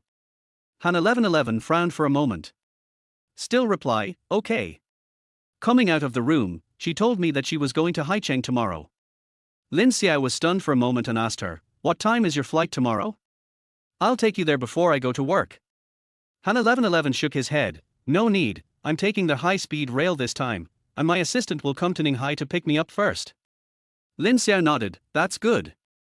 There was no conversation for a moment, and the two were silent. After a long while, Han 1111 asked tentatively, well, do you want to go out for a walk? Lin Xiao was a little surprised. Both of us. If it's inconvenient for you, forget it. It's not inconvenient at all. Lin Xiao smiled and said, I was just a little surprised. I didn't expect you to like taking a walk. Han 1111 felt a little embarrassed, scratched his head and smiled. I really don't like it, but I ate too much tonight. As he said this, he touched his belly. This look was so cute that Lin Xiao couldn't help laughing out loud. Han 1111's face turned even redder. The two put on their coats and walked around the neighborhood. Jianlanyuan is a property that meets basic needs. The community is very large, with a circle of high-rise buildings outside. The green space inside is well planned, and many people exercise and take walks in the evening. The lights in the community were dim, and Han 1111 rarely did not wear a mask. The two walked side by side. Han 1111 got excited and invited Lin Xiao to go out for a walk together, but now that they were out, he didn't know what to say. After walking for a while, Lin Xiao took the initiative to speak. I see you are in a good mood now. Is there any good news? He asked. Is it so obvious? Han 1111 said with a smile. Yes, I felt like you wanted to laugh all the time during dinner. Hey hey. Han 1111 smiled playfully, finally no longer having to pretend, and told him that the author of Later wanted to write a song for her. I originally wanted to scare Lin Xiao, but I didn't expect him to be so calm after hearing it. Yeah, that's great. I told you that since you sing so well, someone would definitely notice you. Really? Hee. Han 1111 couldn't hide her happiness at all and couldn't help but say, however, I'm really happy to be recognized by such a respected senior. Lin Xiao lost his balance and almost fell down. Old senior? How do you know that teacher Ma Yao is very old? I guessed it. Han 1111 smiled softly as she analyzed, look, he hasn't written a new song in 6 years since he wrote Later. Generally, songwriters have a strong desire to express themselves. No matter how uninspired they are, they wouldn't go 6 years without writing a song unless they are very old and their life is very quiet. After saying that, she rushed towards Lin Xiao with a playful look on her face. Do you think my analysis is correct? Lin Xiao swallowed and smiled very reluctantly. Yes, your analysis is correct. Chapter 32 Han 1111's first single. That night, Lin Xiao and Han 1111 took a walk until after 10 o'clock. The two chatted idly and talked about many interesting things about each other's growth. However, the topics of conversation were very broad. But both of them were very sensible and kept the boundaries of ordinary friends, and did not ask questions such as whether the other had been in a relationship before or how many times. Go back upstairs. Han 1111 went straight to bed and slept soundly. Early the next morning, Lin Xiao got up, prepared a simple breakfast for Han 1111 as their host, and then went to work. It was Black Monday, and as expected, I was extremely busy and had to work overtime. It was already 8 o'clock when I got home. Han 1111 had already left with her luggage, and the house was empty. The master bedroom and living room were tidy. Lin Xiao raised his eyebrows. The little sister is quite sensible. I was too lazy to cook, so I just ordered takeout and took a shower while waiting for it. After taking a shower, the takeaway arrived. I took a bite and it was so fucking disgusting. He would have to wait half an hour to order another one, so he gave up and went to the kitchen to see if there was any instant noodles left. Only then did I see a pink paper bag on the dining table. He was stunned for a moment and leaned over to take a look. The bag was printed with the words, Uncle Seabird, which looked like the name of a bakery. But he clearly remembered that he had not bought bread recently, let alone from this shop. Open it suspiciously. Inside was a piece of cranberry toast, a matcha-flavored towel roll, and a box of cream puffs, all unopened. Han 1111 bought it. As soon as this question came up, it was immediately confirmed. Who else could it be besides her? It couldn't be a ghost, right? Lin Xiao took a photo, sent it to Han 1111, and asked, did you buy it? The other end responded quickly. Yes, I really like this bakery, so I bought some for you, squinting and smiling. Lin Xiao raised his eyebrows. I picked up the package and looked at it from front to back, but I didn't see anything special. Lin, why are you buying bread? I'm embarrassed to have stayed at your house for several days. What this means is, accommodation fees. Lin Xiao was amused. This girl is quite knowledgeable about the rules of social interaction, worthy of being from a family within the system. He smiled and replied easily, thank you. 2 squinting smiling emojis were sent back, and the conversation ended. Lin Xiao put down his phone, stuffed a puff into his mouth, and took out a piece of bread to taste it. I have to say, it tastes really good, not as sweet as ordinary bread and cakes. No wonder Han 1111 likes it. Then puffs, bread and cakes completed the dinner. On the other side, Hai Cheng. Han 1111 lay on the bed in the apartment and felt inexplicably relieved after finishing the chat with Lin Xiao. She had been feeling a little uneasy tonight. Before leaving Qianlanyuan in the morning, she ordered a bag of bread by express delivery as a thank you gift to Lin Xiao during this period. After all, my parents taught me since I was young that I should be grateful for what I have received and be soft-hearted when I receive favors from others. These days, Lin Xiao cooked for her, picked her up and dropped her off when she came back from going out, and even let her sleep in the master bedroom. Although the two had a contractual relationship, the contract did not stipulate that Lin Xiao, as the party B, had to do so to this extent. It is reasonable for Han 1111 to express his opinion. Transferring money directly is too tacky, and saying thank you verbally is too insincere. After much deliberation, she decided to buy some snacks that she liked, thinking that the gift might be small but the sentiment behind it was great. However, after delivering the items, she became conflicted again and spent the entire afternoon anticipating Lin Xiao's reaction. When she saw that he still hadn't sent her a message at the end of the get-off-work day, she couldn't help but wonder if Brother Lin was angry and felt that she was too petty and didn't treat him as a friend. Fortunately, Lin Xiao finally sent a message, and his mood was normal. She also put her heart at ease. Just when I breathed a sigh of relief, WeChat rang again. It was an audio file sent by my agent Zhu Hui. Name, Human World, Demo. Han 1111's heart suddenly rose, as if 10 shots of adrenaline were injected into his body at the same time. This is her first single since her debut. It was written by Ma Yao, the composer of Later, and tailor-made for her. This morning, she had seen the music score of Human World with lyrics. She simply hummed the melody and liked it from the bottom of her heart, and the heavy stone in her heart finally settled down. In fact, last night, after she learned that teacher Ma Yao had written a song for her, she felt more nervous than excited. Because no matter how great a musician is, it is impossible for every song to be a masterpiece, not to mention that Ma Yao only wrote one song, Later, and did not release any new songs for 6 years. To put it bluntly, who knows if he can still write songs? And what kind of quality will his songs be? However, these concerns. After Han 1111 saw the music score of Human World, all of his worries disappeared. She finally believed that teacher Ma Yao was still as skilled as ever and was really good at tailor-made treatments. The melody and lyrics of this song are particularly suitable for her. Then, she spent the whole day waiting for the people in the company's music department to make the demo, just like waiting for a crush on her netizen. Now, as soon as she receives an audio file, she can't wait to open it. A melodious violin melody came out, fresh and pleasant, instantly brightening people's eyes. After the storm, there may not be a beautiful sky. The singer specially hired by the company to record the demo sang the entire song with a simple accompaniment.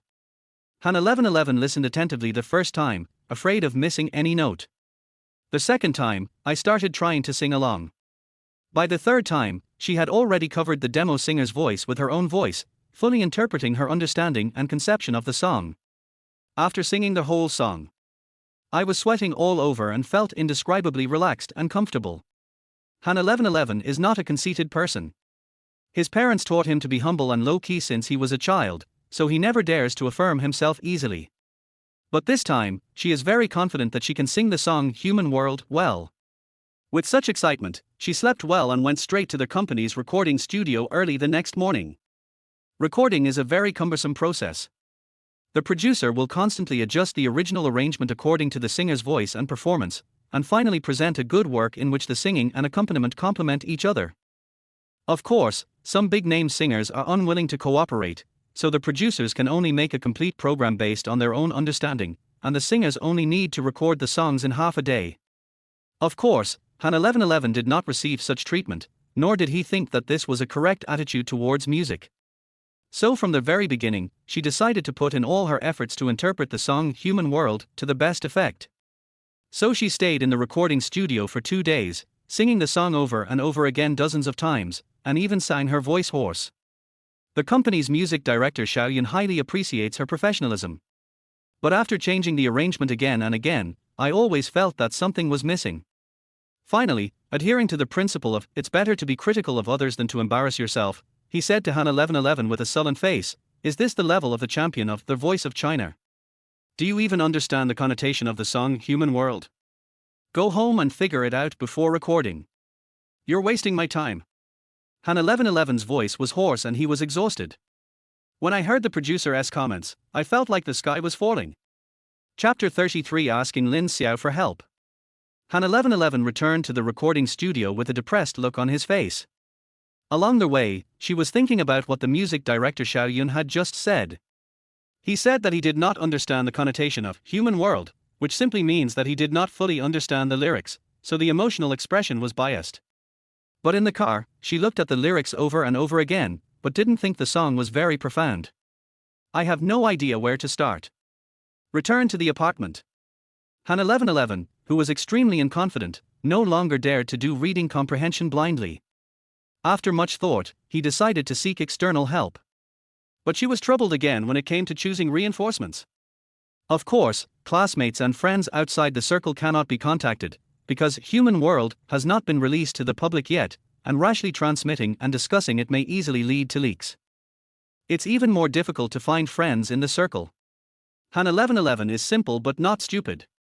Her upbringing has taught her that she should always be on guard against others. Most of the teammates I met during their China's Good Voice competition have now entered the music industry. To put it nicely, they are teammates, but in fact they are already competitors. If you ask others for their opinions on a new song that was tailor-made for you by a great artist, anyone will think you are showing off. There is a high possibility that you will not get any advice in the end and will attract a lot of hatred in vain. So finally, Han 1111 searched through the people he knew and found that the only person he could ask for help was Lin Xiao. Of course, she had good reasons to think of Lin Xiao, and it was not a last-ditch effort. First, he knew that Ma Yao had composed a new song for him. Second, the two have a contract, and all content related to career development cannot be disclosed to the outside world. The third and most important point is that Lin Xiao studied Chinese, so his ability to understand words should be of great reference value. After the above complicated mental journey, although Han 1111 was a little embarrassed, she still gritted her teeth and sent a WeChat message to Lin Xiao.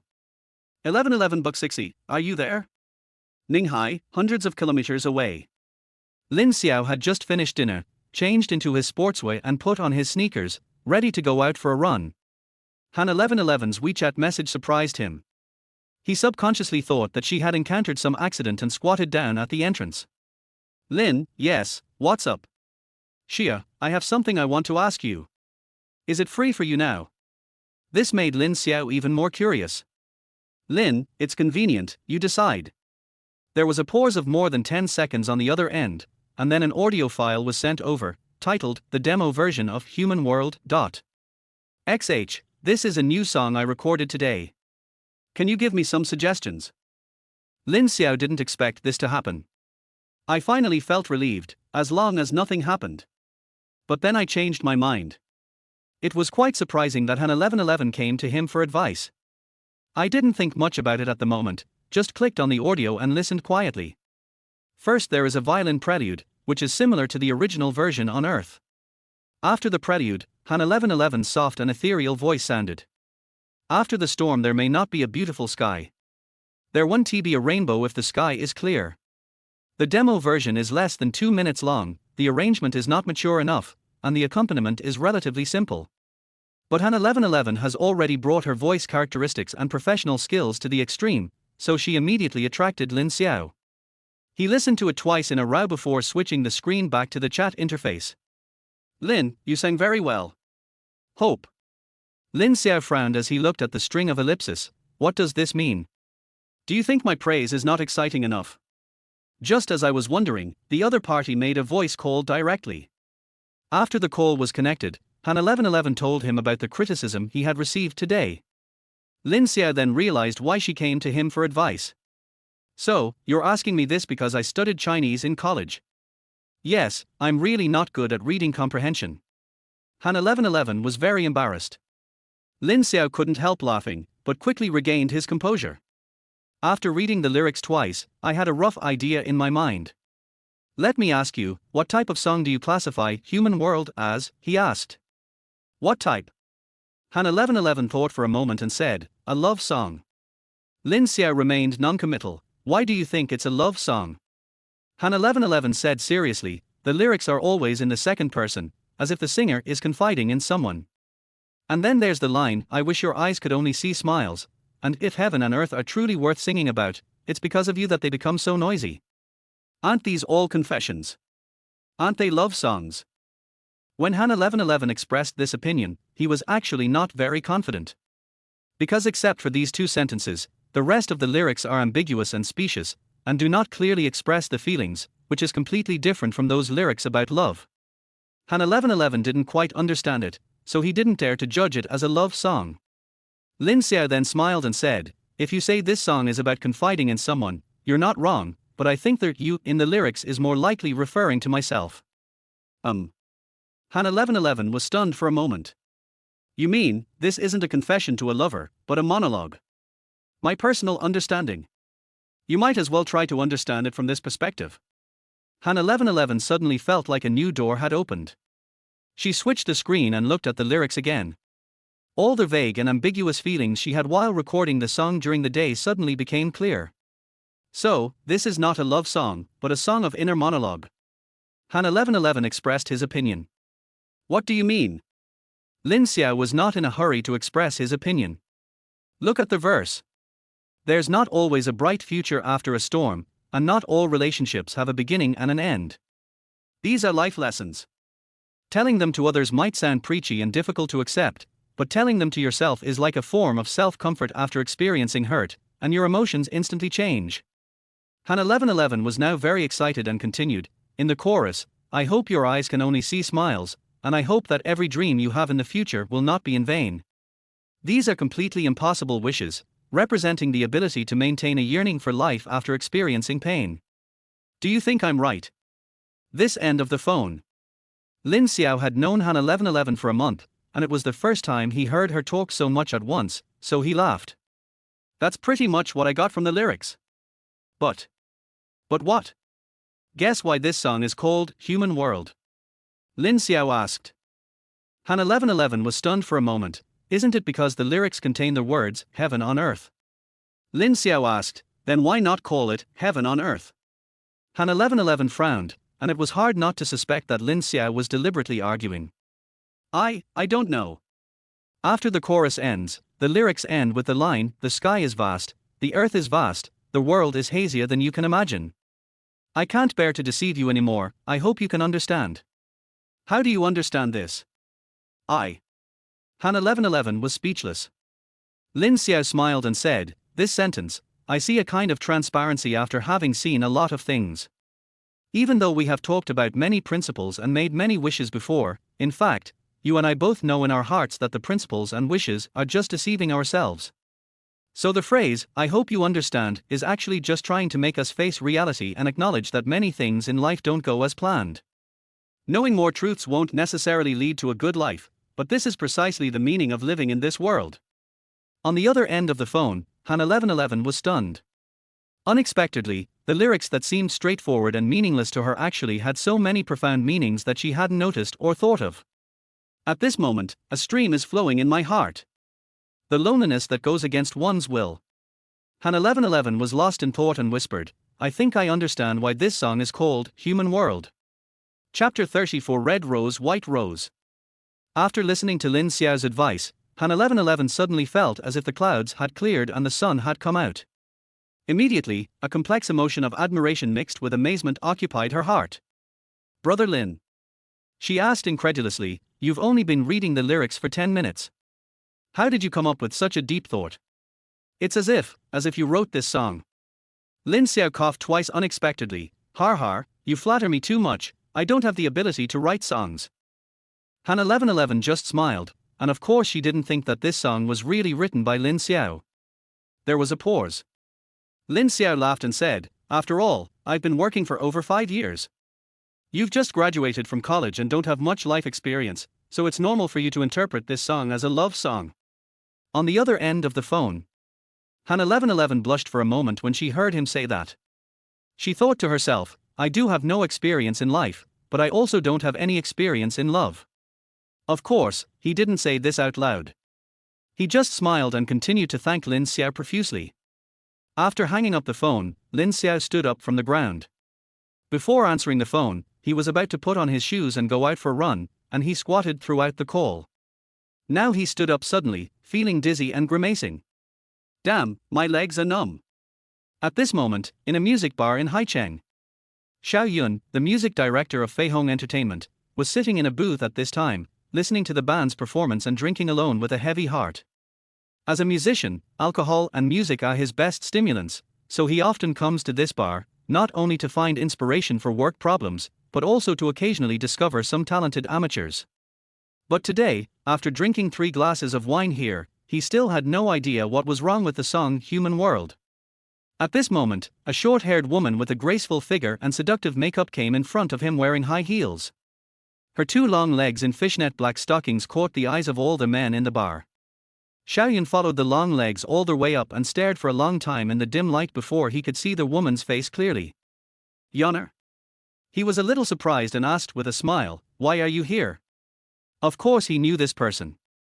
The company's newly signed female singer, who joined the company together with Han 1111, is one of the new talents currently being promoted. As the director of the music department, Xiaoyun inevitably came into contact with her, and was almost made to feel dry in the mouth by her teasing every day. Unlike Han 1111, who came from a talent show and has extremely high traffic, Yang Na is a complete amateur who just returned from studying abroad, so no one recognizes her when she appears in the bar in a carefree manner. In theory, whether in terms of strength, appearance or traffic, Han 1111 is far ahead of Yang Na. However, the first album produced by the company for the same batch of newcomers fell on Yang Na's head, which made people feel sorry for Han 1111. However, Xiaoyun knew the ins and outs of it.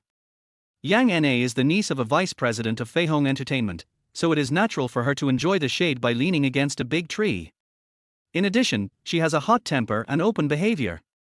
Although she is slightly inferior to Han 1111 in appearance, compared to Han 1111's introverted personality that cannot be easily influenced, Yang Na, who is popular with both men and women, young and old, is naturally more popular in the company. As the only 2 potential newcomers in the company, the 2 were inevitably compared with each other and were privately called Red Rose and White Rose.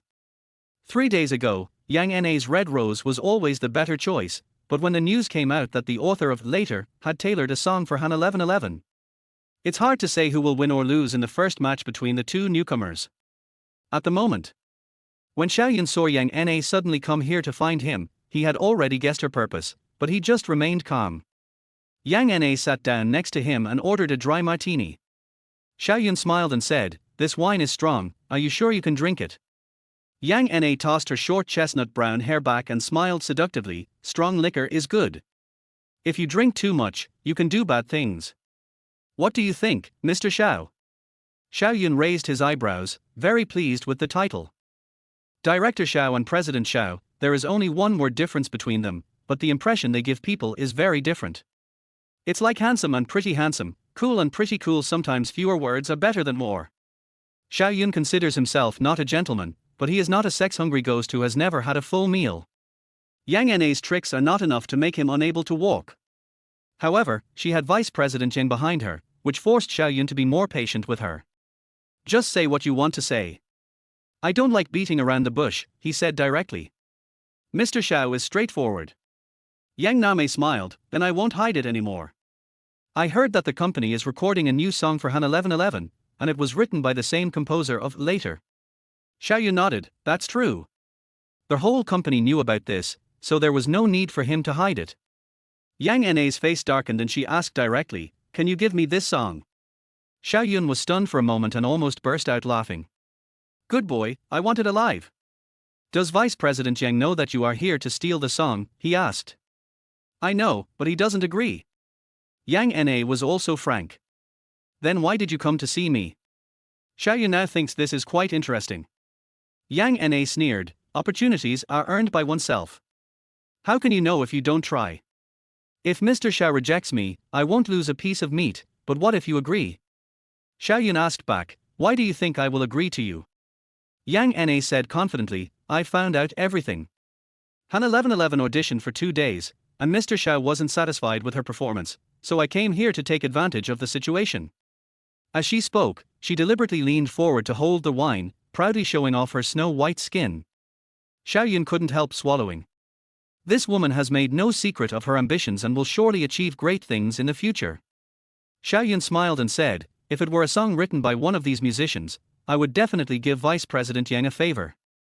But unfortunately, this song was obtained from outside, and they specifically asked Han 1111 to sing it, otherwise they wouldn't even sign the copyright agreement.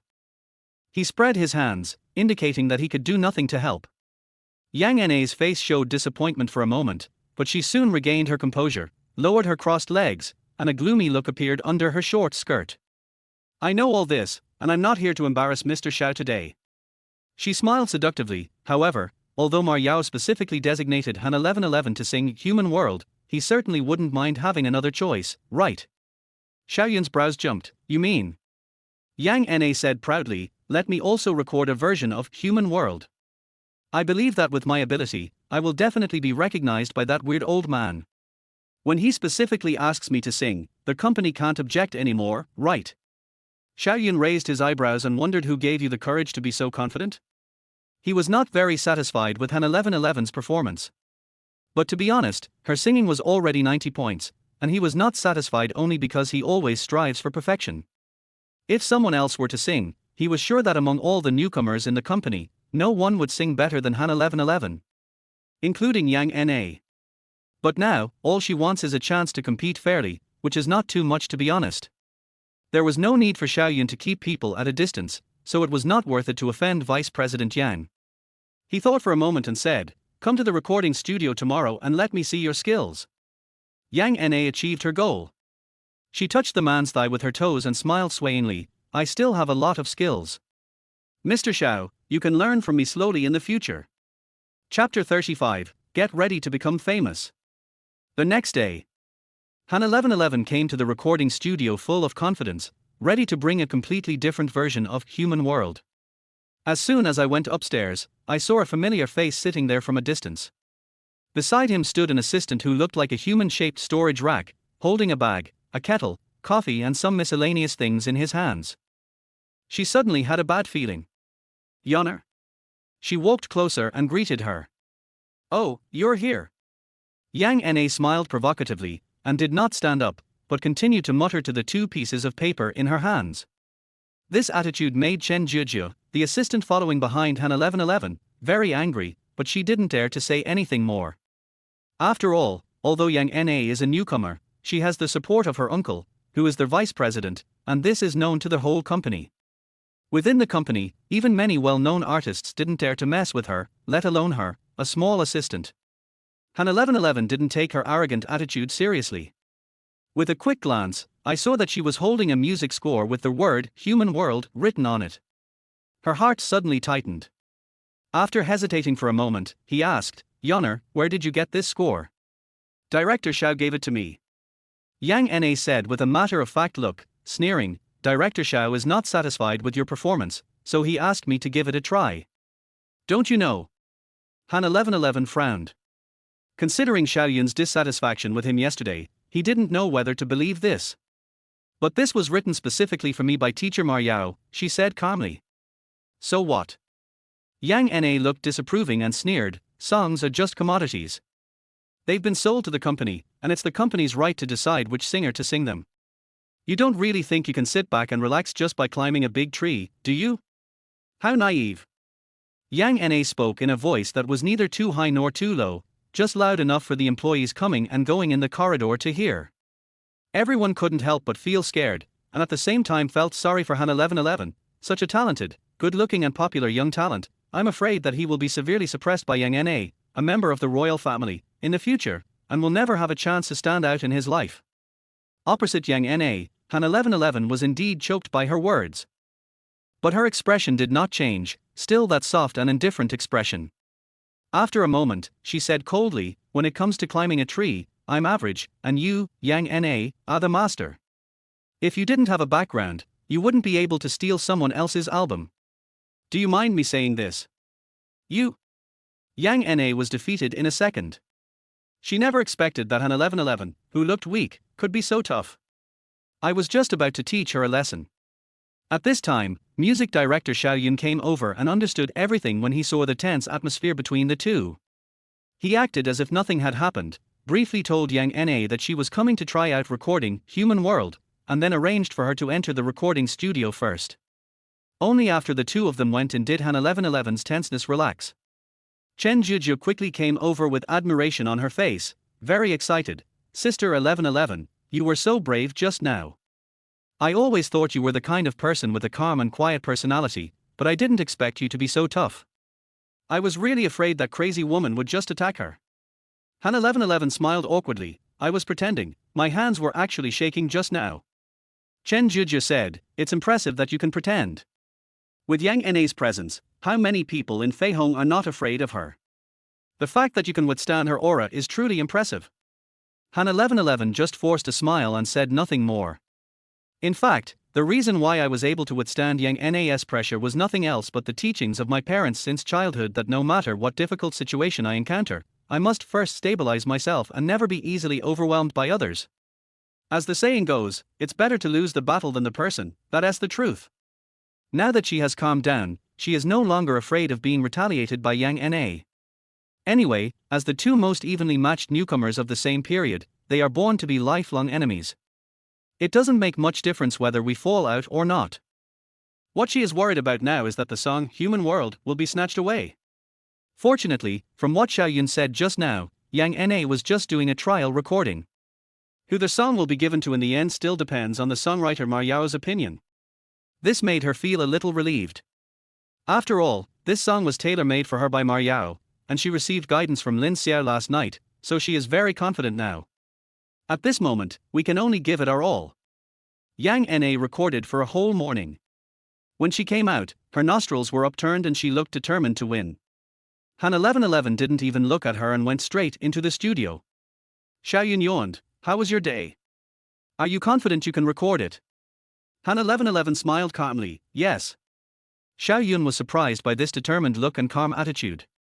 "I thought that with my harsh criticism yesterday and Yang Na's disruption today, Han 1111 should be scared and crying out of anxiety. But I didn't expect her to be so calm, and her confidence was more convincing than Yang Na's mysterious confidence."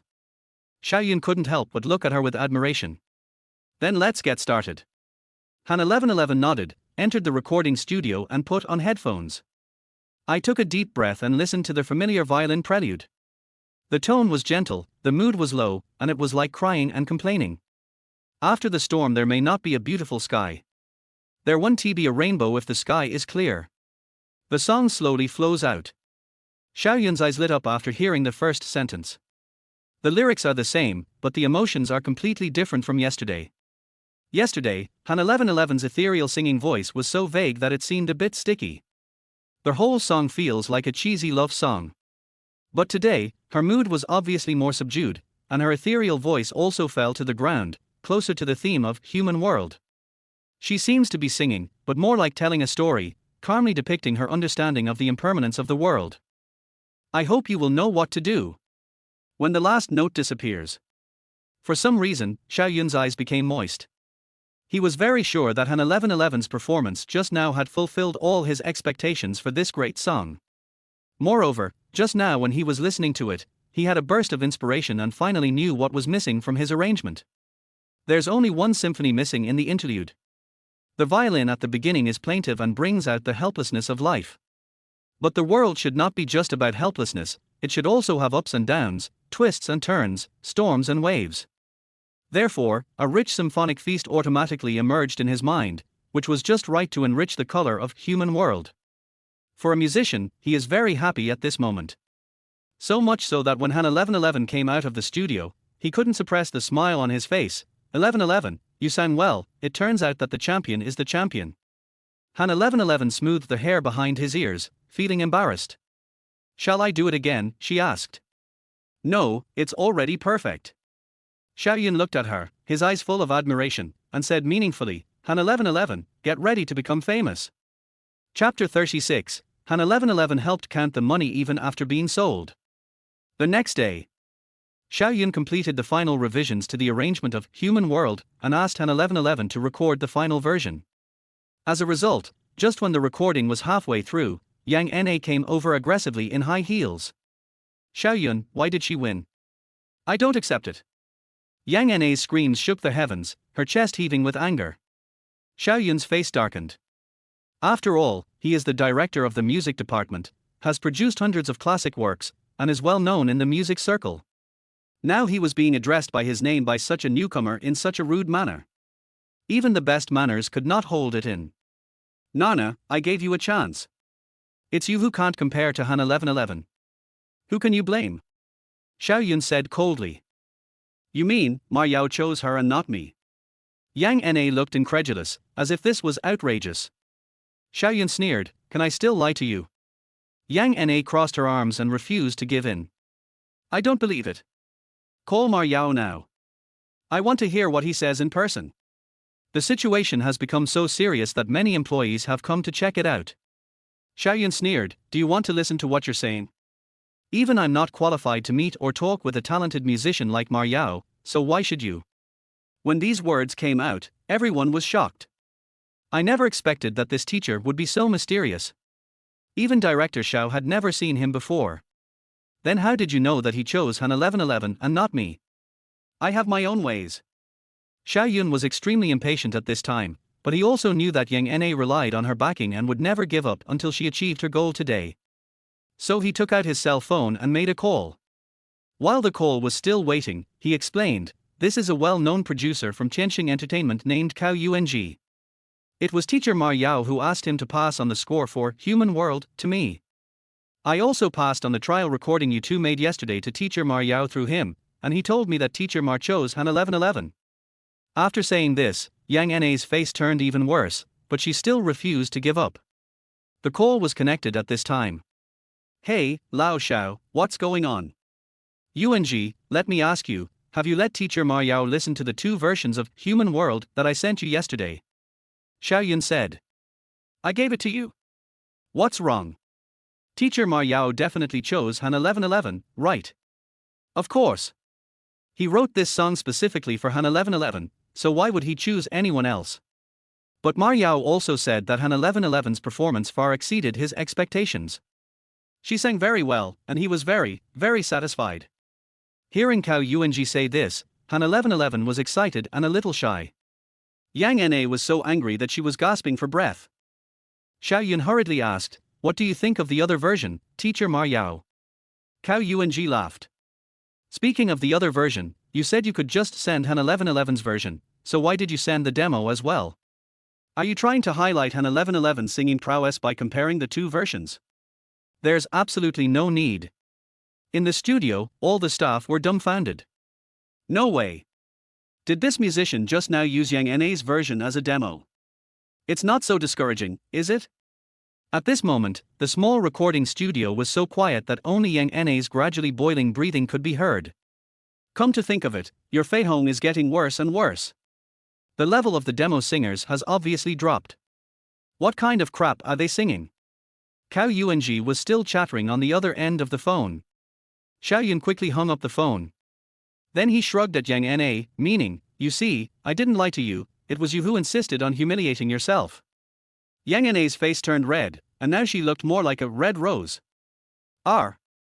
With a hysterical scream, she rushed out of the door in her high heels, and glared at Han 1111 fiercely before leaving. The next day, Friday.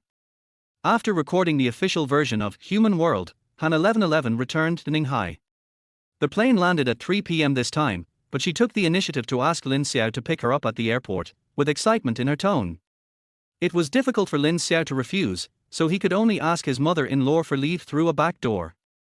Liu Lian sympathized with the fact that her daughter and son-in-law lived apart, and also felt sympathy for Lin Xiao who was married but still lived like a bachelor, so she naturally approved the leave.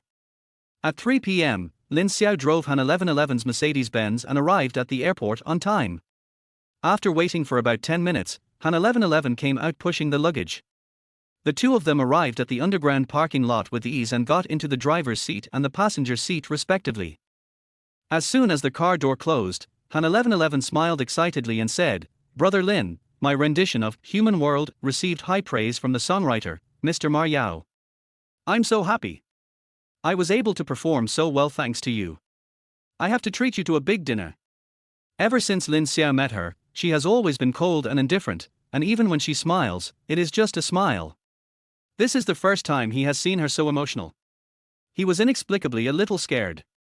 No need to eat. He thought to himself, if you really want to thank me, just pay the 100,000 down payment agreed upon in the contract. Just as he thought of this, Han 1111 said, "By the way, Brother Lin, when we signed the contract, we agreed to give you 200,000 yuan as a cooperation fee. My agent said that once the song Human World is released, I will be able to make money. Counting the income from commercial performances during this period, it will be hundreds of thousands. Then I can give you the money and you won't have to default on it anymore." As soon as these words came out, Lin Xiao was stunned. He didn't expect that the two of them were so in tune with each other. But the thought changed, and he felt uncomfortable again. Using the money I earned from the songs on Human World to pay for my fake husband's expenses? Why does it feel like I'm just teasing myself, he thought to himself. The Ma Yao that Han 1111 mentioned is of course him. Later and Human World were both brought from Earth by him. 6 years ago, when he was still a junior in college, housing prices started to rise again. Although Lin Xiao had made up his mind to live an ordinary life, he did not want to test himself with hardship and endurance. So I wrote a song called Later and sold it to a music company through Cao Yung, a senior whom I met through the university guitar club. This song earned him 200,000 yuan in copyright fees. With this money, plus the tens of thousands of yuan he saved from working part-time in college, he bought a small house in Ninghai with full payment. I originally planned to move in directly after graduation. But in just 1 year, their house price had risen by 30% compared to when he bought it. Lin Xiao estimated that the price would start to fall next, so he made a precise move and got 380,000. After graduation, he took the civil service exam in Ninghai and has been renting a house ever since.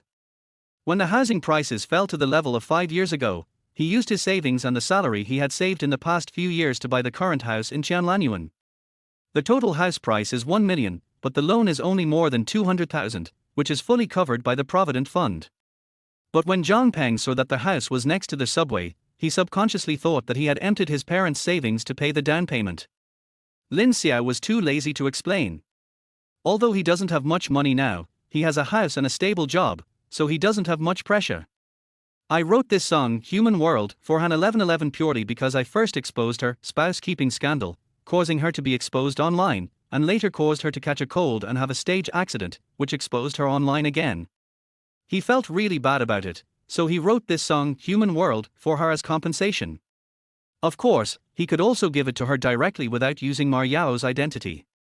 But such an explanation would be too costly and would easily make Han 1111 overthink things. Of course there is a more important reason: it is difficult to collect money. After all, Later has been popular for so many years, and the name Ma Yao has already gained quite a status in the circle even though no one has ever seen him. The same song, sung by the famous Ma Yao and by Lin Xiao, has completely different prices. Lin Xiao, apologizing is one thing, making money is another, they are two different things. Now I hear that Han 1111 is going to use the money she made from the song Human World to pay for his contract as her fake husband. And that he wrote Human World, the song that could revive her career, and secretly earned 300,000 yuan from it. He was also the one who took the scandalous photo that caused her to fall into a slump, and earned 100,000 yuan from it. Lin Xiao's conscience felt a little bit painful. I couldn't help but complain in my heart, now in this situation, it seems like she has been sold out by me, and she is still counting money for me. Chapter 37 Lin Xiao, I really just want to lie down. Faced with Han 1111 who was enthusiastic about treating him to a meal. Lin Xiao hesitated for a long time, and then gently reminded her, "You've been away from home for half a month, and your parents at home are looking forward to your return. Isn't it a bit inappropriate for you to invite me out for dinner alone?" What Lin Xiao didn't say was, girls are said to be extroverted, So doesn't this mean that she has forgotten her mother after finding a husband? Han 1111 felt embarrassed when she heard what he said. You're right. Let's go home and eat. Go home and eat. Lin Xiao frowned, remembering the last time she cooked porridge at home and almost blew up the kitchen, and asked suspiciously, You mean, wait for your mother to come home and cook? Han 1111 tilted his head, No. Is it not possible? Lin Xiao was speechless. But on second thought, it seems reasonable. Han 1111 grew up in a spoiled environment. It wasn't that she had everything provided for her, but it was almost the same. Her mother would prepare all her meals for her when she came back from school. Now that she has a job, she naturally enjoys the care of her parents with greater peace of mind. But Lin Xiao comes from an ordinary family and has been taught since childhood that children from poor families should grow up early. So now at 3:30 in the afternoon, if he returns home, he will definitely take the initiative to cook dinner so that his parents will have something ready to eat when they get home from get off work. At this moment, both of them had subconsciously formed ideas about tonight's dinner, and there was no right or wrong. The difference is simply due to the environment in which they grew up. After hesitating for a moment, Lin Xiao said, How about this, it's still early. I'll go to the market to buy some vegetables, then go home and cook. We can eat directly when my uncle and aunt get home from get off work. Han 1111 was a little surprised by his suggestion. But after hesitating for a moment, he nodded and agreed, thinking that at worst I could just help him. At 4:30, the two bought some groceries and returned to Jilly Garden. Lin Xiao went straight into the kitchen and started working. 10 minutes later, Han 1111 appeared at the kitchen door wearing a set of home clothes. Is there anything I can do? She asked sincerely. Need not. Lin Xiao's voice stopped abruptly and his eyes fell on Han 1111. As the weather turned colder, she wore a white woolen home suit, which made her look fluffy and like a playful snowball. Lin Xiao stared in amazement. Seeing his expression, Han 1111 thought something was wrong with her outfit and felt embarrassed for a moment. What happened? Fine. Lin Xiao quickly regained his composure and said with a smile, If you want to help, please help me pick the beans. Do you know how to pick beans? Han 1111 almost rolled his eyes. Of course, it's not like I haven't done anything before. The more he spoke, the softer his voice became, as if he felt that this was nothing to be proud of. The two of them were busy with each other in the kitchen. Lin Xiao washed, cut, and boiled water, busy and orderly. Han 1111 huddled in a corner, quietly pinching the heads, tails, and tendons of the beans. Neither of them spoke, but they didn't feel awkward. Smoke rose from the kitchen. More than an hour later, the 4 delicious dishes and 1 soup were ready, and Liu Liyun and Han Haijun arrived home just in time. Liu Liyun was holding some dishes in her hands, and she was surprised to see the delicious food on the table. Xiaolin, please sit down. Really, why don't you wait until I get home to do it? You've worked so hard. She said with a wrinkled face and a relieved smile. Lin Xiao smiled and said, You and Dad have worked hard all day. I've taken a leave this afternoon and I'm just sitting around doing nothing. I'll make dinner so you can have a rest. These words were said naturally, without any flattery, but they touched the hearts of Liu Liyun and Han Haijun. The couple looked at each other and saw an expression of great satisfaction in each other's eyes. They really chose the right son-in-law. Okay, then we are lucky today and can have a ready-made meal. Han Haijun said with a smile. Liu Liyun rolled her eyes at him. You talk like you cook all the time. Don't you ever eat something ready-made? Han Haijun laughed awkwardly after his wife exposed his shortcomings. Liu Liyun quickly washed her hands, sat down and tasted each dish. She said, from the bottom of her heart after each one, and was so moved that she almost cried. Xiaolin, your craftsmanship is much better than mine. Liu Liyun said sincerely. Yes, that's really good. Han Haijun also nodded and praised. Lin Xiao smiled and said, I just cooked the meal, as long as my parents don't mind. Naturally, the two of them praised him repeatedly, and wanted to compare him with the state banquet chef. It was obvious that they had never enjoyed the blessing of their daughter but had the chance to eat the meal of their son-in-law. They were extremely surprised and relieved. Han 1111 listened from the side and was very dissatisfied. These weren't all done by Lin Xiao. I helped too. Han Haijun hurriedly said, Really? What did my daughter do? Tell me, Dad. Han 1111 said seriously, I picked the beans, I peeled the garlic, and I brought the vegetables out from the kitchen. His serious look made the couple burst into laughter, and Lin Xiao couldn't help laughing as well. Amidst the laughter, he and Han 1111 inadvertently made eye contact, and a warm feeling flowed through each other's hearts. Han 1111's ears felt inexplicably hot. I couldn't help but think, we two now really look like a couple. We had a very enjoyable meal.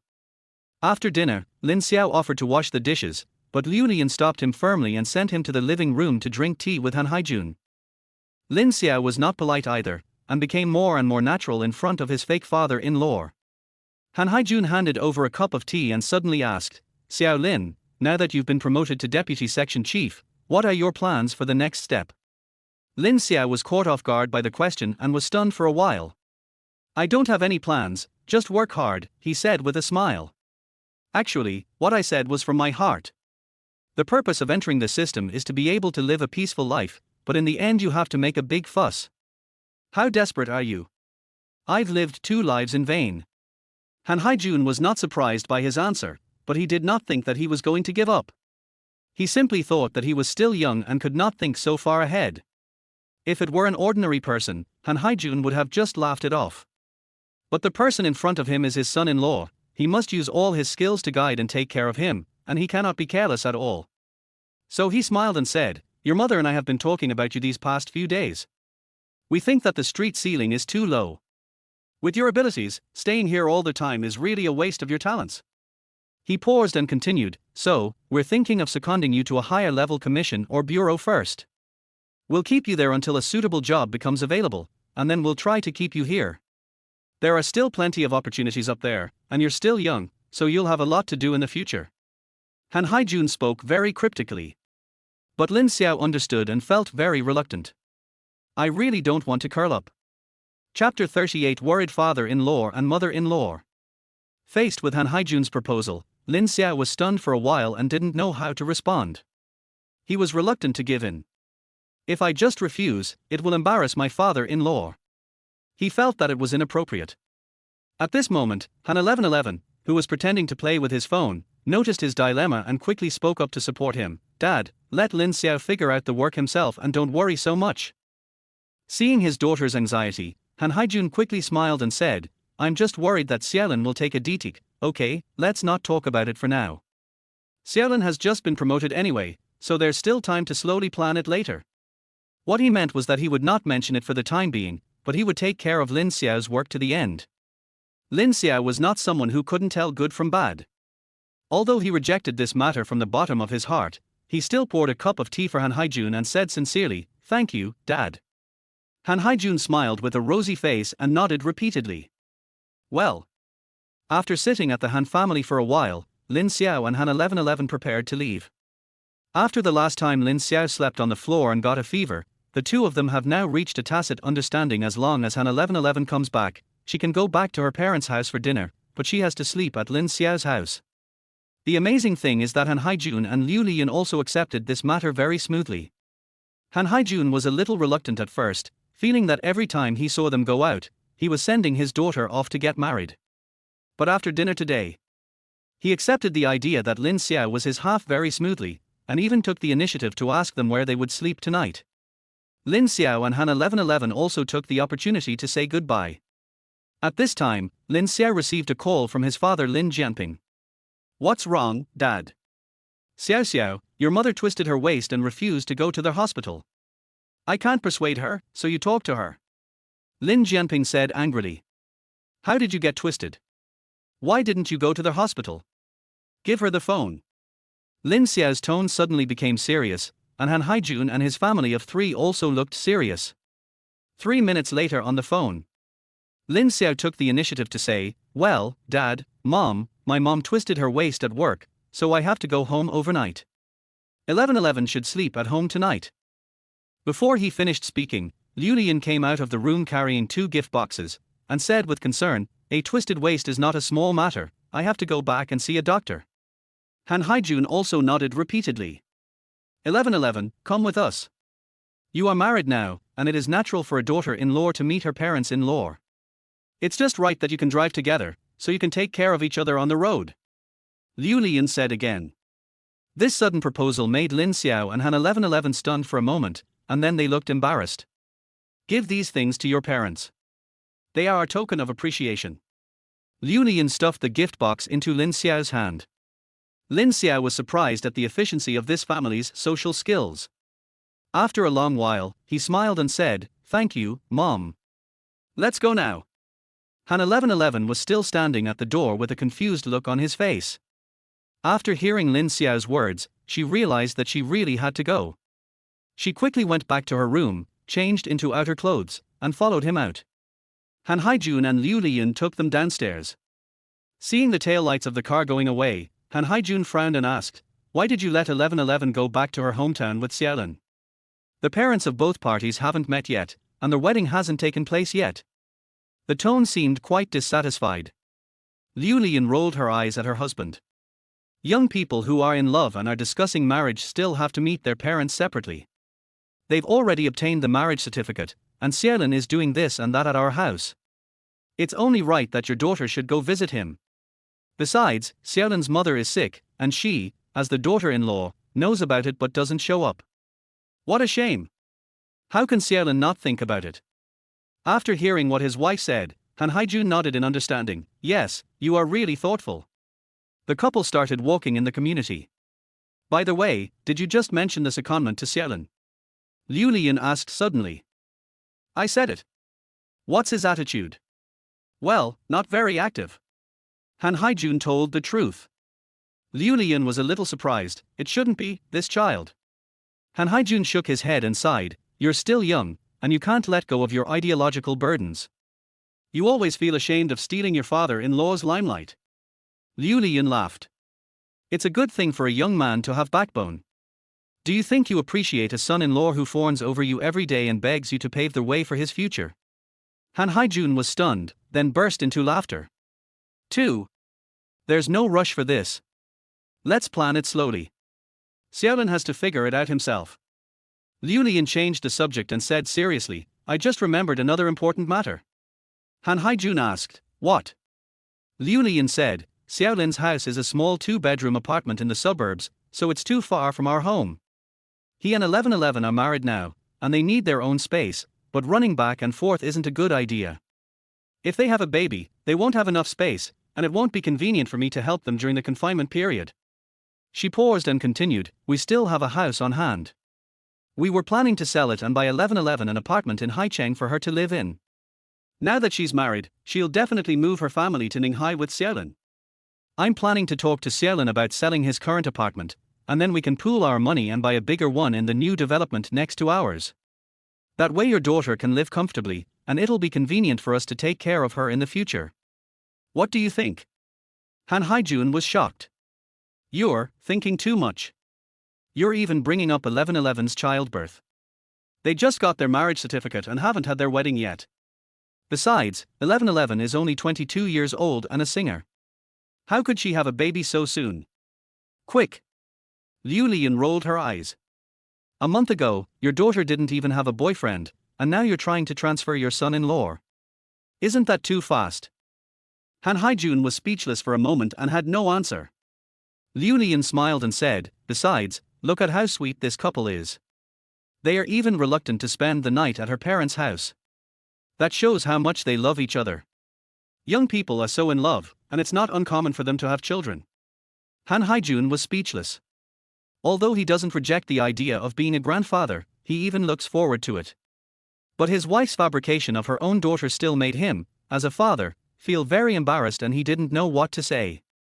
Liu Lian became more and more excited as she spoke, and added, also, as the father-in-law and mother-in-law, we should buy a car for our son-in-law. That red Mercedes-Benz Xiaolin drives is really eye-catching. Besides, 1111 is now being picked up by Xiaolin when she goes home, and she can't drive this car anymore, so we might as well sell it. We can add some money and buy a domestic electric car. It will be convenient for Xiaolin to go to work, and he can pick 1111 up openly when she comes home. That's great. This proposal was approved by the South Korean Navy. Although he held a high official position, he still knew the marriage customs, and the most basic requirement was to give a car as a dowry to a daughter. In theory, buying a house is the man's responsibility. But considering Lin Xiao's family background and the fact that he works in Ninghai, Han Haijun didn't think it was a big deal to prepare a wedding house for his daughter and son-in-law. The couple only let him sell his current house and get involved out of consideration for their son-in-law's face. In fact, according to their guess, Lin Xiao's house would only get him 300,000 to 400,000 yuan, while their house in the city center was sold for more than 2 million yuan in full. It's completely different concept. But for Lin Xiao, they think it is worth it. It's my duty, it's my duty. My wife is so thoughtful. Han Haijun held his wife's hand and smiled innocently. Humph, that's for sure. Liu Liyun is over 50 years old, but she still inadvertently reveals her girlish charm in front of her husband. Chapter 39 Their Dilemma. On the other side, in the car. In the evening, Lin Xiao accompanied Han Haijun for a drink, so Han 1111 was driving today. Take me to their high-speed rail station. Lin Xiao suddenly said. Han 1111 was surprised, aren't we going there by car? Lin Xiao frowned and turned his gaze from the phone screen to the person in the driver's seat. Us. Yeah, right, didn't you say I'd go with you? Lin Xiao was stunned for a long time before he laughed. Your mother said that just now, and I can't refuse her bluntly. But once we leave that house, we don't have to act anymore, so you can stay at my house for the next 2 days, I can go back by myself. Han 1111 blushed, realizing what he meant. Oh. She pursed her lips, a little embarrassed. I was so proactive just now, as if I really wanted to go back with him and play the role of daughter-in-law. But he's been performing with me for over a month, so it's not impossible for me to go and perform with him. It's almost 9 o'clock now. Are there any high-speed rail tickets left? Han 1111 changed the subject. Yes, I just bought it and will be in Anyang at 10 o'clock. Oh, that's good. Han 1111 nodded, turned right at the intersection ahead and drove towards the train station. There was silence for 2 minutes. She took the initiative to speak. Why do you look reluctant about my father's proposal just now? Lin Xiao didn't expect her to ask this and was a little surprised. You mean, he used his connections to get me transferred to the district organization department? Well, how can I put it? Lin Xiao smiled and said seriously, 2 reasons. First, I really don't want to go. I don't have such big aspirations. I just want to lie down in my current position and live a stable life. I'm not cut out to be an official. Do you think I'm useless if I say this? Han 1111 smiled and said softly, no. My parents are both career-oriented people. They've been busy with work for so many years, especially my dad. As far as I can remember, he's been traveling back and forth across the province. I rarely see him at home. Talking about her childhood, she looked lonely, then suddenly smiled. I grew up at my grandmother's house, so, from my perspective, I not only understand your thoughts, but I also support them. This attitude surprised Lin Xiao and he started laughing. What's the second reason? Han 1111 asked. The second reason is of course our contractual marriage.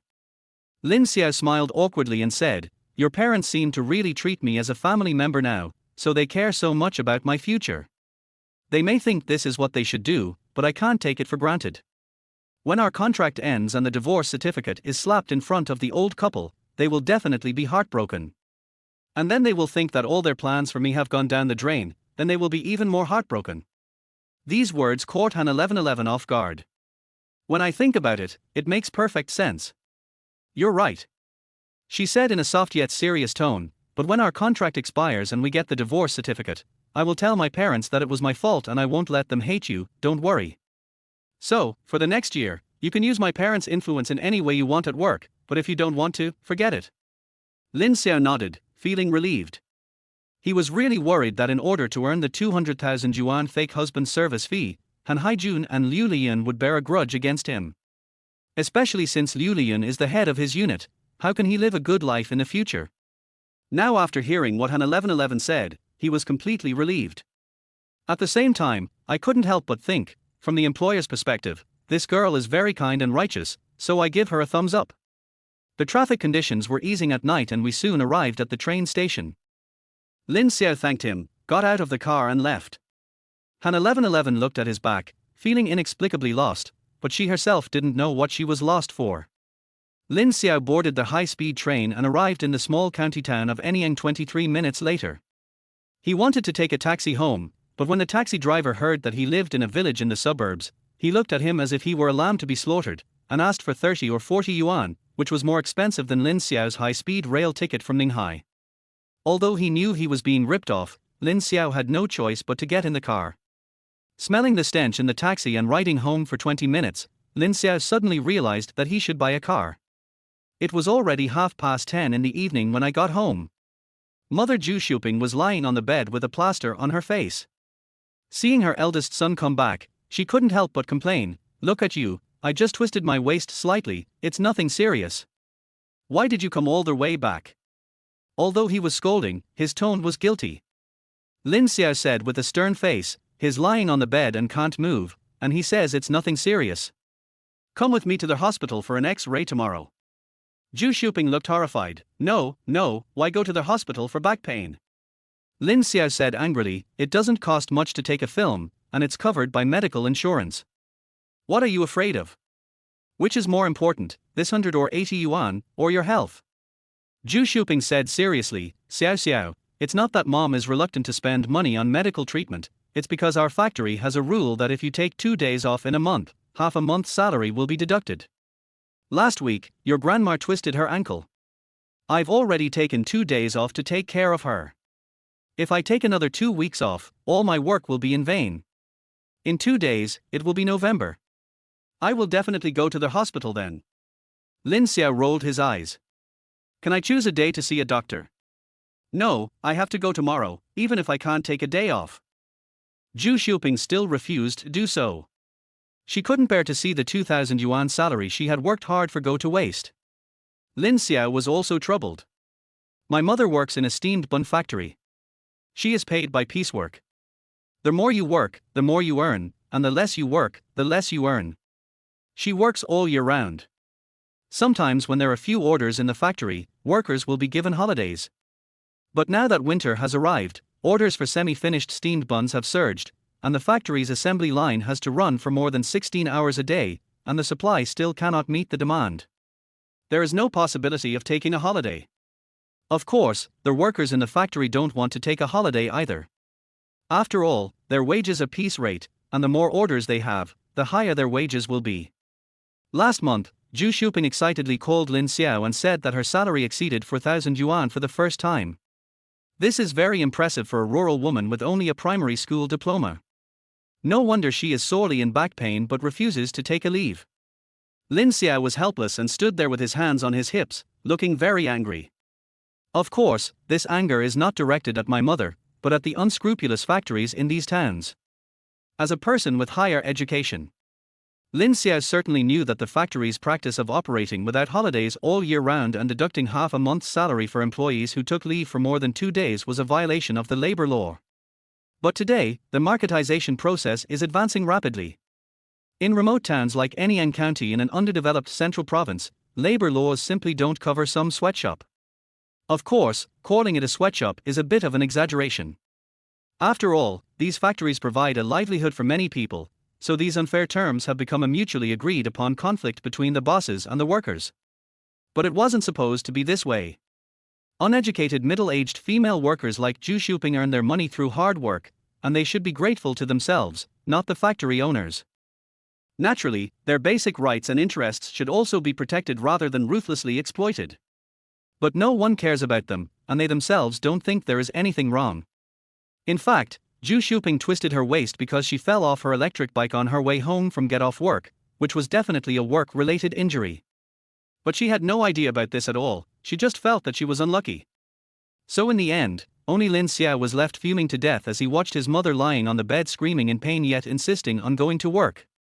"Go to the hospital tomorrow," he said coldly. "I'll find someone to help you with the salary deduction." Chapter 40. A piece of cake. I heard Lin Xiao patting his chest and promising that he would take care of the salary deduction issue. Zhu Shuping didn't believe it at first. After all, although her son was an excellent person, it was impossible for him to give orders to the boss of a steamed bun factory. Lin Xiao knew that if he didn't give his mother a reassurance today, she would be grumbling all night.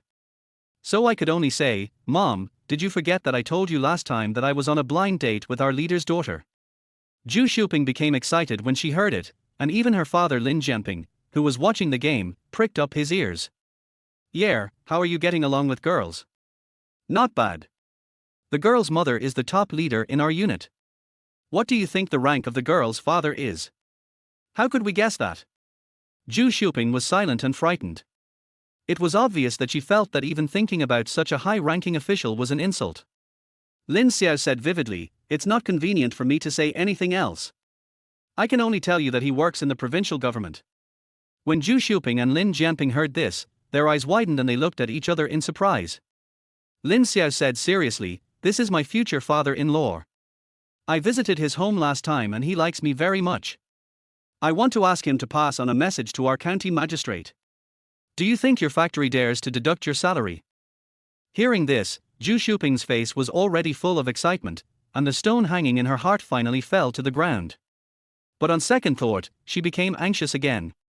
"It's not appropriate to trouble such a high-ranking leader for such a small matter like mine, right?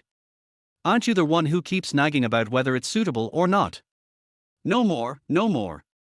Zhu Xiuping waved her hands repeatedly. "Xiao Xiao, I'll listen to you. I'll go to the hospital for an X-ray tomorrow. Don't beg them for such a small thing. It's not worth it. I'll have to get my salary back later. If the boss thinks you have such incompetent and petty parents, it's not enough trouble. They won't marry their daughter to you. Then I'll be so sorry for you." As Zhu Xiuping spoke, tears were about to come out and her face was full of self-blame. Lin Xiao was shocked. He had never thought of looking for Han Haijun. "I brought him out just to scare my mother and make her feel at ease." Unexpectedly, this triggered such emotion in her, and he suddenly felt a little guilty. "Fortunately, my mother finally agreed to go to the hospital tomorrow." Early the next morning, after breakfast, Lin Jianping went to work at the construction site as usual, and Lin Xiao took his mother to the hospital in a taxi. After a round of examinations at the hospital, it was confirmed that Zhu Xiuping's waist was accidentally stretched and the ligament was sprained. She just needed to rest at home for a few days to recover. They prescribed some ointment and let me go home. The doctor specifically advised not to do physical work in the next few days. When Zhu Xiuping heard this, she knew that she would not be able to go to work in the factory for the next few days and her entire month's salary would be gone. She felt even more upset. At that moment, the factory manager suddenly called her and said, "Lao Zhu, you hurt your back, didn't you? I've consulted the factory director. You fell off your electric scooter on your way home from work. It's considered a work-related injury, and the factory will subsidize you 3,000 yuan. You should rest well these few days, and your piecework wages for this month will be paid as usual. Don't worry." Zhu Xiuping was stunned and couldn't believe it was true. After hanging up the phone, he asked his son, "Xiao Xiao, you still called the girl's family? Didn't I tell you not to contact them? How embarrassing." Zhu Xiuping was almost crying out of anxiety. "I didn't look for him, and I'm not stupid." Lin Xiao was speechless. "That factory. I did look for someone, but it wasn't my future father-in-law, it was my high school classmate." "High school classmate?" Lin Xiao told the truth. "A classmate of mine from high school is now working as a secretary for the county magistrate in Anyang County. After graduation, he worked in a big city for 2 years. Later, he wanted to take the civil service exam. Knowing that I had just graduated and started working, he added me on WeChat to ask for advice. I was the one who helped him pass the exam. I called him while you were getting the inspection just now. He's only the county magistrate secretary, but all the businesses, big and small, in the county have to give him face. A small matter like yours would be just a matter of a word to him." Zhu Xiuping was stunned when she heard this.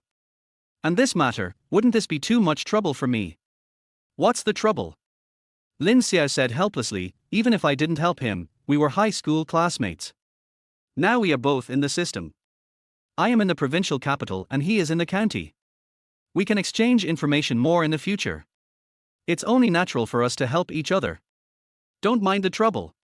Zhu Xiuping felt a little dazed when she heard her son say these words with a calm expression.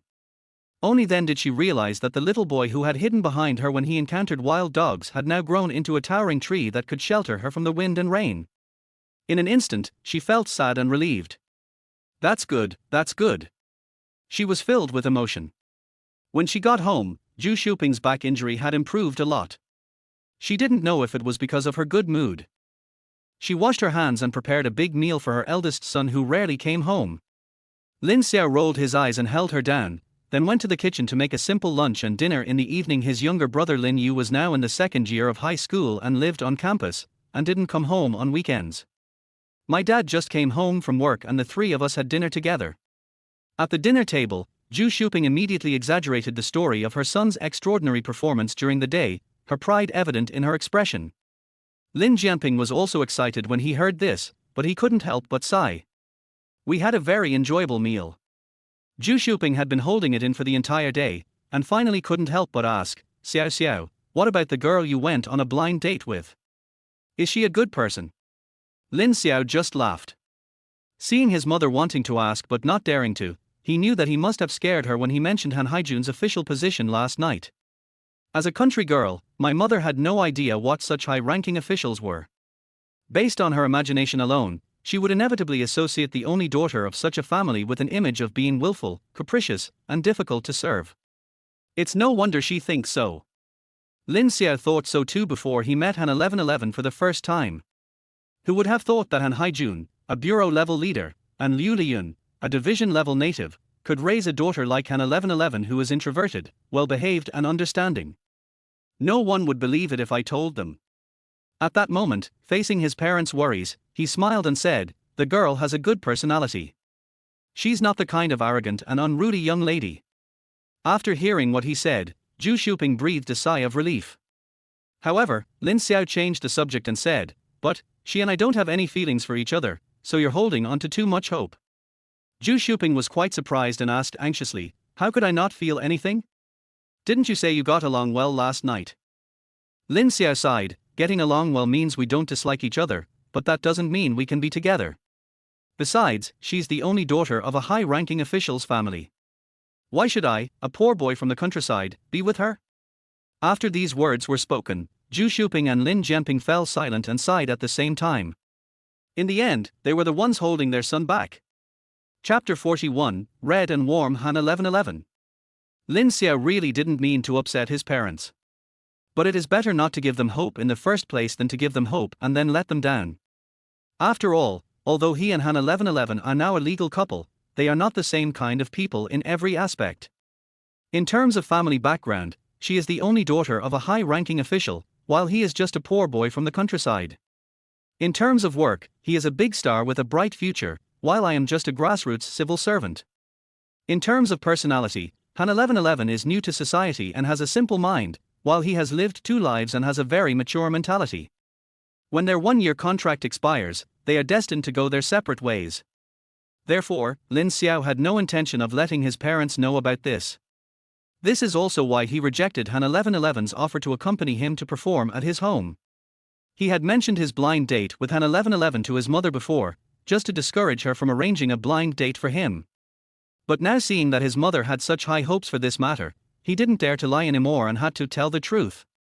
After all, Han Haijun and Liu Liyun are knowledgeable and can withstand the blow of their daughter's quick marriage and divorce. His parents can't stand it. So now, he had to personally extinguish the flame that had been ignited in his mother's heart by his casual mention. I took care of my mother at home for another day.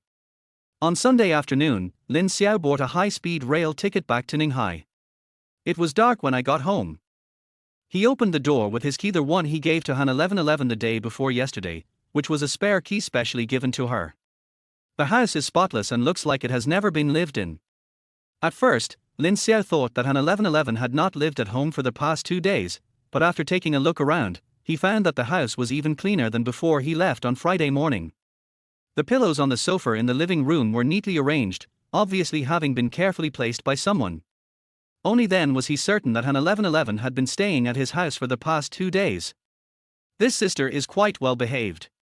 He smiled. Having lost confidence in takeout, he decided to make dinner himself. When he opened the refrigerator, he saw the familiar Uncle Seabird bread bag. When I opened it, I saw a bag of slices, a box of matcha cake, and a large chocolate-flavored bread. The overall portion is even bigger than last time. Lin Xiao felt inexplicably good after seeing this. After eating the bread from this shop last time, he really thought it tasted good and was thinking of buying it again when he had the chance. But then I always forget. Now, it's just the right time to prepare dinner. He warmed up the slices in the microwave, fried himself an egg, and added 2 leaves of lettuce and tomato to make a simple sandwich. Before eating, I took a photo and another photo of the bread bag and sent them to Han 1111. Lin, thank you for the bread, laughs. That side. Han 1111 had just arrived at the apartment in Haicheng. When she heard the WeChat message, she didn't even pack her luggage. I quickly sat down and typed a reply. 1111 buck 60, you're welcome tilde tilde. Lin Xiao looked at the small waves behind the Chinese characters and sensed a hint of playfulness. Just when I was wondering whether to continue replying, Han 1111 came back again. Xia, by the way, how is auntie, are you okay? Lin Xiao raised his eyebrows. I didn't think much about it and replied naturally, and the two of us started chatting casually. Lin, I went to the hospital and took an X-ray. It's nothing serious. I'll be fine in 2 days. Xia, that's good, smiles brilliantly. Lin, thank you for your concern. Xia, you're welcome. I can't really help you much. Pause. Lin, by the way, you said last time that the recording of Human World has been completed. Is it going to be released soon? Well, I'm going back to Haicheng this time to shoot a poster. I guess it will be soon. Lin, looking forward to the official version. Xia, awkward. Pause. Han 1111 inexplicably wanted to chat with him for a while longer, but didn't know what to say. So I feel a little confused. At this time, my mother called and my assistant Chen Jujia just came back with dinner. Hey, Mom. 1111, have you arrived in Haicheng? Liu Lian asked on the other end of the phone. Yeah, we're already at the apartment. Good. Liu Lian quickly skipped over this topic and got to the point. By the way, how was your trip home with Xiaolin this time? What were his parents like? Were they nice to you? Did they give you any trouble? When Han 1111 heard this question, he glanced at his assistant awkwardly.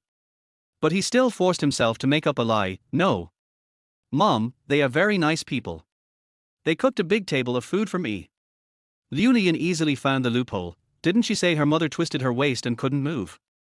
How could she still cook for you? Han 1111 also reacted quickly, which was rare. It was his father who did it. Liu Lian thought for a moment and said, oh, yes. Xiaolin is such a good cook, so it's normal for your father-in-law to cook. The atmosphere in their family is quite good. All the men can cook. It seems that they are all family-oriented and loving to their wives. Han 1111 blushed when he heard this. Mom, nothing else, I'm hanging up now. Why are you in such a hurry? Mom hasn't finished asking questions yet. Liu Lian unraveled the mystery and asked Han 1111 everything about his first visit to her husband's house, even asking whether he and Lin Xiao slept in the same room at night. Han 1111 was so embarrassed that he could only tell one lie after another to cover up the first lie. In order to reassure her mother, she kept saying good things about Lin Xiao's family. In the end, even she felt that she was giving it away. The call lasted about 10 minutes. Liu Lian got the answer she wanted and hung up the phone contentedly. Han 1111 breathed a sigh of relief. When I put away my phone, I found a pair of burning eyes staring at me, and the small apartment was filled with an atmosphere of excitement. Let's eat, Jujia. She tried to evade the question. Chen Jujia, however, refused to let go of such a good opportunity to eat melons. With twinkling eyes, she excitedly asked, Sister, did you go to my brother-in-law's house? Did you even meet my parents-in-law? Han 1111 felt even more embarrassed when she heard the terms brother-in-law and parents-in-law. She quickly said, that's fake. I lied to my mother. Chen Jujia had been expecting something great, and was now extremely disappointed. But then, she found something wrong. That's not right. From the way Auntie called you just now, did she know that your marriage to my brother-in-law was fake? No, I don't know. Han 1111 felt guilty. That's strange. Chen Jujia looked cunning, as if she had discovered something. Since it's fake, why didn't you tell your uncle and aunt? Han 1111 said in a panic, I didn't tell them because I was afraid they wouldn't agree. After all, the fact that I got the marriage certificate must be made public, and I have to get a divorce in the future. If I tell them in advance, they will definitely not agree. I understand. Chen Jujia interrupted, her smile enigmatic. But now it's out in the open, your career is back on track, and you're about to release a single. It's a done deal, right? You can totally tell your uncle and aunt the truth now. They can't do anything to you, and it saves you from having to make up lies to deal with your aunt every few days, isn't that right? Han 1111 was speechless for a moment. Even she herself realized that she could confess now. But, why haven't I thought of this before? She blushed inexplicably. It was late autumn, and the air-conditioned apartment was chilly, but a hint of red warmth crept up behind her ears. When Chen Zhizhi saw her reaction, her alien spirit was immediately ignited, and her whole body felt unblocked.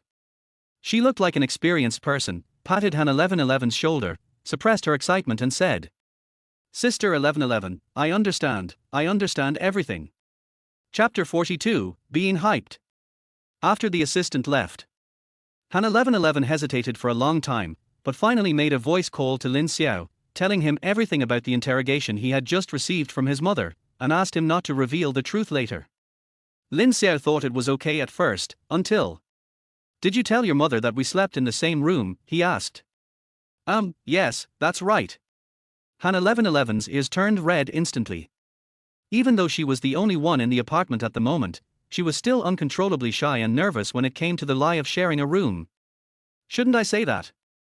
I was thinking that we both pretended to sleep together at my house," she whispered. "This..." Lin Xiao smiled awkwardly. "It's different in your house and in mine. In your mother's mind, this is your first time meeting the in-laws, so theoretically, you can't be too proactive. If you live with me, it will be easy for my in-laws to think you're paying me back, and they'll use you as a bargaining chip when discussing betrothal gifts, wedding houses, and so on." The more they talked about this topic, the more awkward it became. The fake husband teaches his fake wife how to deal with the fake parents-in-law. "I always feel like something is wrong."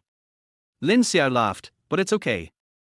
After all, we are just in a contractual relationship, and it won't get to the point of a betrothal gift or a wedding house. If your mother has any opinion about me and our family because of this, it doesn't matter." On the other end of the phone, Han 1111 was silent. "All right then. I'm going to rest. Well, good night." "Good night," Han 1111 said in a low voice and hung up. Lin Xiao always felt that her mood suddenly became a little strange, but he couldn't figure out why, so he didn't think much about it. The next day, a new week began. Lin Xiao and Han 1111 were separated and each of them was immersed in a busy and tense life. Before Lin Xiao was promoted to Deputy Section Chief, as the only backbone of the office, Section Chief Li Mingdao had to paint a rosy picture for him and do some work for him when assigning him tasks. Now that he has become a full-fledged Deputy Section Chief, Li Mingdao simply stopped pretending and handed over all the department's work to him, even including all important matters that required the signature of the department head in meetings. Li Mingdao himself is late and leaves early, fishing for 3 days and drying the net for 2 days, living a very leisurely life. Lin Xiao looked at the mountain of materials on the table and felt overwhelmed. It's not that there is no gain. His current work status completely confirmed his initial guess. Once he embarked on the path of promotion, he would be like a beast of burden who could be exploited at will in the eyes of his superiors, and he would not even have the right to complain. Looking at the rising salary, Lin Xiao could only grit his teeth and throw himself into the daily work of plowing the fields and grinding the mill with oxen and horses. The other side. Han 1111's work also became extremely busy. For 2 consecutive days, she was in the studio shooting the promotional posters for Human World. Since she was a complete novice in this area, even though she was naturally beautiful and had an extraordinary temperament, she still couldn't let go when facing the camera, so it took 2 days to achieve the effect the photographer wanted. In addition to shooting posters, the company also arranged many offline announcements for her. These tasks are not entirely centered around the new song Human World. After all, it has not been officially launched yet. The company's attention to her has skyrocketed. It's entirely because I know the power of Human World, and I'm also very satisfied with her performance of this song. The new song will be absolutely unstoppable once it is released. Han 1111's popularity and influence will skyrocket, and she may even be able to get over the impact of the sponsorship scandal. Seeing these prospects, the company naturally paid more attention to her and arranged higher standards for her performances. Han 1111 didn't feel anything about this. Anyway, she likes to sing, so it doesn't matter to her where she sings or how many audiences there are. This made manager Zhu Hui beam with joy, and she couldn't stop sighing, "Oh, this teacher Ma Yao is really a benefactor to our 1111. You see, you became popular after participating in The Voice of China and sang later, written by him. Now your reputation has been damaged and the company no longer pays attention to you. But he relied on the song Human World to directly turn the situation around. TSK, not only is Mr. Ma an amazing songwriter, but is also incredibly helpful to you. It's just that he's a secretive person and never shows up. Otherwise, I'd definitely take you to visit him and solidify our relationship. Han 1111 saw Sister Hui so excited, but she didn't feel that much in her heart. She was also grateful to teacher Ma Yao for writing the song Human World for her, but she felt that doing her best to sing the song well was the greatest reward to the songwriter. She didn't think much about the rest. Under the operation of the company's publicity and promotion department, Human World will soon be released on Penguin Music at 8 p.m. on Friday, November 1st. Han 1111 didn't expect it to happen so quickly. She was extremely nervous for a moment, wondering what netizens would think of her performance. But along with the good news comes bad news. I'm so pissed off. Manager Zhu Hui blushed as she said, "That Yang Na is really haunting us. Last time, she tried to steal Human World from you behind my back. Even after failing, she still didn't give up. Now she's trying to ride on our popularity again. What's wrong?" Han 1111 asked. "I just found out that Yang Na's debut album's title song will also be released on Friday night, and it will be in the same recommended spot as yours." "Same recommendation position, what does that mean?" Han 1111 looked confused. Zhu Hui sighed, sat down, and said, "Do you know that Yang Na and you are called Red Rose and White Rose in the company?" Han 1111 nodded, although she didn't like this title. That Yang Hebo might have been inspired by this name and planned to release Yang Na's hit song and your Human World together. He even combined the promotional posters into one. "She's the Red Rose, and you're the White Rose." Zhu Hui said this, opening a poster from WeChat and handing it over. Han 1111 took a look. The exquisite poster is divided into two parts by a diagonal line. The upper part is a charming red. Yang Na has an exquisitely made-up face and is charming and seductive. She holds a gorgeous red rose in her hand. Written next to it is the title of her hit song Dream. The lower part is pure white. Han 1111 has light makeup, her eyes are closed, and she is holding a white rose bud in her hand. Next to it is written Human World in the same font as in Dream.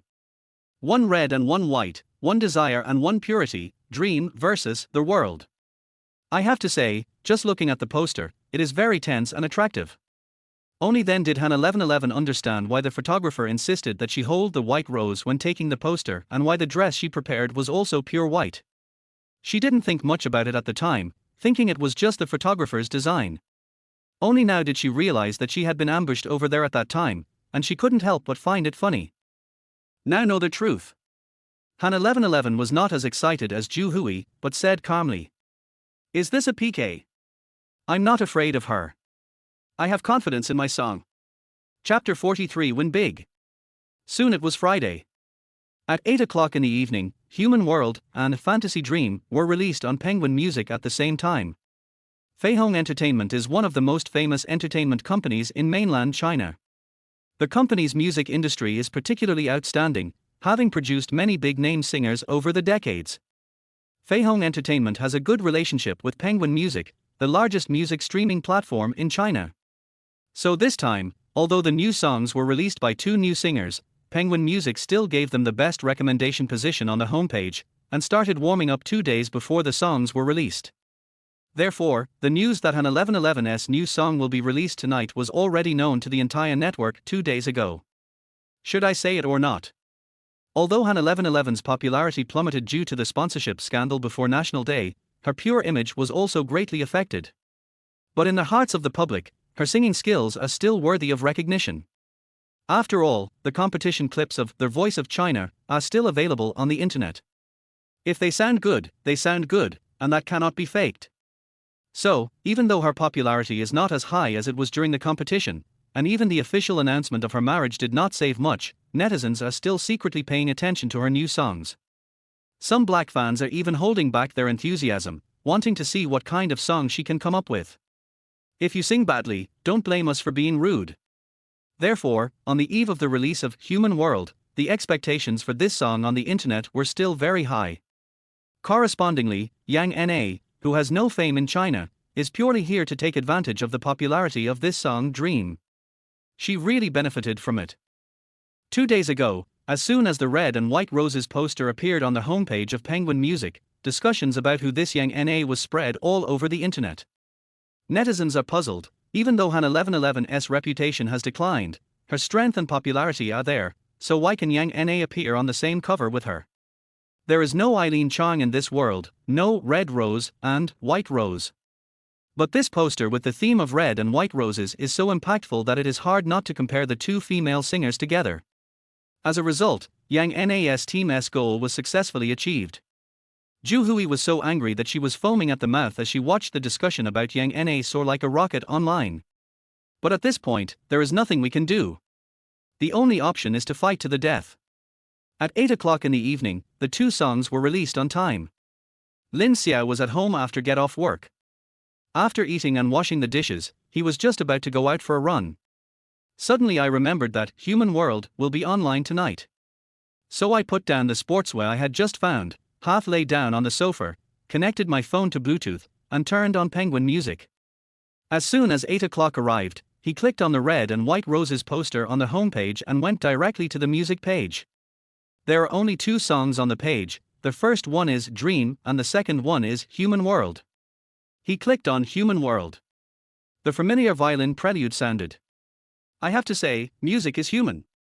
The score that Lin Xiao provided to Cao Yung only contained lyrics and melody. The producer was completely responsible for arranging the music and using the right instruments. However, this song transcends planets and time and space, and what is ultimately presented is still the familiar instruments and melodies. For a moment, Lin Xiao had a sense of unreality as if time and space were reversed. After the prelude, Han 1111's ethereal voice sounded.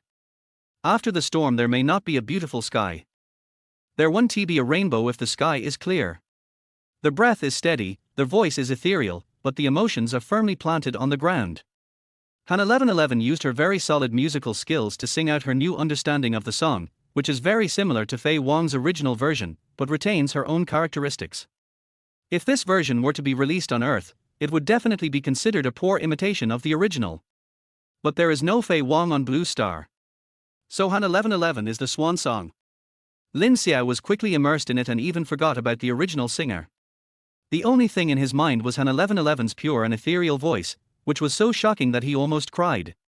Of course, his big reaction was due to his unique perception as a time traveler.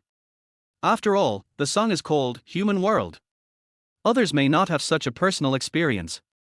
Lin Xiao added the song to his favorites without hesitation, and then listened to it 5 times in a row. After doing it 5 times, I feel relaxed all over. It was already 8:20 in the evening. Lin Xiao returned to the playback page and found that the number of collectors of Human World had reached more than 2,000, and every time it was refreshed, the number would increase by more than 10 or 20. This data is very scary. After all, the new song has only been online for less than half an hour. Even if it is recommended on the homepage, the fact that it has gained so many collections in such a short time is enough to prove the quality of this song. Clicking into the comments section, his inference was confirmed. I cried after hearing this. Han 1111's voice is absolutely amazing.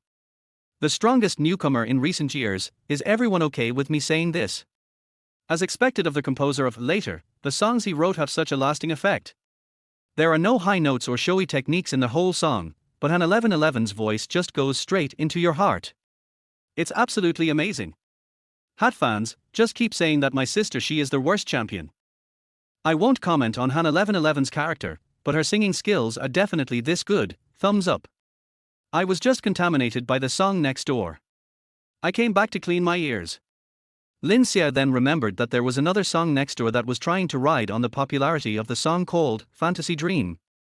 Out of curiosity, he clicked on it and listened. After a strange electronic music prelude, a monster-like voice came out, almost making his ears explode.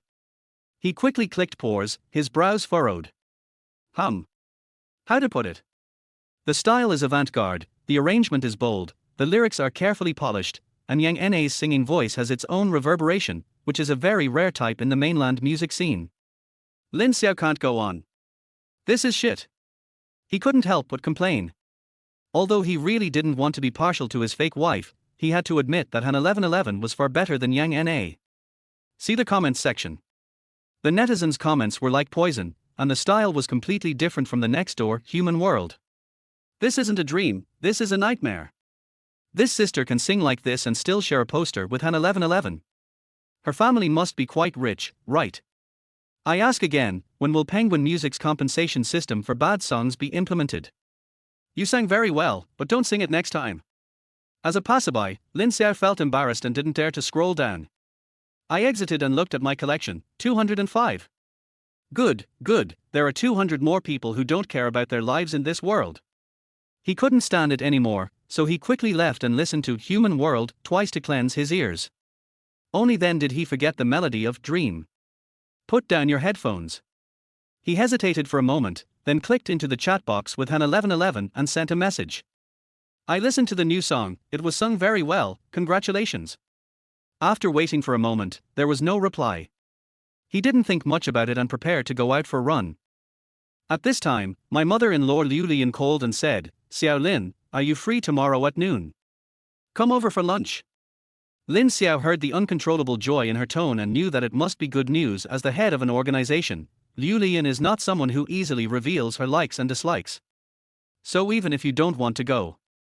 But he still didn't want to spoil the fun, so he agreed, okay, Mom.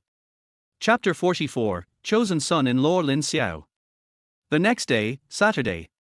Lin Xiao slept until he woke up naturally, had a quick breakfast, and then simply tidied himself up from head to toe. He left home at 9:30 and arrived at Han's house at 10 o'clock. Although Liu Lian asked him to come for lunch, it would be too ignorant if he really came at lunchtime. Lin Xiao brought a bag of fruit and a bottle of camellia oil to the door. Liu Lian saw this and complained, why are you buying so many things again, kid? We're a family, why are you still going through all this trouble? Lin Xiao could see that she was really angry and not just being polite. He smiled and said, I didn't buy anything. These green dates and kiwis are low in sugar. Dad's blood sugar is a little high, so eating this regularly to supplement vitamin C won't cause blood sugar to rise.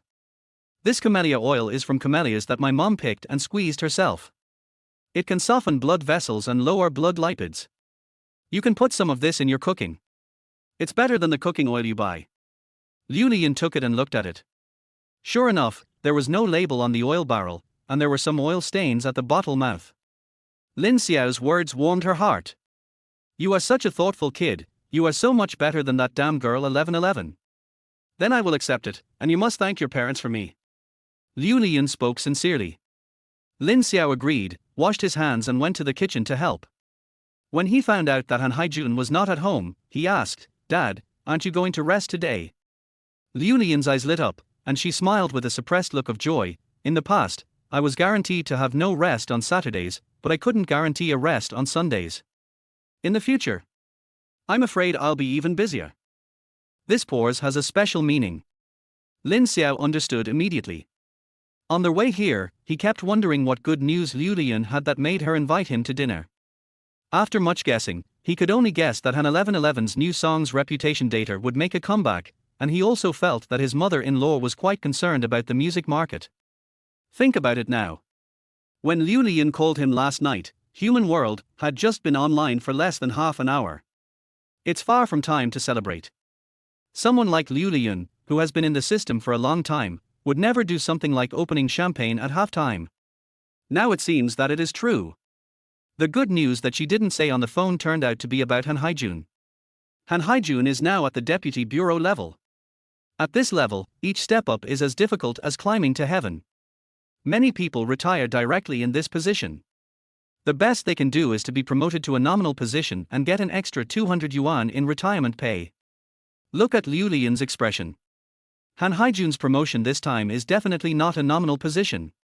So, if nothing unexpected happens, he will now be the legitimate Director Han, or Mayor Han. Lin Xiao already understood, but didn't ask any more questions. This matter is very sensitive. If someone proactively tells you that you can listen, but you rush to ask, or even get more excited than the person involved, it will be hard not to be suspected of having ulterior motives.